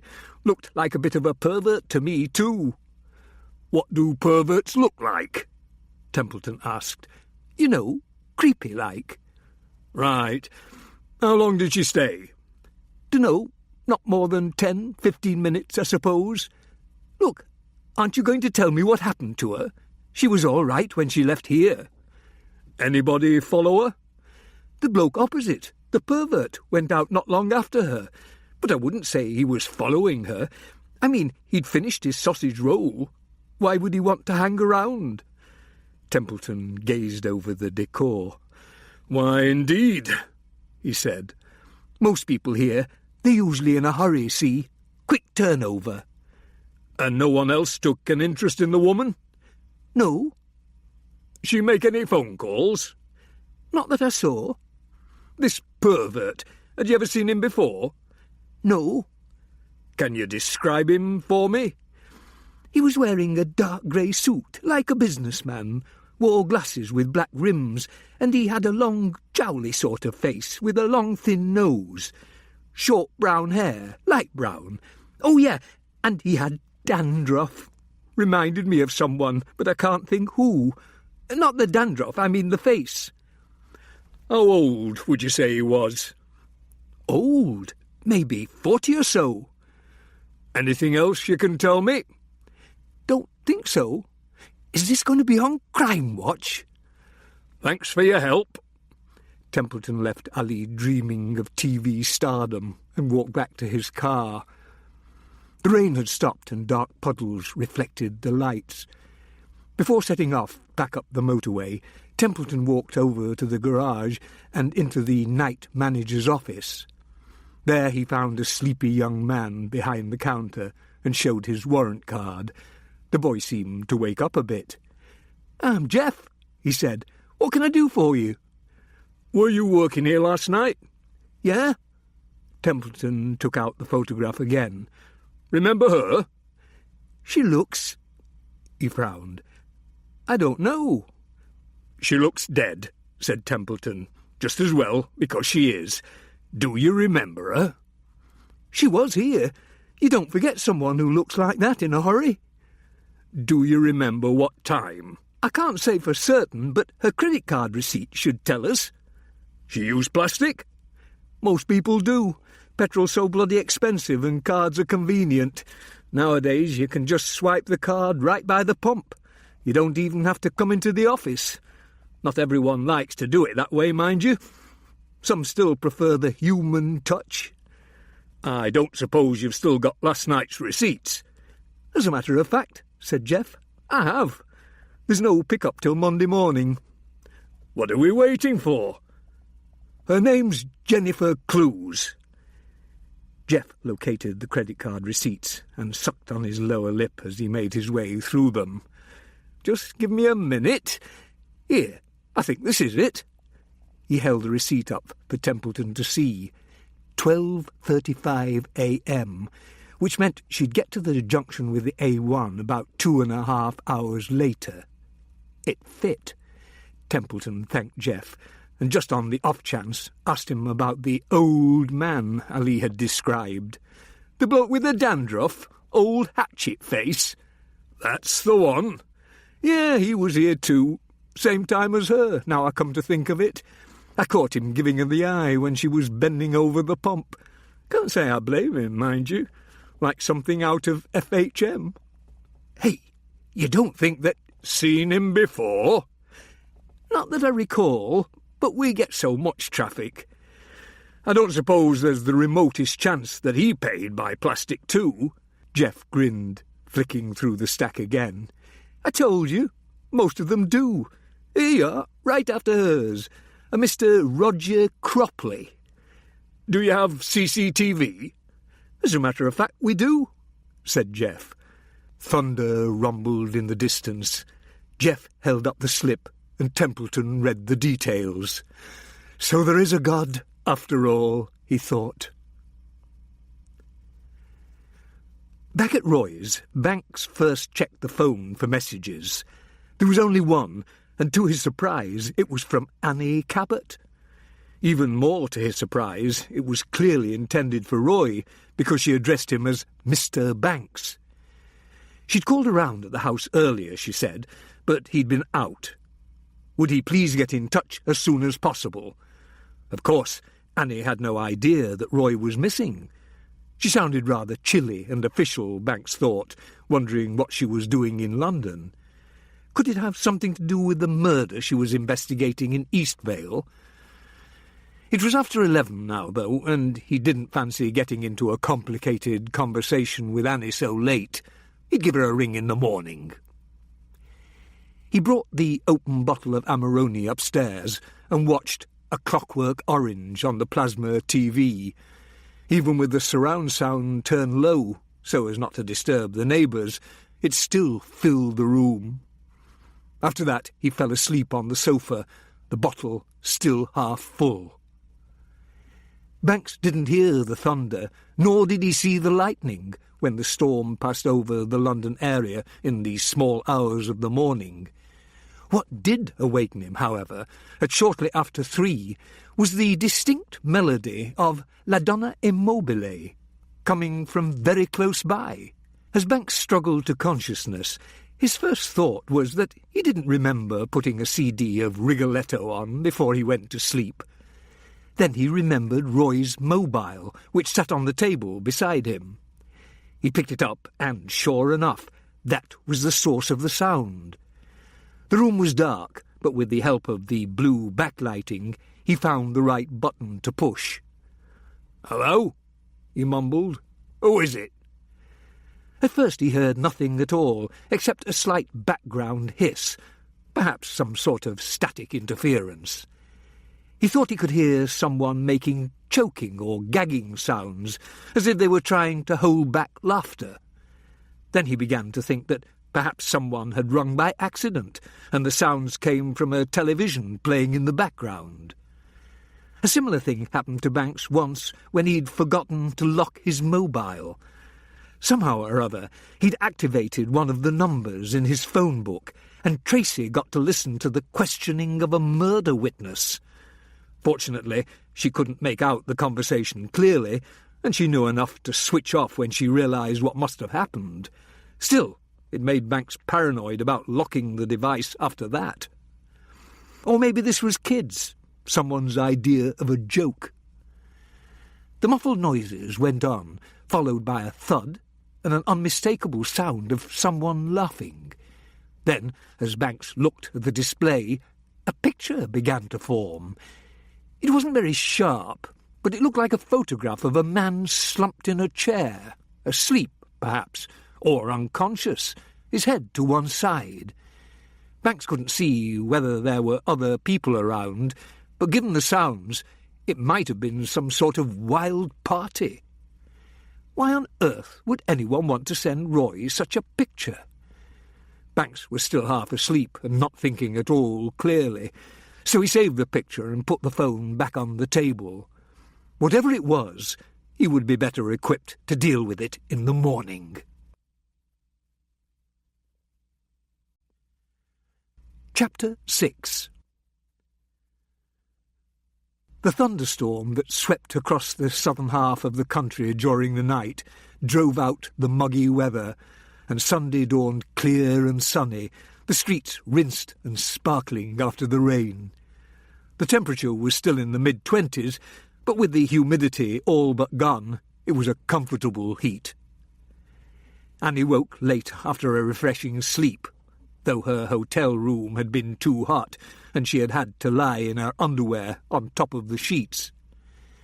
She turned the control on the wall to cold, but after nothing happened, she concluded it was only for show. Perhaps, if you believed it really worked, then you would start to feel cooler, but she didn't have that much faith. After a lukewarm shower and a room-service continental breakfast, again scouring the Sunday papers for any trace of Phil Keene's handiwork and finding none, Annie checked her mobile in case she'd missed a message from Roy Banks, but there was nothing. She rang the number again, and again she got the answering service. This time she left an even more terse message. She tried the mobile number, but had no luck there either. She didn't bother leaving a message. Next she rang Melanie Scott to make sure she would be at home. Then she checked in with Gristhorpe at his home and found out that Jennifer Cluse's parents were being brought to Eastvale that morning to identify their daughter. Then Annie set off for the tube. First she had to take the Northern Line to Leicester Square, then change to the Piccadilly Line, which ran all the way out to Heathrow. Given the more clement weather and the relative emptiness of the train, her journey out to Hounslow passed pleasantly enough, some of it above ground, and she gazed on the rows of red-brick terraced houses, playing fields, concrete and glass office blocks. She found Melanie Scott's house, with the help of her A to Z, only about 5 minutes' walk away from the Hounslow West tube station. Cars filled every available parking spot on both sides of the street, sun glinting on their windscreens, so she was glad yet again that she wasn't driving. The woman who answered the door looked to be in her late 20s, the same age as Jennifer Clues. She was one of those excessively thin, yet nicely shaped women, with small breasts, coat-hanger hips, and a narrow waist. She was wearing denim shorts, which showed off her long, tapered legs to advantage. Jet-black hair hung straight down to her shoulders and framed a pale, oval face with large brown eyes, button nose, and full mouth. The red lipstick stood out in contrast against the paleness of her skin. Annie hadn't told her much over the telephone, but she must have suspected something was wrong, and she seemed nervous, anxious to hear the worst. "You said it's about Jen," she said as she pointed Annie toward an armchair in the cramped living room. The front window was open, and they could hear snatches of conversation and laughter as people drifted by. Melanie sat on the edge of her chair and clasped her hands between her knees. "Is something wrong? What is it?" "I'm afraid Jennifer Clues is dead, Miss Scott. I'm sorry I can't think of an easier way to put it."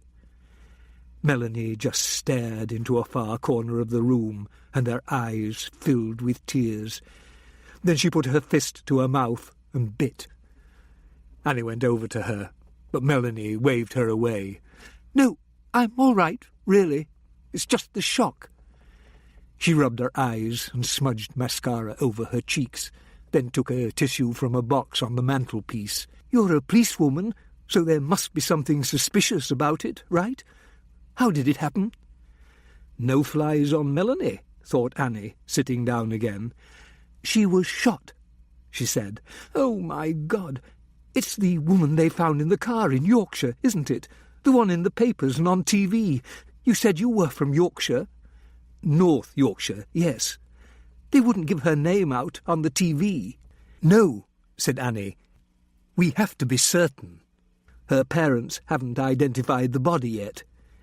She thought of showing Melanie the photograph, but there was no point in further distressing her. Kate Nesbit had already identified Jennifer, and soon Jennifer's parents would confirm this. "I can't believe it," Melanie said. "Who'd want to kill Jen? Was it some pervert? Was she—" "There was no sexual assault," Annie said. "Do you know of anyone who would want to harm her?" "Me? No, I can't think of anyone." "When did you last talk to Jennifer?" "A few days ago. Wednesday, I think. On the phone. I haven't actually seen her for 2 or 3 weeks. Both too busy. We were going to the pictures next weekend. Chick flick night. I can't believe it." She dabbed at her eyes again.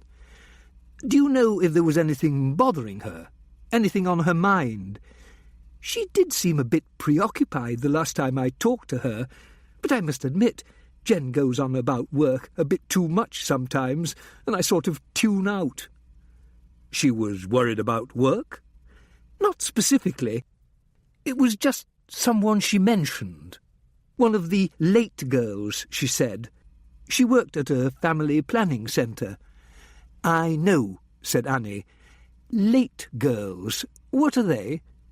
"I've no idea. That's just what she said." "A workmate? Late shift?" "No, I don't think so. I don't think they worked in shifts. It's not a 24-hour centre. But sometimes she has contact with the clients, through paperwork and billing and what have you, or if there's a problem or something. There was some woman—" That was how Jennifer met Kate Nesbit, Annie remembered, through the centre. "Can you remember her name?" "I'm trying. Give me a moment. She spoke it very quickly, so I can't be absolutely sure, but it was a rather odd name. Melanie paused and gazed out of the bay window. A white delivery truck passed by, blocking the sun for a moment. Carmen, I think. That was her first name? Yes, Carmen. I remember thinking at the time that it sounded like an actress's name, but that's Cameron, isn't it? Cameron Diaz. Hers was Carmen, like the opera. Her last name was Petri, or something like that. I'm sorry. That's all right. Annie made a note of the name and put a question mark by late girl. Did Jennifer say what she was worried about? No, I'm sorry. Just that it was something this Carmen said. Was Carmen at the centre to arrange for an abortion? I assumed so, said Melanie, but Jen didn't say. I mean, that's why people go there. Or for advice, you know, if they're undecided, they don't know what to do. Did Jennifer have any particular stand on abortion? What do you mean? Do you think she'd advise clients against it?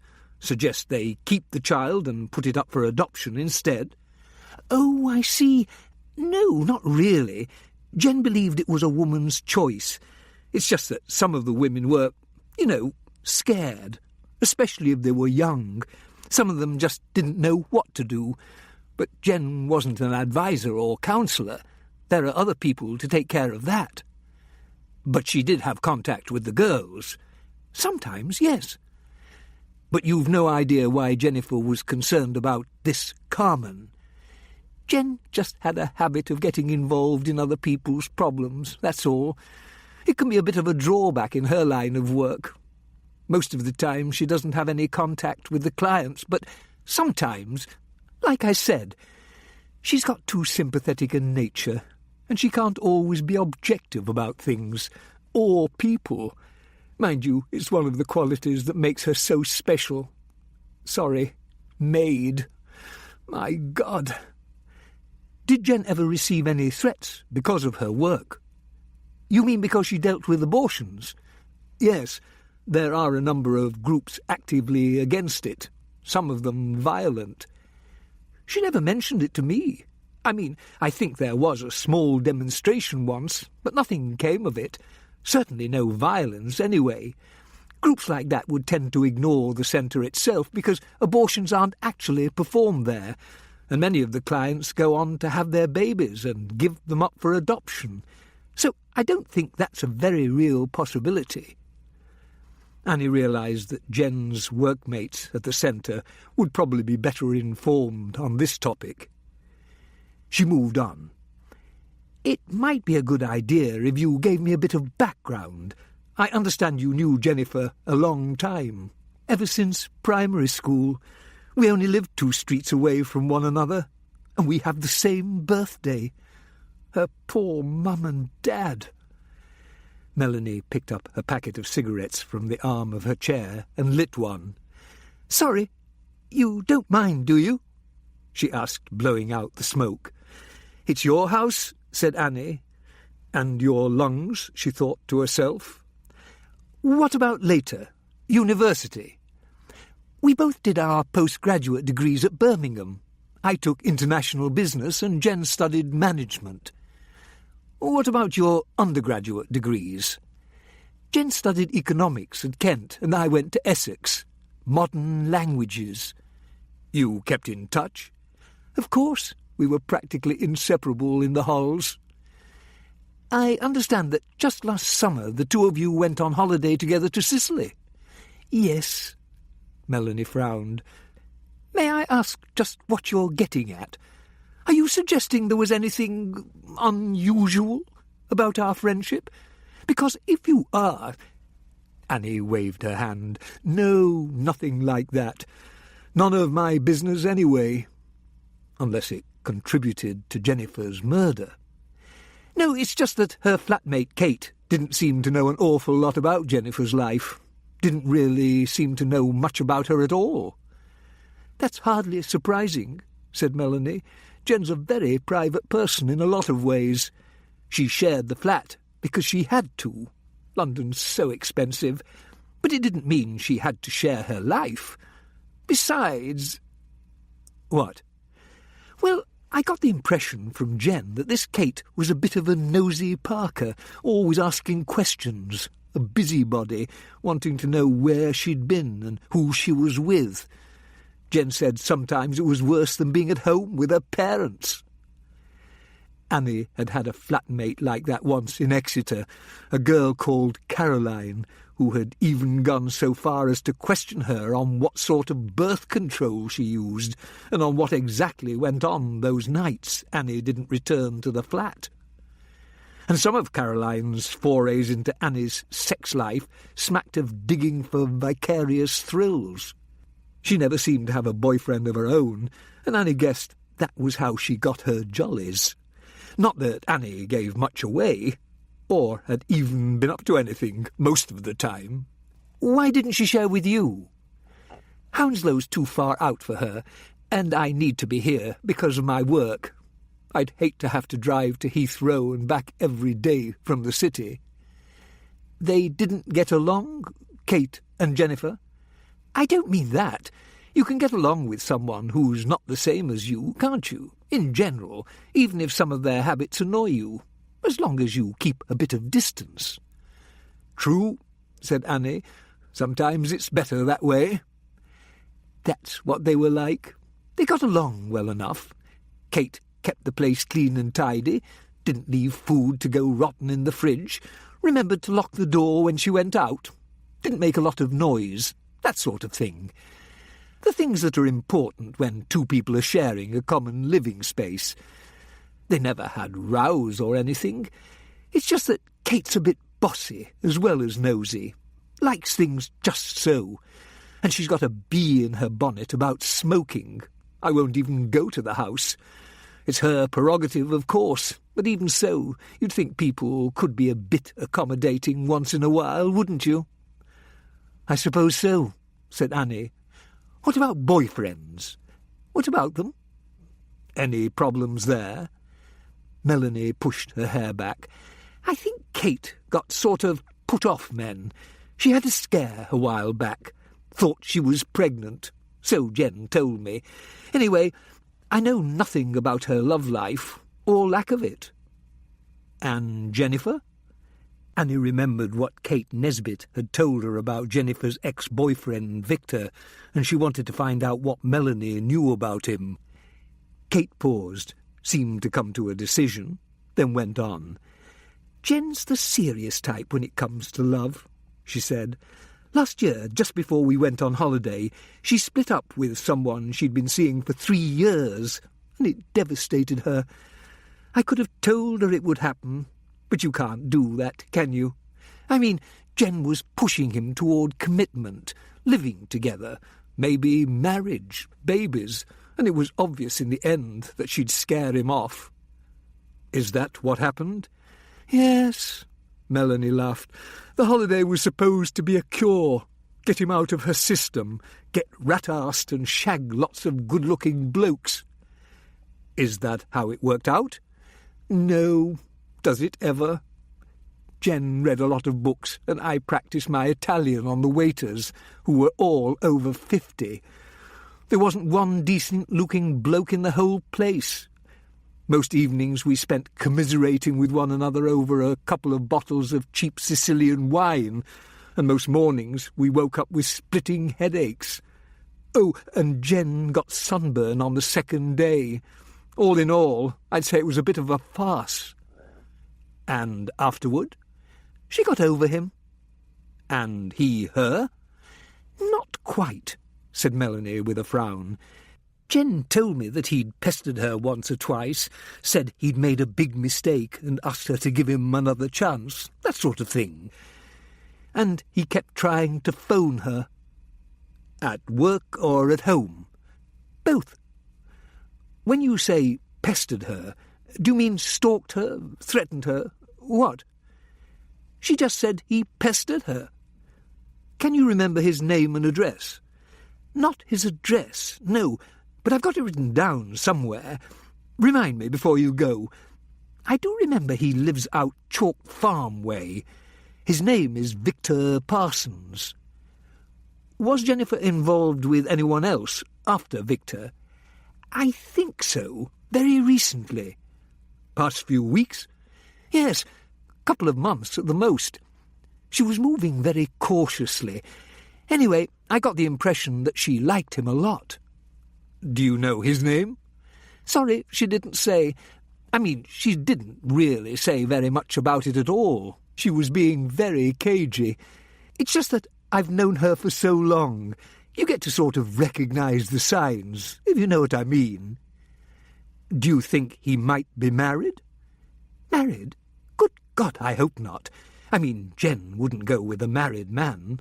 Not knowingly. I told you she was serious about love.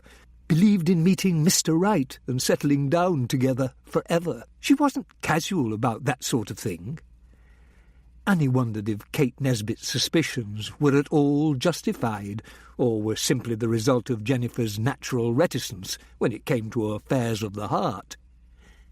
Do you know where they met? At work, I should think. She hardly goes anywhere else, except with me. Look, I know this is probably a bit of cliché, Annie said, but we do have to ask. Is there anyone you can think of who might have wanted to harm Jennifer? Has anyone at all ever made any threats against her? Melanie didn't hesitate. No, she said, her eyes filling with tears again. Jen was a good soul, one of the truly good people. You don't know of any enemies she might have had? She didn't make enemies. If you ask me, this was one of those random attacks you hear about on the news. Maybe a serial killer, someone who didn't know her, like that other girl in the spring. What about at work? Was everything all right there? You'd have to ask them, but she never said anything to me about any problems. She liked her job. She started to cry again. I'm sorry, I just can't get my head around it. Annie could think of no more questions anyway. She consoled Melanie as best she could, and suggested she call a friend to come and stay. Melanie didn't want to, said she'd be fine by herself, and despite the tears, Annie sensed that she was probably tougher than Kate Nesbitt. Besides, her parents still lived in Shrewsbury, so they could hardly get down to London quickly. Annie left her card with her mobile number, telling Melanie she could ring her at any time, for any reason, and walked back to the tube, wondering why someone so sensitive, serious and special as Jennifer Clues could have ended up a murder victim. When Banks woke on Sunday morning to the sound of birdsong, his head was pounding, his mouth was dry, and he had the distinct memory of something very odd having happened during the night. He stumbled to the bathroom, drank 2 glasses of water, and took 3 aspirin tablets, then returned to the entertainment room, where he'd slept on the sofa. He picked up Roy's mobile, and found that the image was still there, and that it made no more sense in the light of day than it had during the middle of the night. He found the incoming call on the call list. It was listed only as unknown. Banks examined the photo more closely. The foreground was out of focus, the figure blurred. Behind the slumped figure was what looked like a wall, and Banks thought he could see the fuzzy outlines of letters written on it. There were no actual words he could read, but an expert might be able to glean something from it. Was the man in the chair Roy? He could be, Banks supposed. The features weren't clear, but the hair looked about right. If it was Roy, was this some sort of oblique way of informing Banks that someone had kidnapped his brother? Would a ransom demand come soon? The man in the photo could still be anyone, though, Banks decided in the end. Perhaps Roy himself had sent the photo. It could be a message of some kind, or a warning. On the other hand, it had been sent to Roy's mobile, so it was intended for Roy. Or did someone know that Banks had the phone? The latter thought didn't do much to quell Banks's fears for his brother. If someone already knew he was staying at Roy's house and had Roy's mobile, Then he'd better keep his eyes open and his wits about him. Banks put the mobile aside and went back to the bathroom, where he removed his rumpled clothes and climbed into Roy's luxury power shower, turning it on full. The jets of hot water pummeled his body back into some semblance of humanity. As he dried himself on a thick, soft towel, Banks realised that he'd left his overnight bag in the boot of his car, which was parked outside. He didn't want to dash out and fetch it right now, so he brushed his teeth with Roy's electric toothbrush, which almost ripped his gums to shreds, and borrowed a clean short-sleeved shirt and socks from his brother's wardrobe. He had to wear his own jeans, because Roy's were too long for him, and too big around the waist. After he'd found Roy's stash of coffee in one of the kitchen cupboards and made himself a decent pot, Banks took it with him upstairs and returned to the entertainment room and the mobile. The phone call and digital image should be traceable, Banks knew, given the police's technical resources. You could also learn an awful lot from a mobile phone's SIM card.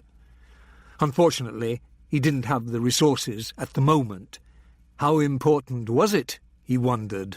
Banks still couldn't let go of the idea that his brother might have been involved in something illegal, and that was why he'd vanished. Things had threatened to catch up with him, and he'd had to run away fast and hide out. If that was the case, and Banks brought in the local police, then he risked getting Roy into serious trouble. If something terrible came out, drugs or pornography, for example, and Roy went to jail, it could kill their parents. On the other hand, there wasn't much more he could do alone, except work on the leads he already had, the names from Roy's call list and mobile phone book, and from the files Corinne had printed for him. He knew what his duty was, what he would advise anyone else in his position to do, but still he hesitated. At least he had the laptop computer now, so he could spend a bit more time on the CD and USB drive, and there was one person he could turn to for help. First he went into Roy's office. There was another telephone message, he noticed. It must have come in while he was taking his shower. Again it was from Annie Cabbot, and she simply asked Roy to ring her as soon as possible. Banks had forgotten all about last night's message. He still wasn't sure that he wanted Annie involved. She would definitely want him to make Roy's disappearance an official police matter. But he was curious enough to dial her mobile number and find out what she was after. He got no signal. Making a mental note to try again later, he picked up the telephone and rang Corinne, just to make sure. He breathed a sigh of relief when she said she was fine. She sounded sleepy. He apologised for waking her, said he'd be in touch, and rang off. Finally, he dialed a number he'd committed to memory. As requested, he left a message, and 15 minutes later the phone rang. He snatched up the handset. "Banks here? What's so urgent you have to disturb a hard-working copper on his only day off?" asked Detective Superintendent Richard Dirty Dick Burgess. "I need to see you," said Banks, "urgently." Detective Chief Inspector Alan Banks weighed heavily on Superintendent Gristhorpe's mind, and not only because if Banks were around, Gristhorpe might be able to spend a bit more time on his dry stone wall rather than having to drive into Western Area headquarters so early on a Sunday morning. No doubt there would be a crowd of reporters to deal with, as the issue of guns always touched a nerve. Despite having some of the strictest gun control laws in the world, enacted in the wake of the Dunblane massacre, the country seemed to be flooded with cheap illegal guns from Ireland and Eastern Europe.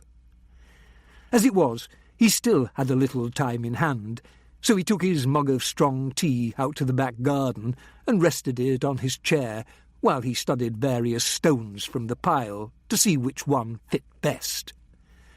The wall went nowhere and fenced nothing in, but for Gristhorpe it had become almost as necessary as breathing. He would never finish it. How could you finish something that went nowhere? But if he ever did, he would pick it apart and start again.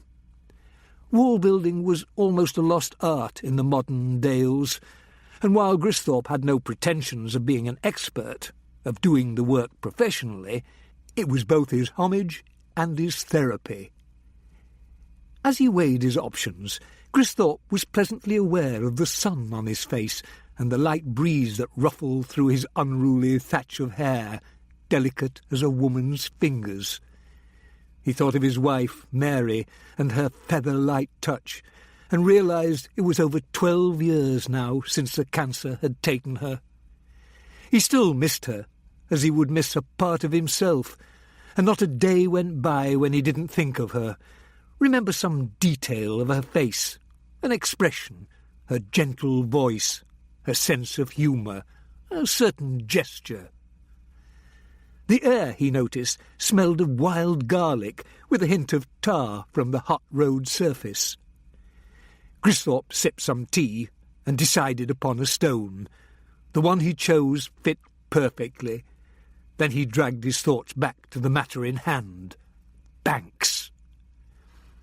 Over the years, Banks had been more than just a junior officer to Gristhorpe. He could remember his first impressions of an edgy, nervous, chain-smoking detective on the verge of career burnout, and he'd wondered if he had made a mistake in approving the transfer.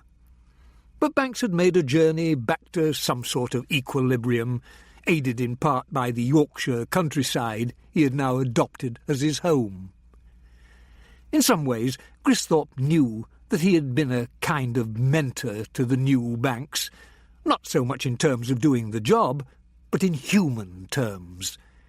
Banks was a complex sort, and Gristhorpe wondered if he ever would find the peace and harmony he seemed to be looking for. After the divorce from Sandra, which Gristhorpe knew still hurt Banks deeply, and the messy relationship with Annie Cabbot, Banks seemed to have found a measure of happiness in his isolated cottage, but even that had come to an abrupt and violent end. Where next? Gristhorpe hadn't a clue, and he didn't think Banks had either. Gristhorpe drank more tea and looked for another stone. He wanted to know what Banks's connection with a dead woman was before word of it leaked out.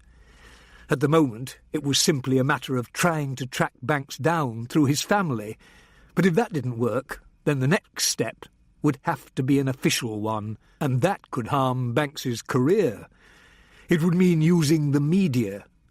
They would have to put his photo in the newspapers, request anyone who thought they'd seen him to call the police. And every copper in the country would be on the lookout for him too.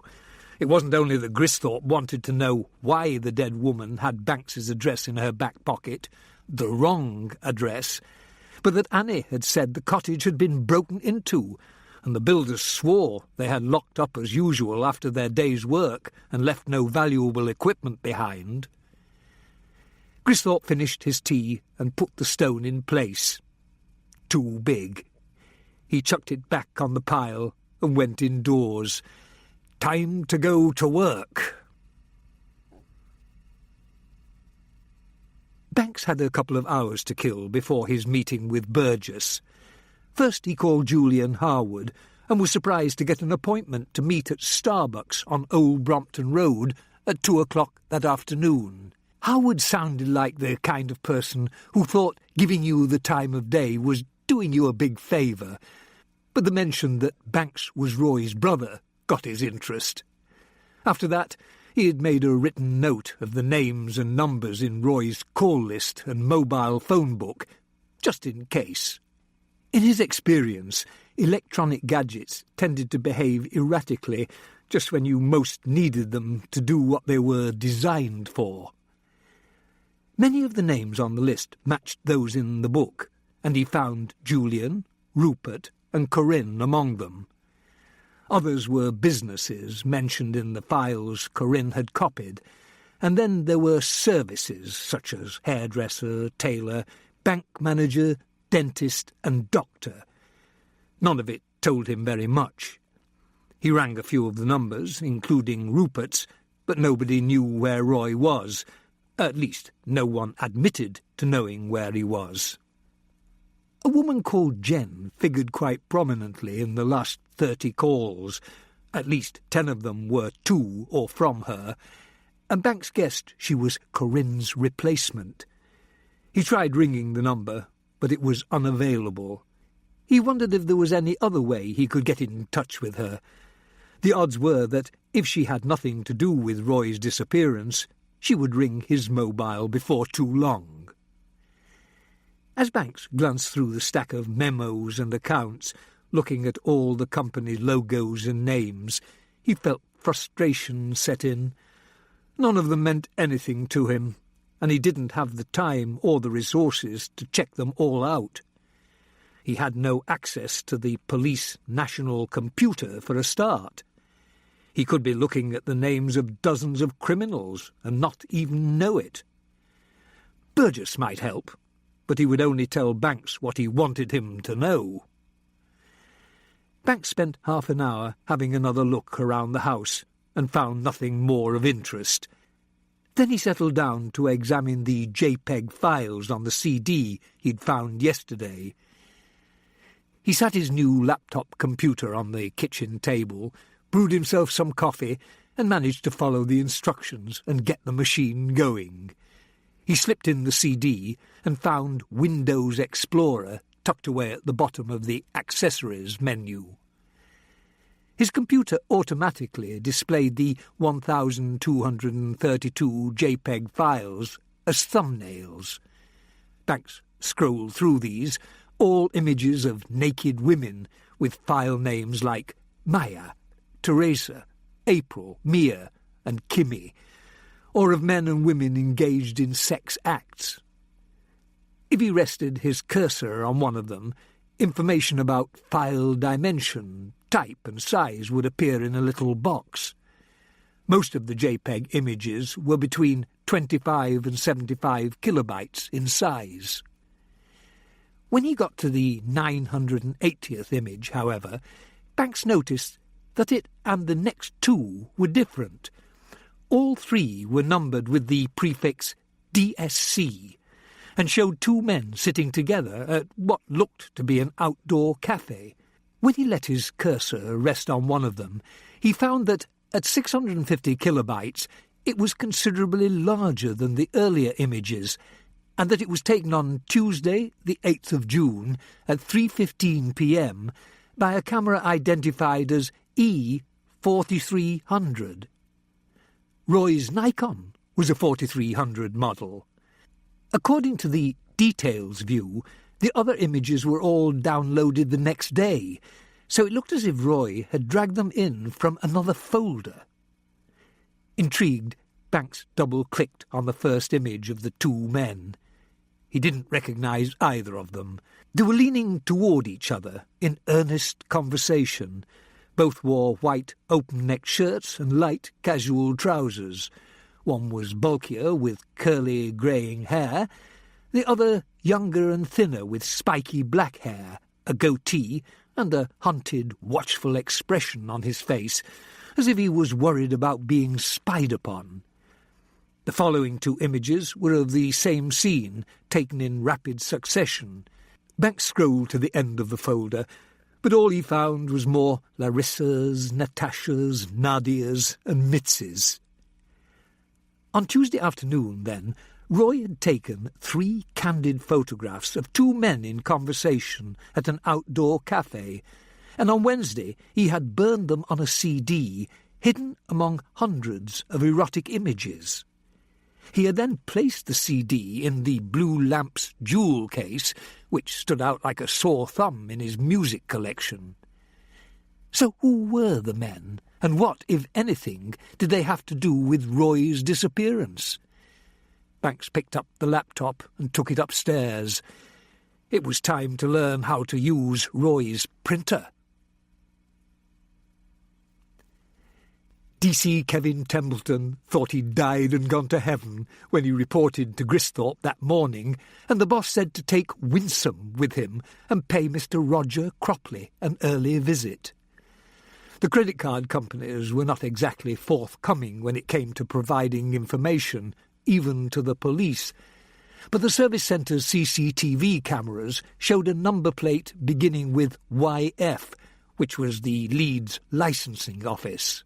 The driver and vehicle licensing agency offices were closed on Sundays, so Templeton had had to resort to the local telephone directories and electoral rolls. As luck would have it, the name eventually yielded a North Eastvale address, which also meant that Mr. Cropley would, in all likelihood, have taken the same road off the A1 as Jennifer Clues. Templeton let Winsome drive the short distance to Cropley's, sneaking a surreptitious glance at the taut black fabric stretched over her thighs whenever she changed gear. Christ, they could kill a man, he thought with wonder. Then he realised he was so randy that morning because he hadn't shagged the red-headed clerk last night, the way he had intended. She'd given him a nasty look, too, when he got to work that morning, one of those looks that said, "You've had your chance, mate, now on your bike." Still, he knew he could break down her resistance again, given the opportunity. He was also tired, he realised, not having slept for more than an hour or so, but that he could deal with. As the empty Sunday morning streets flashed by, he put his head in detective gear and planned out his interview. He liked Cropley for the killing. There were only 2 small glitches, but nothing he couldn't reason his way past. No sexual interference for a start, which was a bit of a puzzle, and no struggle either. Then there was Banks's address in the victim's pocket. But Templeton was sure Cropley had pulled her over and tried it on, and something had gone disastrously wrong. "How was your Saturday night?" he asked Winsome. She gave him a sideways glance. "Fine. And yours?" "You already know about mine. Spent sampling the delights of motorway cuisine. What did you get up to then?" "Up to? Nothing special. Club social." "Club?" "Yeah, the potholing club." Templeton knew that Winsome liked to climb down holes in the ground and explore underground caverns. He couldn't think of anything more boring, or, for that matter, more terrifying, given that he suffered from claustrophobia. "Where'd you hold it?" he asked. "Gaping Gill?" "Very funny," said Winsome. "Actually, we met in the Cock and Bull. You should come along sometime." Was she asking him out? "The Cock and Bull?" "No, idiot. Potholing." "No way," said Templeton. "You'll not get me down one of those black holes." "Coward," she said.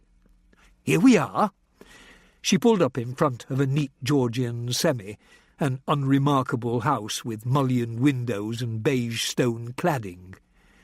The street was on a low rise and offered a magnificent view out west to lower Swainsdale. There was a small limestone church with a square Norman tower at the end of the street, and people were already filing in for the morning service. Templeton jabbed at the doorbell, Winsome beside him. Despite, or perhaps because of, his lack of sleep, Templeton felt pepped up, excited, like the one time he'd taken ecstasy at a club. Winsome seemed cheerful enough in that cool and graceful way she had, and if she had noticed him glancing at her thighs in the car, she hadn't said anything. The man who answered the door didn't look particularly like a pervert as far as Templeton could tell, except that he was wearing sandals with white socks, but he did match the description Ali had given him at Watford Gap. About 40, with thinning sandy hair, slim but with a beer belly sagging over his worn brown corduroy trousers. He had a long face with pouch-like cheeks and a rather hangdog expression. He reminded Templeton a bit of that actor who seemed to be in all the old sitcom repeats on telly with Judi Dench and Penelope Keith. "Mr. Cropley," said Templeton, showing his warrant card, "we're police officers. We'd like a word, if we may." Cropley looked puzzled, the way they all did when the police came calling. "Oh, yes, of course," he said, moving aside. "Please come in. My wife's just, He let the sentence trail, and Templeton and Winsome followed him into a living room that smelled of cinnamon and apples, where Mrs. Cropley was putting the finishing touches to a colourful flower arrangement. She was taller than her husband, and bony, with strong, almost masculine features. She looked a bit severe to Templeton, and he could well imagine her cracking out the leathers and whip for an evening S&M session. The thought made him shudder inside, and maybe it drove Mr. Cropley to other things. "It's your husband we want to talk to," Templeton said, smiling. "First off, at any rate." Mrs. Cropley stood there for a moment before the penny dropped. When it did, she gave her husband a look, then turned and left the room without a word. Templeton tried to read significance into that look. There was something there, no doubt about it. One of Cropley's dirty little secrets had come back to haunt him, and his wife knew what it was letting him know that she knew, and he was on his own. "We were just going to get ready for church," said Cropley. "I'm afraid the vicar will have to manage without you this morning," said Templeton. "What's it about?" "I think you know. First of all, were you driving up the M1 and the A1 late Friday evening?" "Yes. Why?" "What make of car do you drive?" "A Honda." "Colour?" "Dark green." "Did you stop at the Watford Gap services?" "Yes. Look, While you were there, did you notice a young woman alone?" "There were a lot of people there. Templeton caught Winsome flashing him a glance. She knew. Cropley was evading the question, the first sign of guilt. "I'll ask you again," Templeton went on. "Did you see a young woman there in the cafe alone? Nice figure, headed hair. She'd be hard to miss." "I can't remember." Templeton made a show of consulting his notebook. "Thing is," he went on, "the bloke behind the counter remembers you sitting opposite the girl, and the petrol station attendant remembers you filling up at the same time this young woman was there. That's how we found out your name, from the credit card slip, so we know you were there. Do you remember seeing a young woman at the garage? She was driving a light blue Peugeot 106. Think about it. Take your time." "Why? What?" "Do you remember her?" "Perhaps," said Cropley. "Vaguely, but I can't say I was paying much attention." "That's not what I heard." "Then you heard wrong." "Come off it," said Templeton. "You were leering at her, weren't you? The attendant said you looked as if you wanted to stick your nozzle in a tank. You fancied her, didn't you? Wanted a piece." He was aware of Winsome looking askance at him, but sometimes a direct shock to the system worked better than any amount of gentle questioning. Cropley reddened. "That's not how it happened at all." "Not how what happened?" Nothing happened. The situation, that's all. I might have noticed her, but I wasn't leering, as you put it. I'm a married man, a God-fearing man." "That doesn't always stop people." "Besides, since when has leering been against the law?" "So you were leering at her?" "Don't put words into my mouth." "What were you doing on the road so late?" "Coming home. That's not a crime either, is it? I work in London. I usually spend the week there." "A commuter, then? What do you do?" "Computers. Software development." "Are you usually that late coming home?" "It varies. As a rule, I try to get away by mid-afternoon on a Friday to beat the traffic, or early evening at the latest." "What was different about last Friday? There was a meeting. We had a deadline to meet on an important project. And if I called your company, they'd verify this? Of course. Why would I lie? For all I know, said Templeton, you drive up and down the motorway looking for young girls to rape and kill. That's ridiculous. Is it? Do you read the papers? Watch the news? I try to keep abreast of current affairs. Oh, you do you? Well, I don't suppose you've been following the story about the young woman murdered on the road from the A1 to Eastvale, have you? The same road you took. You were following her, weren't you? Waiting for your opportunity. A dark country lane, you cut her off. What happened next? Wasn't she your type after all? Did she struggle? Why did you shoot her? Cropley got to his feet. This is absurd. I don't even own a gun. I'm going to call my solicitor. Where's the gun, Roger? Did you throw it away? I told you, I don't own a gun. Templeton looked around the room. We can get a search warrant. Make a mess. Then get one. It'll be better if you tell us all about it, said Winsome in a soothing voice. We know these things happen. People lose control. Please sit down again, sir. Nothing of the sort happened, said Cropley, straightening his tie and glaring at Templeton. He sat down slowly. Come on, Mr. Cropley, said Winsome. Get it off your chest. There were 2 of them, weren't there? 2 what? 2 girls, Claire Potter and Jennifer Clues. What were you doing on the 23rd of April? I can't remember that far back. Try, said Templeton. It was a Friday. You'd be on your way back from London. Get away late that day too, did you? How do you expect me to remember one Friday out of all the rest? Always stop at Watford Gap Services, do you? Like the food there? Or do you stop at other places? Newport Pagnell, Leicester Forest, Trowell? I stop when I feel the need. What need? It's a long drive. I usually take a break when I feel like it. Just the one. Use the toilets, have a cup of tea, maybe a sausage roll, a chocolate biscuit. And look at the girls. There's no crime in looking. So you admit you do look? You're doing it again. I simply said there's no crime in looking. Don't twist my words.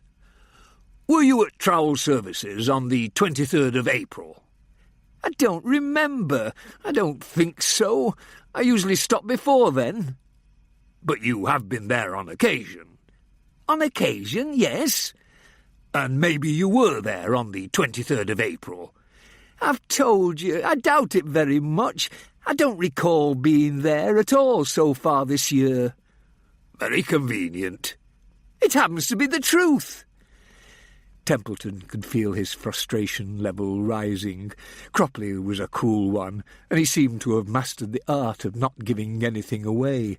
Why would he need to do that, unless he did have a secret? Look, Roger, said Winsome, we know you did it. The rest is just a matter of time. We can do it the easy way, like this, in the comfort of your own home, or we can take you down to the station. It's your choice, and believe me, every choice you make now will come back to haunt you down the line. What would you do? Cropley said to her. If you were innocent and someone was trying to say you'd done something terrible, what would you do? I'd tell the truth. Well, I am telling the bloody truth, but a fat lot of good it's doing me, isn't it? What's your language? Templeton cut in. There's a lady present. I'm sure she's heard worse than that. And you, a God-fearing man? I didn't say I was a saint, or a pushover. Right, let's get back to that, shall we? Your unsaintly acts. We might not be able to prove you killed Claire Potter, but we've got a damn good chance of proving you killed Jennifer Clues. Then you don't need anything from me, do you? Don't you understand? Winsome said. It would make things easier for you later on if you told us now. And what would it do for me? Knock a year off my sentence? 2 years, 3 years, if I survived that long? "That's good, Roger," Templeton said. "You're talking about doing time now. Jail. Shows you're moving in the right direction." "What it might mean is the difference in the quality of care once you're inside. See, people like you are on about the same level as child molesters, as far as the general prison population is concerned, and the court has some discretion as to whether you're to be isolated or not." "That's bollocks," said Cropley. "There are strict prison guidelines, and it doesn't matter a damn whether I confess or not. Besides, you're both missing the point completely. Read my lips. I didn't do it. I have never, not once in my life, raped or killed anyone. Is that clear enough for you?" Templeton glanced at Winsome. "So be it," he said. "Like I told you, we'll be able to make out a good case from evidence and witness statements." "Circumstantial? It means nothing." "People have been convicted on a lot less." Cropley said nothing. "What time did you start out on Friday?" "About 10:30. "What time did you get home?" "About 5. Templeton paused. There was something wrong here. "Come off it. It doesn't take that long to drive from London to Eastvale, even with a stop or two. Unless you couldn't go straight home after you'd killed the girl. What did you do? Drive around until you calmed down, felt able to face your wife?" "As a matter of fact, my car broke down." "Pull the other one." "It's true. I had a breakdown just a short distance past Nottingham." "That's very convenient." "It wasn't convenient at all. I had to wait over a bloody hour for the AA to come. They said it was a busy night." "The AA?" "That's right. I'm a member. Want to see me card?" Templeton felt his forehead getting hot. He didn't like the direction this conversation was taking. "Can you prove this, about the breakdown?" he asked. "Of course I can. Ask the AA. They'll verify what happened. I was stuck on the hard shoulder from about 1 o'clock till 2:30. "Wait a minute. What was the problem?" "Fan belt. That's put a spoke in your wheels, hasn't it? You never told me what time this girl was killed. It was while I was waiting for the AA, wasn't it?" Cropley smirked. Templeton suppressed a sudden urge to break Cropley's nose. He felt himself running out of steam. If Cropley had been stuck on the M1 until well after 2 o'clock, he could hardly have killed Jennifer Clues. "Your mobile phone records will bear this out?" "Should do. Will that be all?" "Not quite," said Templeton, loath to let the bastard gloat for too long. "Who left the garage first, you or Jennifer Clues?" "She did." "And you followed her?" "No, I was just behind her, but another car cut in front of me. Came right out of the shadows. I overtook them both shortly after, and I never saw her again. She must have passed me later, when I was stuck by the roadside, but I didn't notice." "What about this other car? Why didn't you tell us about it before?" "Because you were too busy trying to accuse me of rape and murder. You never asked." "Well, I'm asking now. What make was it?" "A Mondeo, dark colour, maybe navy blue." "How many people in it?" 2, one in the front, one in the back." "Like a taxi?" "Yes, but it wasn't a taxi. I mean, it didn't look like one. There was no light on top for a start." "Chauffeured car, then?" "Maybe. Look, I hate to tell you how to do your job, especially as you've been doing it so well. But why don't you ask me something useful, like do I remember the number?" "I was getting to that," Templeton said. "Do you?" "As a matter of fact, I do. Well, some of it anyway, I suppose I noticed, because he pulled out a bit sharply and I had to brake." "What was it?" LA 51. Templeton couldn't remember offhand what driver and vehicle licensing agency office and local memory tag the first 2 letters represented, but he knew that 51 meant the car had been registered between September 2001 and February 2002. The rest he could look up. It wasn't much to go on, but it was better than nothing. "What did the occupants look like?" "I didn't get a good look," said Cropley, "but I think they were both men. I really didn't think anything of it at the time, except that I had to brake rather sharply." "Try to remember." Cropley thought for a moment. "The one in the back turned and looked at me after they pulled out. I suppose I tooted the horn at them, just instinct."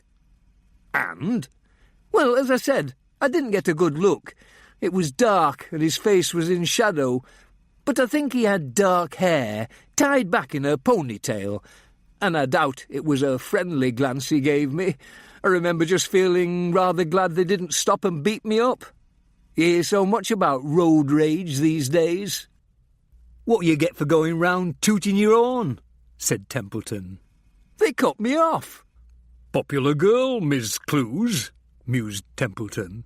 "First you got your eye on her, then another couple of blokes come cutting in and spoil all your fun. How did that make you feel?" "What the hell are you talking about?" Cropley said. "Can you hear yourself speak? You sound like a cheap television psychologist. Look, you already know I didn't do it, and I've had just about enough of this, so why don't you both sod off and check with the AA?" Templeton reddened, and Winsome gave him a sign that they should leave before he did something he might regret. He paused a moment, locking eyes with Cropley, then did as she suggested. "Nice one, Kev," she said when they got outside. "You handled that really well." He could tell she was still laughing at him when she got in the driver's seat, and the anger prickled at his skin from the inside like hot needles. Chapter 7. The pub Burgess chose was flanked by a halal butcher and an Indian takeaway on a narrow street between Liverpool Street Station and Spitalfields Market. Banks took the tube and checked constantly to see if he was being followed. He was pretty sure that he wasn't. After receiving the image on the mobile, he didn't feel like taking any chances. Though it was lunchtime and most pubs in the area were offering the traditional roast beef and Yorkshire pudding, at this place the choice was between nachos with sour cream and spicy chicken wings with barbecue dip. Banks didn't fancy either, so he stuck with a pint of Pride and a packet of cheese and onion crisps, while Burgess attacked the nachos and washed them down with cheap lager. There wasn't exactly any sawdust on the floor, but looking at the state of the place, Banks thought perhaps there ought to be. Most of the lunchtime drinkers were older Bangladeshis, Indians and Pakistanis, clearly not devoutly Muslim. A group of them was watching a cricket game on the television, Essex playing Pakistan, commenting loudly now and then on a particularly good off-spinner or square cut. Burgess looked much the same as he had when Banks last saw him in January, except today he was informally dressed in jeans and a Hawaiian shirt that dazzled Banks. But the shaved head and slight paunch were still there, and the cynical, world-weary look had returned to his eyes. All that was new was his tan. After many rises and falls in fortune, Burgess had landed on his feet after 9/11, when the service required men who got things done, no questions asked. Banks wasn't sure what outfit he worked for now, but he assumed it was something to do with Special Branch. "Nice place you picked," said Banks. "It's anonymous," Burgess said. "Everyone here just minds their own business. Besides, most of the buggers can barely understand English." Outside the window, the sky had darkened and a few splashes of rain ran down the grimy glass. Burgess looked at Banks closely. "You look like a worried man. Care to tell your Uncle Dickie what's wrong?" Banks looked around, saw that no one was paying them any attention. Then he brought up the image on the mobile and slid it over the table. Burgess picked it up, examined it closely, and raised his eyebrows. "It could be anyone," he said, handing it back to Banks. "Some drunk asleep at a party?" "I know that, but what if it's not?" "Who do you think it is?" "It might be my brother." "Roy? How do you know his name?" Burgess paused. "It was a long time ago." "When?" "About 5 or 6 years. Last century, at any rate. No reason to bother you with it at the time." "So, what brought Brother Roy under scrutiny?" "Arms dealing." Banks swallowed. "What?" "You heard me. Arms dealing. Don't look so surprised. Your brother helped broker a deal between a UK arms manufacturer and some rich Arab sheik. Greased the wheels, handled the baksheesh, attended galas at the consulate and so on." "Roy did that?" "Roy would do anything to make a bit of extra cash. He has an extraordinary range of contacts and connections, and the bugger of it is that he doesn't even know who half of them really are." "Naive was never a description I'd have used to describe Roy," said Banks. "Maybe not," Burgess argued, "but he took too many people at face value. Maybe he didn't want to dig any deeper. Maybe it was safer that way and easier on his conscience. Pocket the money and turn your back." Banks had to admit that sounded like the Roy he knew. More likely than naivete was lack of imagination. When they were kids, Banks remembered, they had had to share a bedroom for a few days for some reason. Banks was 10, Roy about 5. Banks had tried to torment his younger brother by telling him gruesome ghost stories at bedtime about headless corpses and misshapen ogres, hoping to scare him well into the night. But Roy had fallen asleep during Banks's gory version of Dracula, and it was Banks who was left unable to sleep, flinching at every gust of wind and creak in the woodwork, victim of his own imagination. Perhaps Roy had taken his colleagues and their claims at face value. Perhaps he didn't want to dig any deeper. Or perhaps he just lacked the imagination to extrapolate on the bare facts. Banks reached for a silk cut. "Didn't think it'd last long," said Burgess, lighting one of his own Tom Thumb cigars and offering the flame to Banks, who took it. "It's only temporary," Banks said. "Of course. Another pint?" "Why not?" Burgess went to the bar, and Banks watched the cricket game while he was gone. Nothing exciting happened. A second pint of pride on the table before him, he asked Burgess exactly what he knew about Roy. "You've got to understand," Burgess said, "that your brother did nothing illegal in the strict sense. People manufacture the damn things and people sell them. Back then, you could sell anything to anyone, anywhere. Missiles, landmines, submarines, tanks, jet fighters, you name it. The problem is that they had a habit of ending up in the hands of the wrong people, despite all the red tape.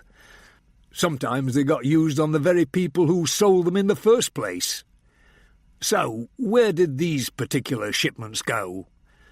They were destined for a friendly country in the Middle East, but they ended up in the hands of a terrorist splinter group. And Roy's part? He had no idea, obviously. He couldn't see the big picture, didn't want to, no more than the arms manufacturers did. They didn't care. All they wanted was a nice fat profit. What happened? It was the bloke who recruited Roy for the job, an old crony of his called Gareth Lambert, who we had our eyes on. He's history now. Left the country. Banks didn't recognise the name from Roy's call list or phone book. He could have missed it, as there were so many, or Lambert could be one of the unknown numbers. On the other hand, if, as Burgess said, Gareth Lambert was history, there was no reason for Roy to have his phone number. "And Roy?" he asked. "One of our lads had a friendly word in his shell, like." "And after that?" "Not even a blip on our radar," said Burgess. So whatever this means, if it means anything at all, it's got nothing to do with us. All of this was over and done with a long time ago." "That's comforting to know," said Banks. "Why don't you tell me what happened?" Banks told him, from the strange phone call to the arrival of the digital photograph in the middle of the night. Burgess puffed on his cigar as he listened, eyes narrowed to slits. When Banks had finished, he let the silence hang for a while. Someone scored a 6, and the cricket watchers cheered. "Could be a prank, kids," Burgess said finally. "I've thought of that. Could be someone trying to scare you off. I mean, if you're supposed to think it's your brother and he's been hurt in some way. I've managed to work that out for myself too." "You're not scared?" "Of course I bloody am, but I want to know what's happened to Roy. What do you expect me to do? Give up and go home?" Burgess laughed. "You? I should, Coco. What about kidnapping? Have you considered that? A prelude to a ransom demand?" "Yes," said Banks, "but I've received no demands so far." "So, what are you going to do now?" "I thought you might be able to help." "How?" "The mobile," Banks said. "A forensic examination might give us all sorts to go on. It might even tell us where the image was sent from, maybe even where it was taken. I'm not exactly up on the technology, but I know the computer experts can get a lot out of these things." "True enough," said Burgess.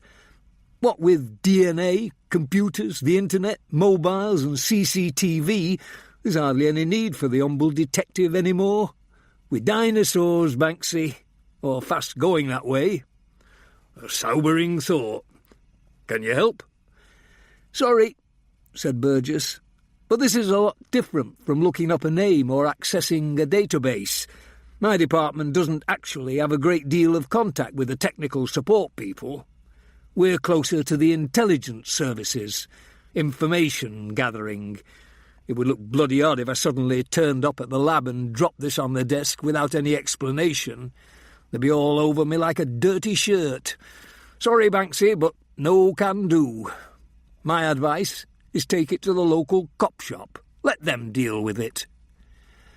Banks stared at the phone. Burgess's response was what he'd half expected, but even so he felt disappointed, lost. What the hell was he supposed to do now? He couldn't go to the local police. It wasn't only that he was worried Roy might be involved in something criminal, but there was no way he would be given any part in an official investigation into the disappearance of his own brother, and he didn't think he could bear standing on the sidelines with his hands in his pockets, whistling.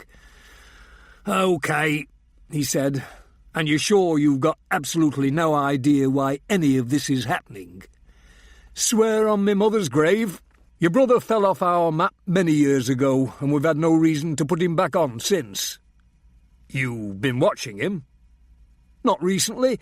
We kept an eye on him for a while. Like I said, he's got some interesting contacts. But as for Roy himself, we soon lost interest. It's not guns or terrorism. Believe me, I'd know." "And you'd tell me if it was?" Burgess smiled. "Maybe." Banks took out the envelope he'd brought and slipped out one of the digital photos for Burgess to examine. "Do you know who these people are?" he asked. Burgess picked up the photo and examined it closely. "Well, bugger me," he said. "It can't be. Where did you get this?" Banks told him. "When was it taken?" "According to the computer details, it was taken on Tuesday the 8th of June at 3:15 p.m. "But that's last Tuesday." "Who is it?" "Gareth Lambert." "You said he was history." "That's what I thought. But look." Burgess placed the photo in front of Banks and pointed to the grey-haired man. "He's put on a bit of weight and his hair's turned grey, but it's him all right." "Is he bent?" "Definitely." "What was his line?" "Import-export. At least it used to be. Fancy word for smuggling, if you ask me. Knows the Balkan route like the back of his hand. Smuggling what? You name it. Burgess ran his hand over his shaved head. Look, you might as well know. In his time, Gareth Lambert was a very nasty piece of work indeed. I don't mean tough, but nasty, sly. Maybe he's mellowed with old age, though I doubt it. What did he do? It wasn't always so much what he did as who he knew. He rubbed shoulders with some of the nastiest bastards in Europe. Smuggled arms, drugs, people, anything. He had connections with the military down in the Balkans. Kosovo, Bosnia, knew all the generals. He smuggled medical supplies, morphine, antibiotics, sometimes diluted. Bit of a Harry Lime, when you come to think about it, and almost as elusive. Likes to keep on the move, one step ahead. He's a slippery bastard. If he's back, you can be certain he's up to his eyeballs in something dodgy. And if your brother Roy, well... That didn't make Banks feel any easier about the situation at all. Who's that with him? I don't know. I don't recognise him. Lambert and his crew aren't really my problem anymore. Can I hang on to this? I've still got a few contacts where it counts, and I'll make a few inquiries.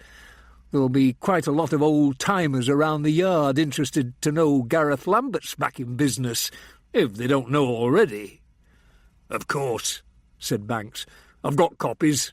And the mobile? Hang on to it for the moment. You might need it.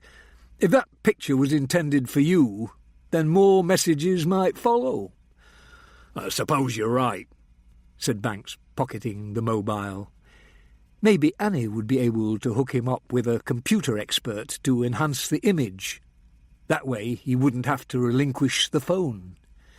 Right, said Burgess. I'd better be off now. Banks wondered if he'd done the right thing in telling all and handing over the photo of the two men to Burgess. Now that he'd made Roy's disappearance semi-official, there could be no turning back, whatever happened.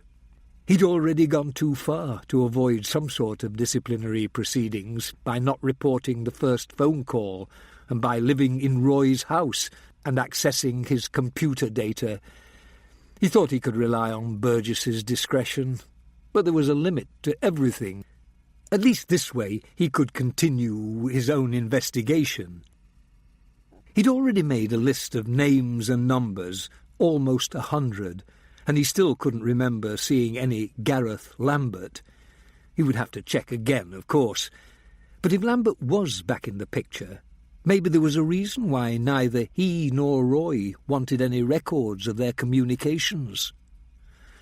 Look, he said to Burgess, I appreciate your help, but if Roy's in the clear and there's nothing really to link him with any serious criminal business, you want me to keep your brother out of it? If you can. No guarantees, said Burgess. Gareth Lambert turning up like this out of the blue changes everything, but I promise I'll do my best. You'll keep me informed? I'd like to know where to find this Lambert for a start. Like I said, I'll do my best.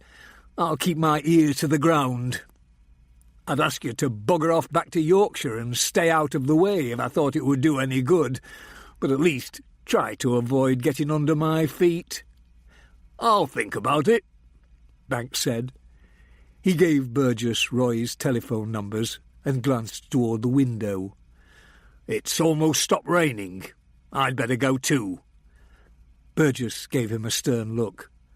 Be careful, Banksy, he said. Remember, I know you, and this conversation never took place.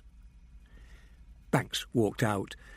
His car was still parked near Corinne's flat, so he made his way to Liverpool Street, where he could catch the tube back to Earl's Court and pick up his car before meeting Julian Harwood.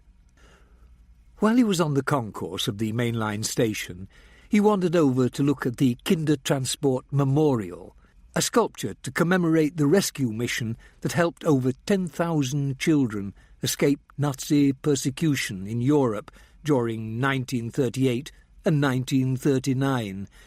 It consisted of a glass case shaped like a large suitcase, which held a selection of objects the children had brought with them, and, standing beside it, a bronze sculpture of a young girl. Through the rain-beaded glass, among other things, Banks could see school exercise books, pages filled with mannered German writing, letters, articles of clothing, dog-eared family photographs, a pair of old boots with clip-on ice skates, a hand puppet of a kitten, a book of piano music, a battered suitcase, and 3 coat hangers. On one was written, "Für das Kind," on the second, "Fürs liebe Kind," and on the third, "Dem braven Kinder." It made Banks think of Mahler's beautiful Kinder Totenlieder, songs for the deaths of children, though these children hadn't died, they had been saved. He wondered if Roy had the Mahler in his collection. He hadn't noticed it. Looking at the children's personal belongings arrayed like this before him, Banks thought of all the mementos he had lost forever when his cottage burned down. The family photographs and videos, wedding, holidays, kids growing up, letters, keepsakes, the poems he'd written as a teenager, old diaries and notebooks, school report cards, the records of a life. But he couldn't feel self-pity in the face of this memorial. He hadn't lost nearly as much as these children who'd lost their homeland and, in many cases, their whole families. Perhaps they had gained something too, though. They had at least escaped the concentration camps, been taken in by good, caring families, and had grown up to live their lives in relative freedom. Banks looked at the bronze statue of the girl in her skirt and jacket. The raindrops looked like tears flowing down her face. He turned away and headed for the underground.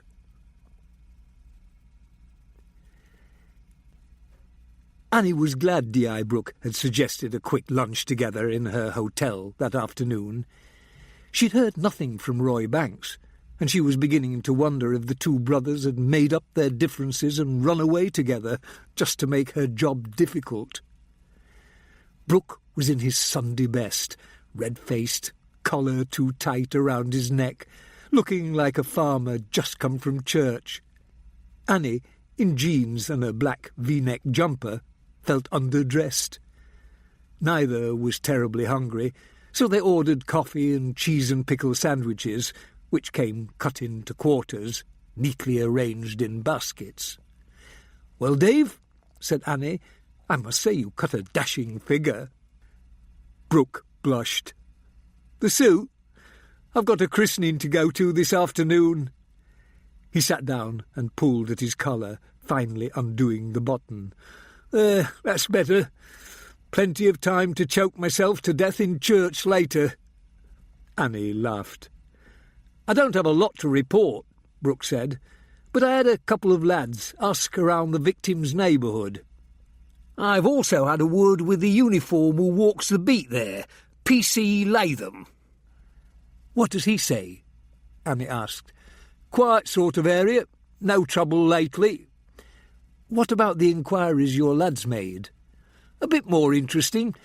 A bloke down the street was looking for a parking spot about 10 o'clock on Friday night. Seems he usually managed to park right outside his house, but this time he couldn't because someone was already there. Said it had happened before, a couple of evenings that same week. He was a bit miffed, but there was nothing he could do. After all, it was a free spot. Anyway, he remembered there were 2 men in the car, one in the front and one in the back. He thought they might be leaving, so he hung back for a couple of minutes, but they ignored him." "What happened?" "He found another spot nearby, and that was that." "Does he remember anything else about the car?" "Only that it was dark blue." "No number plate?" "The car was parked. He couldn't see the front or back." "Of course. Anything else?" "When he went out to walk the dog at 11, it was gone." "Could he describe the men?" Not very well, only that the one in the back had something around his neck, like a thick gold chain. He said they looked a bit thuggish. At least their appearance worried him enough that he didn't approach them and ask if they were going to move. "Interesting," said Annie. "I've just been on the phone with my SIO, and one of our DCs has got a similar description from a man called Roger Cropley. Apparently this Cropley saw Jennifer Clews at the Watford Gap service station at about 12:30 Friday night, and a car like the one you just described, with one man in the front and one in the back, cut in front of him and went after her." "Then it sounds as if someone was waiting for her outside her flat." "It does indeed," said Annie, "if it's the same car. I thought there were two of them right from the start, one who could get out of the car quickly and do the shooting, the other a driver." Annie consulted her notebook. "Have you ever heard of a woman called Carmen Petrie?" Brooke frowned. "Can't say as I have. Why?" "It's just a name one of Jennifer Clews's friends mentioned. One of the late girls, she called her. Jennifer was worried about her, about something she said." "Late girls?" "Yes. Why, do you know what that means?" "Haven't a clue," said Brooke.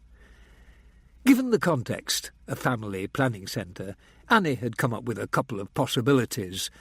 Either late girls were late with their periods, which was sort of self-evident when you were dealing with pregnancy, or they were late in their pregnancies, beyond the time when terminations could be performed, which, according to the law, was the 24th week.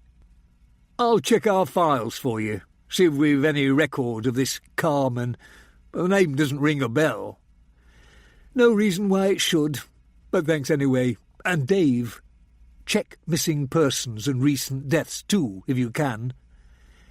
If someone had been performing late terminations and something had gone wrong, Annie thought, then Jennifer Clews might have stumbled across something very nasty indeed.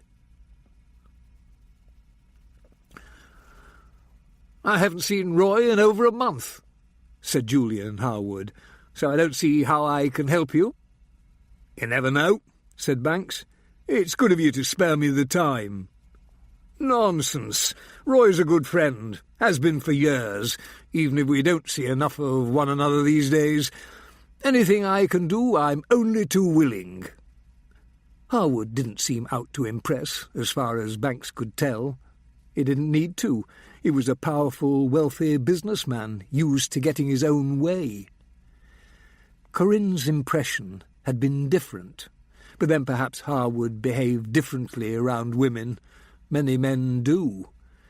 Also, she was Roy's girlfriend, an extremely attractive young woman, and he might have felt the need to compete, to impress her.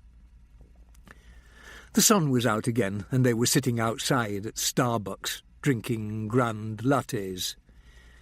Before meeting Harwood, Banks had shown a copy of the digital photo to Malcolm Farrow, Roy's neighbour across the street.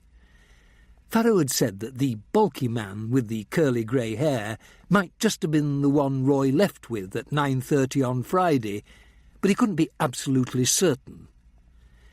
Banks could smell Chinese food from somewhere nearby, but he couldn't see a Chinese restaurant. The street was crowded with shoppers, a mix of tourists and locals out for a drink and a stroll. Two pretty young girls in shorts and tank tops were sitting at the next table, talking French and smoking Gauloise. Harwood was younger than Banks had expected, mid-40s most likely, about Roy's age, and completely bald, apart from a couple of thick strips of black above his ears.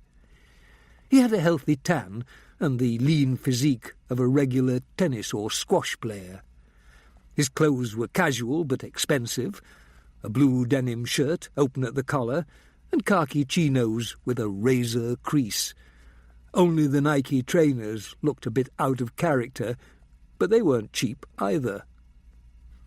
Banks lit a cigarette, one of the advantages of sitting outside, and said, "I don't suppose you know where he is?" "What do you mean?" Banks explained about Roy's phone call and the unlocked house. Harwood's brow furrowed as he listened, and when Banks had finished, he said, "Roy could be anywhere. He travels quite a bit, you know. Have you thought of that?" "Yes," said Banks, "but his message was urgent, and it seemed odd that he hasn't told anyone where he was going. No one I've spoken with so far has any idea where he might be. Is he usually that secretive about his movements?" "Not usually," said Harwood. "It depends. I mean, if there's some sensitive overseas deal in the offing." "Is that likely?" "I'm saying it's possible, that's all." "Anyway, you're a business associate. You might know if he had any trips scheduled."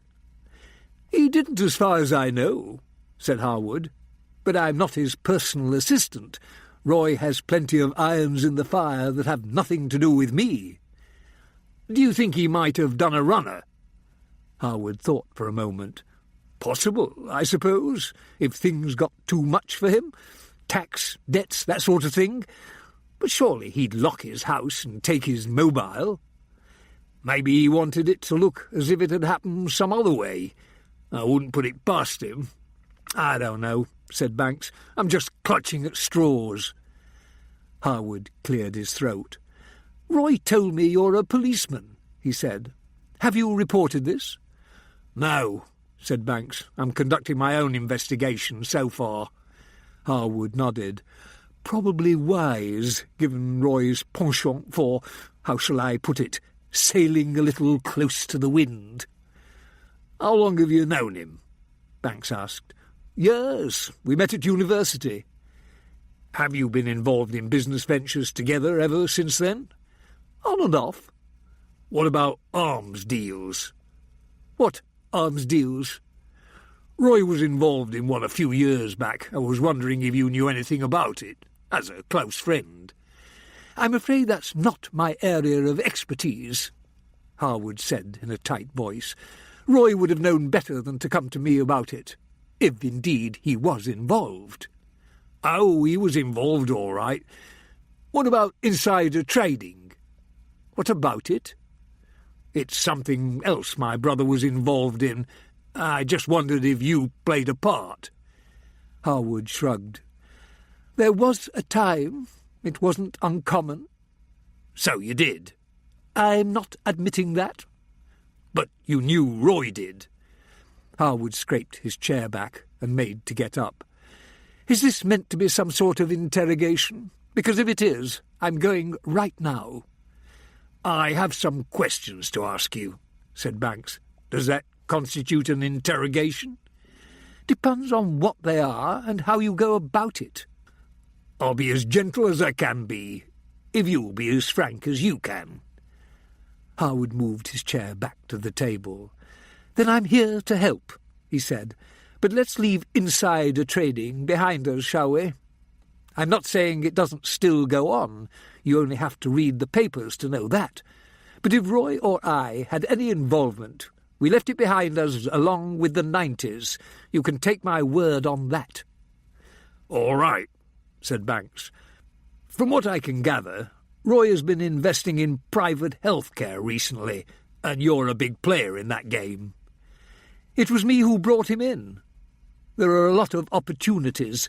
I'm the director and CEO of a chain of private health centres and clinics offering various procedures and levels of care, all carried out by highly qualified doctors and nursing staff. Roy's one of our major shareholders." "What kind of procedures?"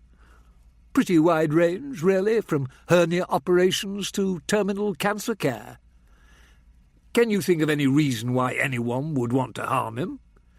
"Anyone connected with our business ventures, you mean?" "Yes." "No," said Harwood. "It doesn't make sense. I can assure you that everything is completely in accordance with the law. Why do you ask?" "Because I'm really stuck here, Mr. Harwood, so I'm just casting around in the dark. As far as I can make out, Roy was last seen leaving his house and getting into a big, light-coloured car, probably an expensive model, with another man. As far as I know, there were no signs of coercion. But it's not out of the question. if the man was carrying a hidden gun or something. Later, possibly during the night, his computer was taken from his house, which was left unlocked. His mobile phone was lying on the kitchen table. There were no signs of a struggle. I've considered kidnapping, and it might still be a possibility, though there's been no ransom demand yet. Roy's a wealthy man. Harwood stroked his chin. Not that wealthy, I wouldn't have thought. It's all relative, said Banks. People have been kidnapped for less, I should imagine. True enough. But wouldn't there have been some sort of communication by now? When did you say this happened? Friday night.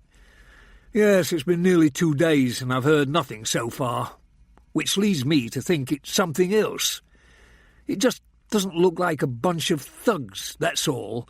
More like, I don't know, organised crime?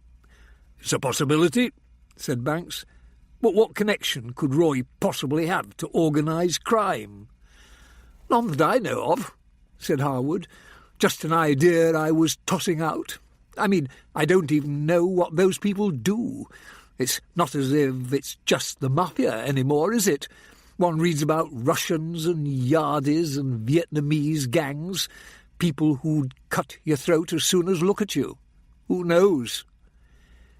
Banks took a copy of one of Roy's digital photos out of his briefcase and set it on the table. Do you know either of these men? Harwood pointed to Lambert and spoke coldly. Well, I know him. That's Gareth Lambert. But I can't say I know the other one. You know Lambert? Oh, yes. Roy and I have done a bit of business with him in our time. Not for a while, mind you. He disappeared from the scene. He's back. Harwood frowned. I didn't know that. Interesting, said Banks, putting the photo away. I mean, that Roy would know, but not you. Gareth Lambert and I had a disagreement some years ago, said Harwood. We haven't communicated since. What about? A private business matter. I see. Do you know how I can get in touch with him? As far as I know, he moved to Spain. Big country. You don't have his address. No, as I said, we had a falling out. I no longer have any interest in where Mr. Lambert is or what he does. Banks would have liked to know more about that falling out, but Harwood was a shrewd businessman, good at keeping secrets, at holding his cards close to his chest. Did Roy ever mention anything that led you to believe he was up to something dodgy? No, not that he would have told me. Sometimes in the business world, ignorance is bliss. Is it possible he stumbled across something? Maybe someone was stealing and he found out about it? From one of the centres? Wherever. I have nothing to do with the day-to-day running of the health centres or clinics. What about Roy? Your brother's a hands-on sort of investor. He likes to know how the businesses operate, likes to put faces to names. I imagine he's been doing the rounds. So it's likely he visited the centres. I should think so. Some of them. Could he have stumbled on some sort of fraud or something? We keep a pretty close eye on the figures. I think we'd know if anyone was bleeding the company. What about stuff going missing? Drugs, for example. They're strictly controlled. Harwood looked at his watch. Look, he said, standing up to leave, leaning over the table with his palms spread on its surface. I have to go now. I don't know whether you consider me a suspect in whatever you think is going on, but I want you to know that Roy's a valued friend. If I can help you in any way, please don't hesitate to get in touch again. Very well, said Banks. Thank you for your time. Harwood walked off. Banks finished his cigarette, then stubbed it out and set off along Old Brompton Road. He turned through the narrow arch into the mews and reached for Roy's key. Just as he put it in the lock, someone grabbed his arm and a familiar voice said, "You're nicked."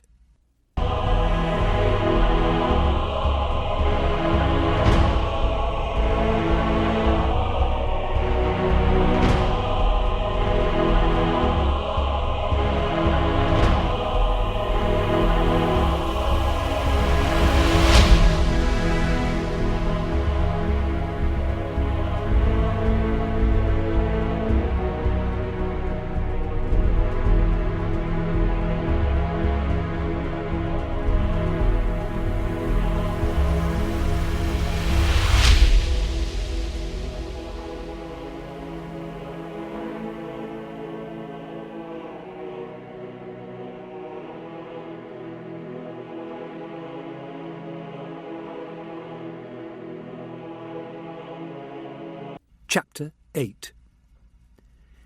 You look like death warmed over. Thanks. You know you shouldn't go around creeping up on people like that, doing your Sweeney impersonation. You might get hurt. You do seem very jumpy. Maybe I've got good reason to be. Care to tell me about it? Banks gave Annie a look she'd seen before. It meant he'd get her to play out her hand first, and then decide how much to share with her. So be it. All right, Annie said. How about a drink? They were sitting in Roy's kitchen, afternoon sunlight pouring in through the open window. Banks picked a bottle of Chateau Kirwan from the wine rack, and Annie watched him attack it with an expensive and complicated opener. A simple corkscrew would have taken less time, she thought. After Banks poured, they sat opposite each other in silence. "Who's going first?" Annie asked. "How did you find me?" "That doesn't matter. The point is that I have found you." "No," said Banks. "The point is, why were you looking for me? Why come all the way down here when I'm sure you've got more important things to do?" "You really don't know?" "I've got no idea. As far as you're concerned, I'm on holiday. Do you know something I don't?" "Lots of things, probably." "No need to be sarcastic." Annie flushed. She hadn't meant to be sarcastic, but he was driving her to it. She knew she used sarcasm to hide behind when she was feeling vulnerable or confused, the way others hide behind smoking or bad jokes. She realised it probably wasn't the right time, but she didn't think she could go on talking to Banks unless she cleared the air. He would have to meet her halfway. The last time she tried to reach out to him and heal the rift, he dismissed her. She polished off her glass and held it out for a refill. Dutch courage. Banks narrowed his eyes and poured. "I'm sorry," Annie said. "I don't mean to be sarcastic. After everything that's happened, things just seem to come out wrong."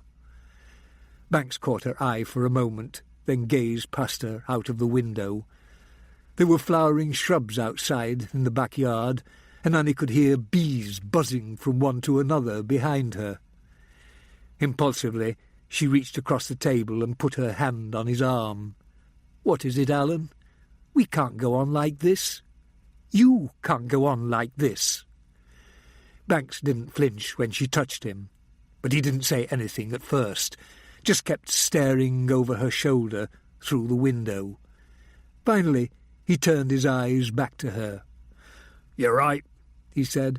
"I feel as if I've been a long, long way from everything that used to matter. But I'm getting closer again." "Light at the end of the tunnel?" "And all the other clichés, yes." "I'm glad," Annie said, feeling herself choke up. There was so much more to say, but she sensed that now was not the time. Besides, there were other things of more immediate concern that they needed to talk about. She took another sip of wine. Definitely not your everyday quaffing plonk. Banks lit a cigarette. "I thought you'd stop that," Annie said. "I had," said Banks. "It's only a temporary return." "I hope so." "Why do you want to see me?" "Have you heard about the woman found dead in the car near Eastvale?" "I've read about it in the paper," Banks said, "but they haven't really given out much information." "Her name is Jennifer Clues. Do you know anyone by that name?" "No," said Banks. "Guess what we found in the back pocket of her jeans?" "I've no idea." "An address." "Whose address?" "Yours." Banks's jaw dropped. "What? I can't... What's her name again?" "Jennifer Clues." "I've never heard of her. What's it all about?" "We don't know yet. She had your address and directions written on a slip of paper in her back pocket, in her own handwriting." Annie went on. "The directions were to the damaged cottage. It looks as if it has been broken into."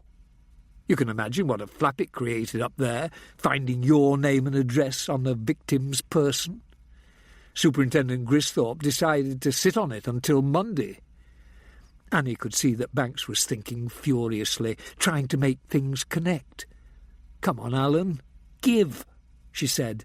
"You know something. What is it?" "I don't know anything. I'm telling the truth. I've never heard of the girl." "But you know something, I can tell." "It's complicated." "I've got time." Annie was feeling a little tipsy from the wine. But what the hell, she thought. In for a penny, in for a pound. "Maybe you can start," she went on, "by telling me what you're doing here. Last I heard, you and your brother were hardly on the best of terms." "He's disappeared," Banks said. "What?" Banks told her about Roy's phone call and the empty, unlocked house. "Have you reported this?" Banks said nothing, just stared over her shoulder, out of the window. "You haven't, have you?" "Why does everyone keep going on about it so?" said Banks with a sudden flash of anger. "You know as well as I do how much effort we'd put into looking for a missing adult when he's been gone less than 48 hours. I've probably done more myself than the locals would have." "Who are you trying to convince? Listen to yourself. There are suspicious circumstances, and you know it. You told me he said it was a matter of life and death." "Might be a matter of life and death." "Fair enough. You want to split hairs. I'll say no more right now, but don't forget it might be your brother's life you're playing fast and loose with. Oh, for Christ's sake, Alan, you shouldn't even be here." "Thanks for reminding me." "Oh, sometimes I just wish you'd grow up. You might be able to see the light at the end of the tunnel, but, quite frankly, you're still a mess. You've done nothing but paperwork for the past few months. You've barely spoken to a soul. You rarely bother to shave. You need a haircut. And you're half pissed most of the time. I was in your flat. I've seen how you live." There was no point going on at him, Annie knew. She just had to let her frustration out from time to time. "What put you in such a good mood?" Banks said. Annie just shook her head. "Look, I know you're concerned," she went on in a softer tone. "I know you're worried about your brother, but you've got to stop being so stubborn, for his sake as well as your own." "You're probably right," Banks said. "But look at it from my point of view. I'm worried they might find out a few things about Roy our parents would rather not know, and I know there's no way they'll let me work on the case if it becomes official. Besides, how can I know the job's being done properly if I don't do it myself?" "Sometimes I wonder how you made DCI," Annie said. "Such skills of delegation." Banks laughed. Annie was surprised, and it broke the tension. "Are you sure you've never heard of Jennifer Clues?" she went on. "You've no idea why she should have your address in her pocket?" "There's a Jen in Roy's mobile call list." "That's what her friends called her." "Wait here a minute." Banks disappeared upstairs. Annie sipped more wine and looked around the kitchen. Expensive, she thought, especially for a room that didn't get used much. Banks soon returned with a bulging folder under his arm, sat back down and started flipping through pages. "Do you have her phone number?" he asked. "Her mobile's missing, but I got the number from her flatmate." Annie read out the number from her notebook. It was the same one Banks had on Roy's call list. "My God," said Annie, "so there definitely is a connection between Jennifer Clues and your brother Roy." Corinne was right. He did have a new girlfriend. "Corinne?" "Roy's fiancée, ex-fiancée." "From now on, this is official," Annie said. "I'm going to have a word with D.I. Brooke about your brother's disappearance. He won't be happy." "Suit yourself," said Banks. "Look," Annie went on, trying to placate him, "you know you're too personally involved to be assigned to the case, either case, but that doesn't mean you can't be of some use." "On whose terms?" Annie managed a thin smile. "Well, it's not as if anyone's going to be keeping tabs on you 24 hours a day, is it? As long as we stay on the same page." Banks nodded. "I suppose that's the best I can hope for." "All I ask is that you share with me. Any sign of a Carmen Petrie on that list, by the way?" "Carmen? I don't remember one. It's an unusual name. Let me have a look." Banks glanced through the list of names. "No," he said. "Why? Who is she?" "I don't know," said Annie. "The name just turned up in one of my interviews. So how do you think it all connects?" "Let's review what we know." "The way it looks is that someone was watching Jennifer's house in Kennington on Friday evening," said Annie. "Maybe other evenings too that week, waiting for her. We don't know why. One witness has already confirmed there was a dark blue car parked near her flat with 2 men inside around the time she set off, one in the front and one in the back, and he'd seen it there before.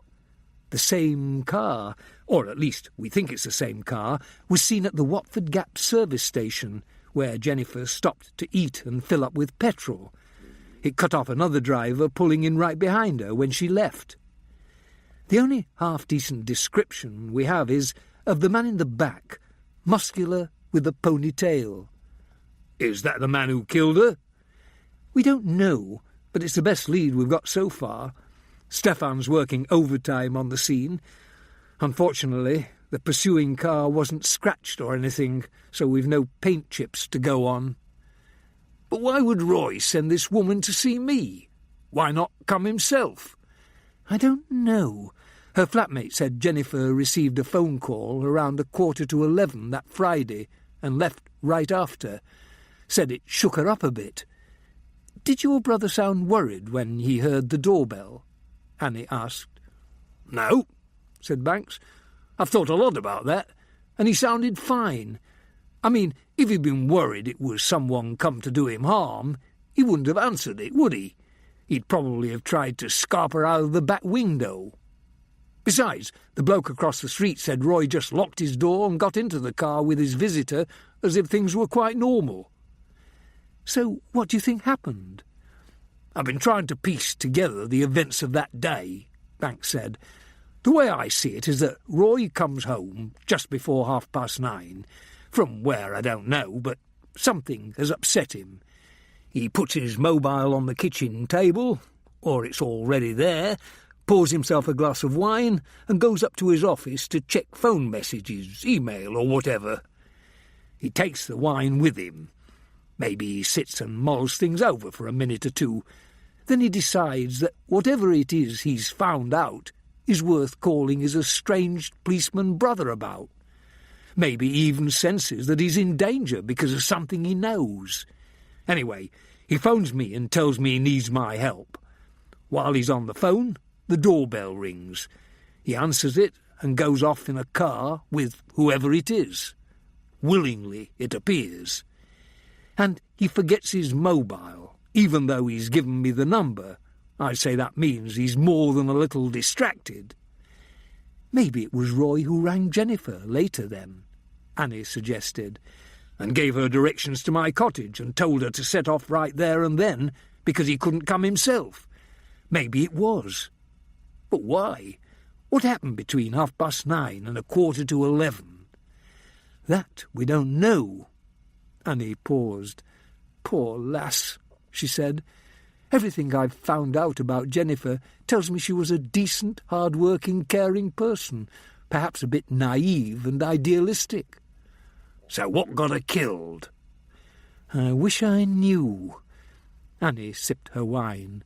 The light changed, and she could tell that clouds were gathering, the world darkening around them. "What are you going to do next?" "Carry on my own personal covert operation," said Banks. Annie smiled. "What can I say?" "Nothing." "You?" "I'll talk to Dave Brooke as soon as I can, and I'm pretty sure he'll want to see you. I mean it, Alan. Our cases have crossed, and I'm not leaving any loose ends. Besides, Given what happened to Jennifer Clues, Roy could be in danger. Have you thought about that?" "I haven't thought about much else," said Banks. "Mostly I've been thinking that he's done a runner, with kidnapping a distant second. Your connecting him with the murdered girl puts a different complexion on things." "I'm glad you see it that way. If you'd bothered to keep in touch, we might have got to this point ages ago." "How was I to know you were looking for me?" "You know what I mean. Anyway, I've still got a couple of things to do tomorrow. Jennifer was killed on our patch, but her life was down here. It makes things awkward." "So what do you have to do?" "Visit Jennifer's workplace for a start. She worked at a family planning centre in Knightsbridge. What's it called?" Banks asked. "The Burger Lennox Centre. Why?" Banks opened the folder again and started turning over sheets of paper, some of them covered with his own spidery scrawl. Finally, he pointed to a printed sheet. "I thought I remembered the name," he said. "It's one of the centres Roy invested in. One of Julian Harwood's companies. Are you sure that's where Jennifer Clues worked?" "Yes." "Perhaps that's where they met then. Harwood told me that Roy's a hands-on sort of investor, likes to check out his assets. And if Jennifer Clues was a good-looking young woman—" "Which she was," said Annie. "Bingo." "It doesn't necessarily mean anything." "Maybe not," said Banks, "but it's another connection. One person murdered, another disappeared. Her phone number is in his book. My address is in her back pocket, and they have this family planning centre in common. I don't know about you, but that's way too many coincidences for me. Maybe I'll go with you tomorrow, find out for certain. Someone must remember if Roy's been there." Annie paused. She wanted to be diplomatic, but didn't quite know how to do it. In the end she threw caution to the wind. "You can't," she said. "You know you can't. It's not your case. I've already made it clear I'm making your brother's disappearance official, and I'm giving you a bit of room to manoeuvre, but you can't just come muscling in. You have no official standing in the Jennifer Clues investigation whatsoever." "But what if there's a connection with what's happened to Roy?" "Look, Alan, you've got no official standing there either. I'm not taking you with me, and that's that." "Fine," said Banks. "OK, I understand." "Don't sulk. It doesn't suit you." Annie stood up. She felt a little wobbly, but it was nothing she couldn't handle. "And stick around. D.I. Brooke will be wanting to take your statement." Annie heard a light tapping sound on the leaves behind her. It quickly grew louder and faster. The rain had started again. It was early evening, and Banks was sitting in Roy's office, reading through the files of correspondence Corinne had printed out, when he heard someone at the door. At first he thought it might be Roy, but why would he be knocking at his own door? Then he thought it might be D.I. Brooke come to interview him, and decided it would be best to get it over with. Even so, he looked for some sort of weapon, just in case. All he could find was a set of golf clubs in the landing cupboard, so he grasped one of the irons and answered the door. The man who stood there was about Banks's age. He was wearing a dark suit, had a neat side parting in his greying black hair, and a serious, intelligent look in his eyes. He could have been a policeman, Banks thought, except that he was wearing a clerical collar. He looked at the golf club and at Banks. "Hello," he said, reaching his hand out tentatively. "Hunt's the name. Ian Hunt. Roy home?" Banks shook his hand. It felt damp and cool. "No," he said. "I'm his brother Alan. What's it about?" "He's mentioned you," said Hunt, "the policeman, but I didn't think... never mind." Banks had a good idea what Ian Hunt didn't think, but he kept quiet. He needed all the information he could get, and the defensive attitude from the outset wouldn't help matters much. He wondered what the hell the vicar was doing calling around at Roy's house. Would you like to come in? Yes, please, if it's all right. Banks propped the golf club by the front door and led the way to the kitchen at the back, where he had recently sat with Annie and offered Hunt a chair. Hunt made no comment about the club. Banks didn't want to seem as if he was interrogating the man, but he realised he'd practically forgotten the simple art of conversation after all his years in the force. His job affected the way he saw and dealt with everyone. He had even been brusque with Corinne. "Why did you want to see Roy?" he asked. "No real reason," Hunt said. "Only he didn't turn up at the church this morning, and that's not like him." Banks nearly fell off his chair. "Church?" Wonders never cease. "Yes, why? What's so strange about that?" "Nothing," said Banks, who hadn't set foot inside a church since his childhood, except for weddings and funerals. He and Roy hadn't been given a particularly religious upbringing, and neither of their parents had been regular churchgoers. At school, back in those days, there were prayers and a hymn every morning, of course, but apart from a few years of Sunday school and a brief stint in the Lifeboys and Boys Brigade, that had been it, as far as Banks was concerned. Now this? "Normally I wouldn't bother dropping by," said Hunt, "but there was a meeting of the Restoration Fund Committee after the service, and Roy has always been a keen contributor. Not only financially, you understand, but also in terms of ideas. Very creative mind, Roy." "Cup of tea, Vicar?" "Please, and call me Ian, unless you want me to call you Chief Inspector." "Ian it is." Banks put the kettle on. Tea with the vicar on a Sunday afternoon, he thought. How very genteel. This wasn't a world he would ever have suspected Roy of inhabiting. He found the tea bags next to the coffee and put 2 in the flower-patterned teapot. "If you don't mind me asking," said Banks as the kettle was coming to a boil, "when did Roy start going to church?" "I don't mind at all," said Hunt. "He started attending services on the 16th of September, 2001. "I didn't expect you to remember the exact date," Banks said. "How could I forget? You'd be surprised how many people returned to the church or first started attending around that time." Banks had to think for a moment before he realised the significance of the date. It must have been the first Sunday after the attack on the World Trade Center. But why should that affect Roy so much? He poured boiling water into the pot. "What drew him there?" he asked. Hunt paused. "You really don't know much about your brother, do you?" "No," said Banks, "and the more I find out, the less I know." "That's the universal paradox of knowledge." "Maybe so," said Banks, "but at the moment I'm interested in more practical knowledge.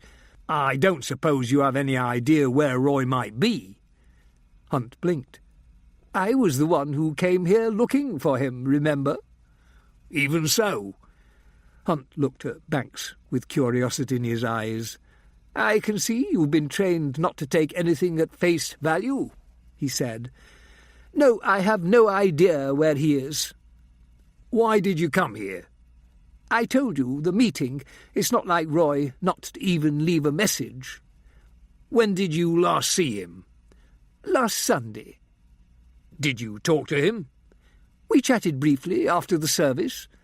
"How did he seem?" "Fine. Quite normal." Banks got the milk from the fridge, giving it a quick sniff to see if it was still all right, poured the tea, then sat down opposite Hunt.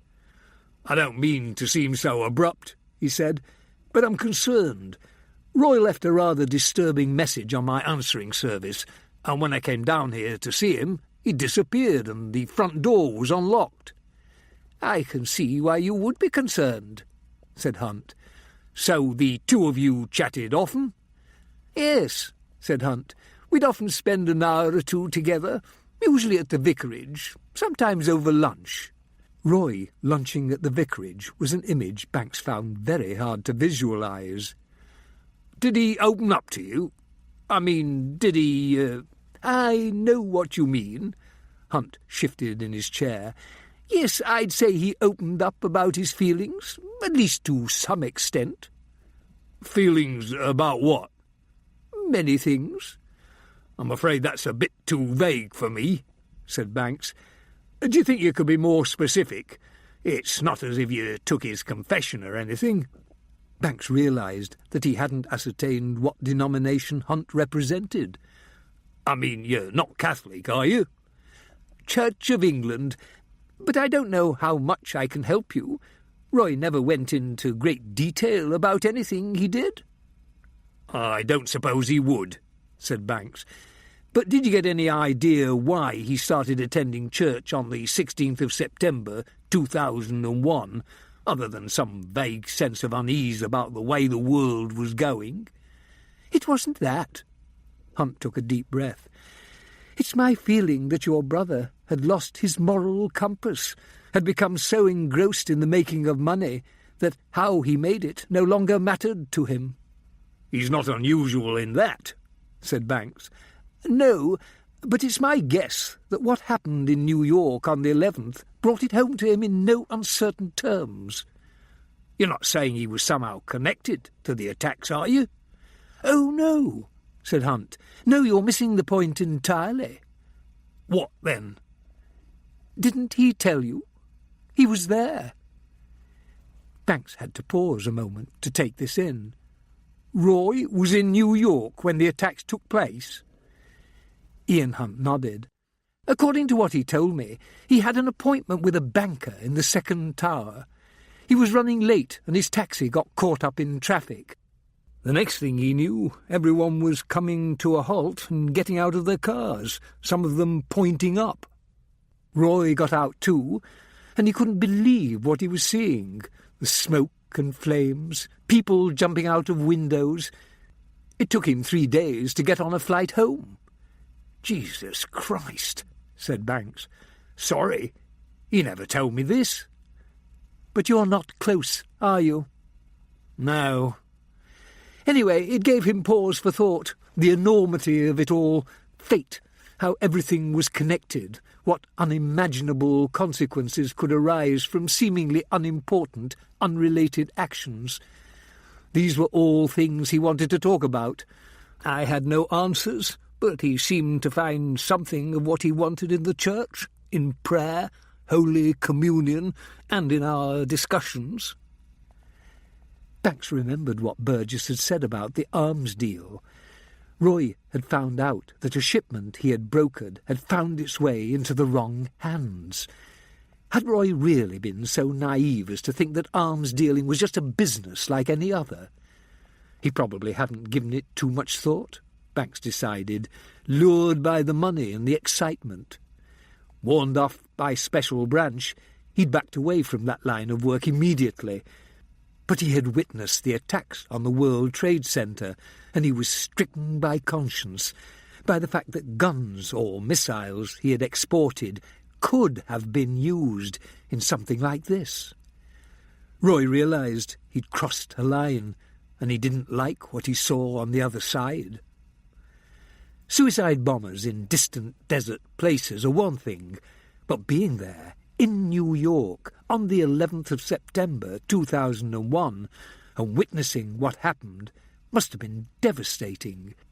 It certainly made it impossible for Roy to remain willfully ignorant of the kind of things terrorists intended to do to the West, given the means and opportunity. And, unknowingly or not, Roy had once helped out with the means. Hence the guilt. Roy had turned to the church for absolution. This was a new perspective on his brother, and one that would take Banks a little time to get used to. It certainly didn't match the Roy he remembered from the last time he'd seen him, just 8 months ago. But then that had been Roy at home, a careful image he projected for his parents. Had Roy even told their parents what he had seen? Banks doubted it. Despite his religion, though, Roy had continued to make money. He had hardly given it all to charity and taken a vow of poverty, or chastity for that matter. Clearly guilt only went so far and cut so deep. So what had happened to him? Had he lost his moral compass again? The making of money, perhaps even more than the money itself, was an addiction to some people, like gambling, heroin, or cigarettes. Banks had given up smoking the previous summer when he found out that an old school friend had died from lung cancer, but he started again after a fire took his home, his possessions, and almost his life. Where was the logic in that? But such is the nature of addiction. Has anything in your recent conversations given you any reason to think Roy might have got into some sort of dangerous grey area again? Banks asked. No, said Hunt. Nothing. He didn't mention his business activities. We didn't talk about business. Our conversations were mostly of a philosophical and spiritual nature. Look, I know Roy's not a natural man of religion, and I very much doubt that he's a saint, even after what happened. But he does have a conscience, and sometimes it troubles him. He's still a hard-nosed businessman, the kind of person you'd expect to cut a corner or two and not always ask too many questions. But I'd say he's a lot more careful these days. He's drawn his own lines. Hunt paused. He's always looked up to you, you know. You're going to fool me. Growing up, Banks had done everything wrong. He'd stayed out too late, got caught shoplifting and smoking, got into fights, neglected his schoolwork, and, the final insult, he had turned away from business studies and chosen a career of which neither of his parents approved. Roy, on the other hand, from 5 years behind, had watched his brother's progress and learned what not to do. It's true, said Ian Hunt. He did look up to you, especially when you were children. You just never paid him any attention. You ignored him. He felt neglected, rejected, as if he always let you down. He was my little brother, said Banks. Hunt nodded. And always in the way. Banks remembered when he was going out with Kay Somerville, his first serious girlfriend. Roy was about 12 at the time, and whenever their parents went out for a night at the local pub, and Banks invited Kay over to listen to records, among other things, he would always have to pay Roy to stay in his room. So maybe Roy was always in the way, Banks thought, but he found the means to profit from it. Anyway, Banks said, I wasn't aware that he looked up to me in any way. He certainly never let it show. I'm not saying Roy isn't competitive. You were good at sports, for example. He wasn't, so he worked hard at what he did best. He compensated. Good. Banks had been a tolerable fly half-back then, fast and slippery. At cricket he hadn't been much cop as a batsman, but he'd been a decent mid-pace bowler. Roy had been an overweight, bespectacled and unattractive child, not at all athletic, and at school the other kids teased him and called him a swat. Once the bullying got serious enough that Banks stepped in and put an end to it, so no one could say he never did anything for Roy, but he certainly hadn't done enough. Even now he looks up to you, Hunt went on. That I find even harder to believe, said Banks, wondering what there was to look up to. A failed marriage and a thankless job, especially when Roy had it all, the flashy car, women falling at his feet, the Mews house. But they were all things, Banks realised, all material possessions. Even the women, to some extent, were status symbols. Look at me, with a beautiful young woman on my arm. All for show. Roy's 3 marriages had ended in divorce, and not one of them had produced any children. He'd even broken off his engagement to Corinne. Banks at least had Brian and Tracy. He saw that Hunt was standing, ready to leave. "Sorry," said Banks, "just thinking about what you said." "That's all right," said Hunt. "I should go. I'm just sorry I couldn't be of more practical help. If there's anything you need, don't hesitate. It's St. Jude's, just down the street." "Thanks. Oh, hang on a minute." Bex fetched one of the digital photos and showed it to Hunt. "Do you recognise either of those men?" Hunt shook his head. "You've never seen Roy with either of them?" "No, never." They shook hands again, and Ian Hunt left. Maybe the mistake Banks had made in trying to figure Roy out was to dismiss his spiritual and emotional sides. Now he'd discovered that Roy had become a regular churchgoer, it changed things, added a dimension he hadn't suspected. Did it help him figure out what had happened to Roy? Perhaps not, but it might affect the way in which he conducted his investigation. Previously, he'd been looking for something dodgy that Roy had been connected to, something he had perhaps run away from. Now, though, the field was wide open. Possibly Roy had stumbled over something he shouldn't have, or perhaps he'd become a threat to people he'd once worked closely with, and instead of turning a blind eye, he had planned on blowing the whistle. But on what? On whom? Gaps in the clouds let through bright lances of light, and the western sky turned vermilion and violet. The crowds queuing for the sunset ride on the London Eye shifted restlessly in the downpour, and people on Westminster Bridge watched the huge Ferris wheel from under their umbrellas and rain hoods. 8-year-old Michaela Toth had been excited all day about the promised ride. It was to be the highlight of her first-ever weekend in London, even better than Madame Tussauds and the zoo, and her mum and dad were letting her stay up late especially. Even the rain didn't dampen her spirits as she stood in the queue, hopping from foot to foot, clutching her yellow plastic handbag with the pink flower on it. It seemed as if they would never get there, edging forward at a snail's pace like this. Michaela could hardly believe that the eye was so much bigger than she'd imagined, or that it never stopped turning, even when you got on and off. The thought made her just a little bit scared, but nicely so. Inch by inch they moved forward. As soon as the cars emptied, they filled up again. A squat red tugboat chugged down the river, leaving its arrowhead wake in the darkening water.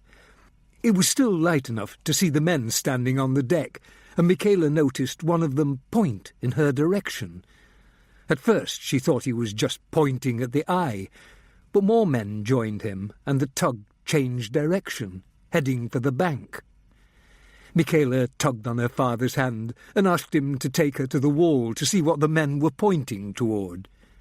At first she thought he wasn't going to, but then she could tell he got curious too, because he asked her mother to keep their place in the queue and said they'd be back in just a moment. The tug was getting close to the embankment as they got to the railings beside the eye. The people on Westminster Bridge were pointing their way now too, and Michaela wondered if they'd seen a dolphin or even a whale, though she didn't really believe there were any whales or dolphins living in the River Thames. Maybe one had escaped from an aquarium, or maybe someone had fallen in the river and the men on the tugboat were going to rescue him. Holding her father's hand, Michaela strained to see over the embankment wall. She was just tall enough to manage it. The tide was very low, and a pebbly shingle bank stuck out of the water like a whale's back just below the wall.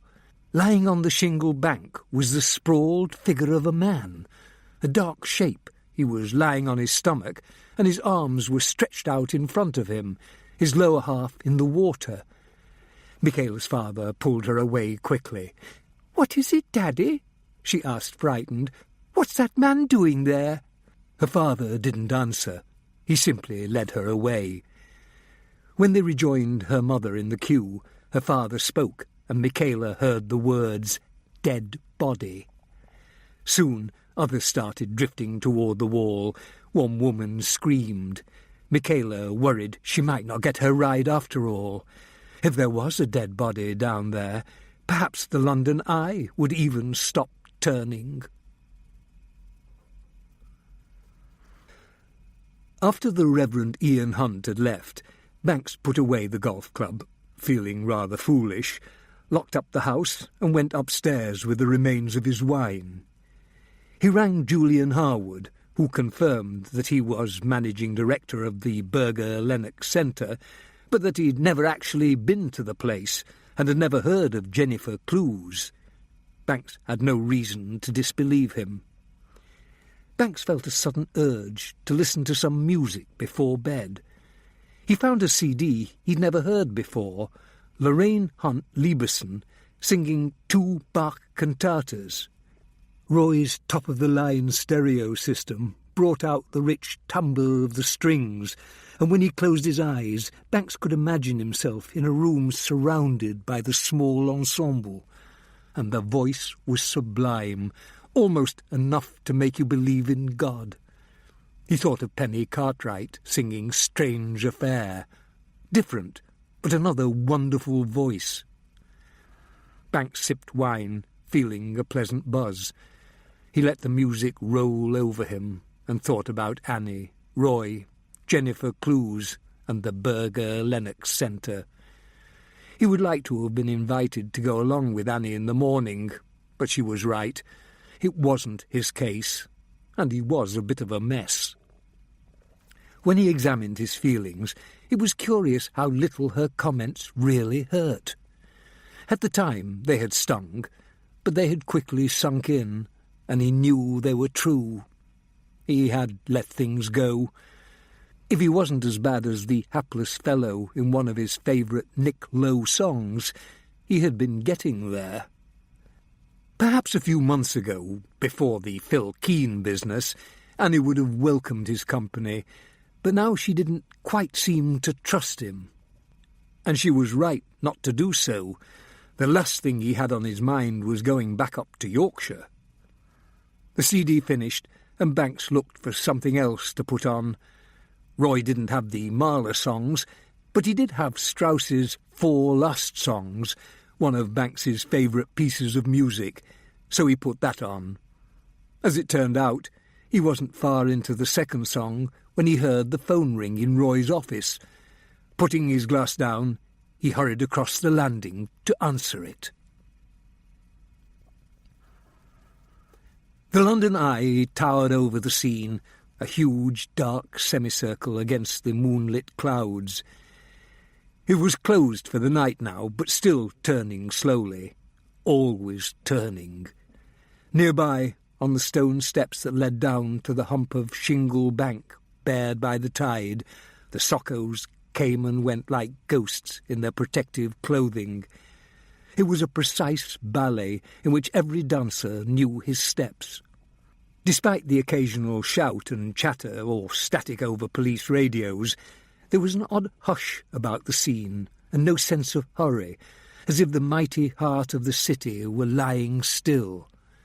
Even the media beyond the taped-off area were strangely quiet. Arc lamps lit rough, slimy stone, shingle and greasy water alike, and a police video camera recorded everything. The rain had stopped, and from Westminster Bridge a few curious onlookers watched over it all, silhouettes against the light dying in the west.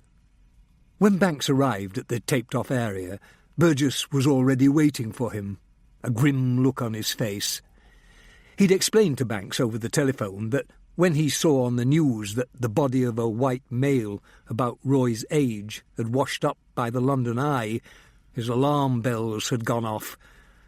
They'd found no identification on the body, so there was no evidence yet that it was Roy, and indeed he hoped it wasn't, but it might be worth Banks's coming along and having a look. Banks hadn't needed to be asked twice. Burgess took him by the arm and led him over to a thick-set man with a red moon-shaped face. "D.I. Brooke, Lambeth North," said Burgess. "Meet DCI Banks, North Yorkshire Major Crimes." The two men nodded at each other. "D.I. Brooke," said Banks. "You'll be the chap Annie Cabbot's working with on the Jennifer Clues case." "Annie and I go back a long way." Banks gestured toward the river. "Is he still down there?" The police surgeons pronounced death, but the soccos haven't finished yet. They'll have to move fast, though, because the tide's coming in." Brooke paused and looked down at his feet. "Look, Superintendent Burgess here told me he thinks there's a possibility it might be your brother down there." "I hope to God it's not," said Banks, "but it's a possibility, yes. He's missing. Sorry to have to put you through this." "Better than not knowing," said Banks. "Can we go down?"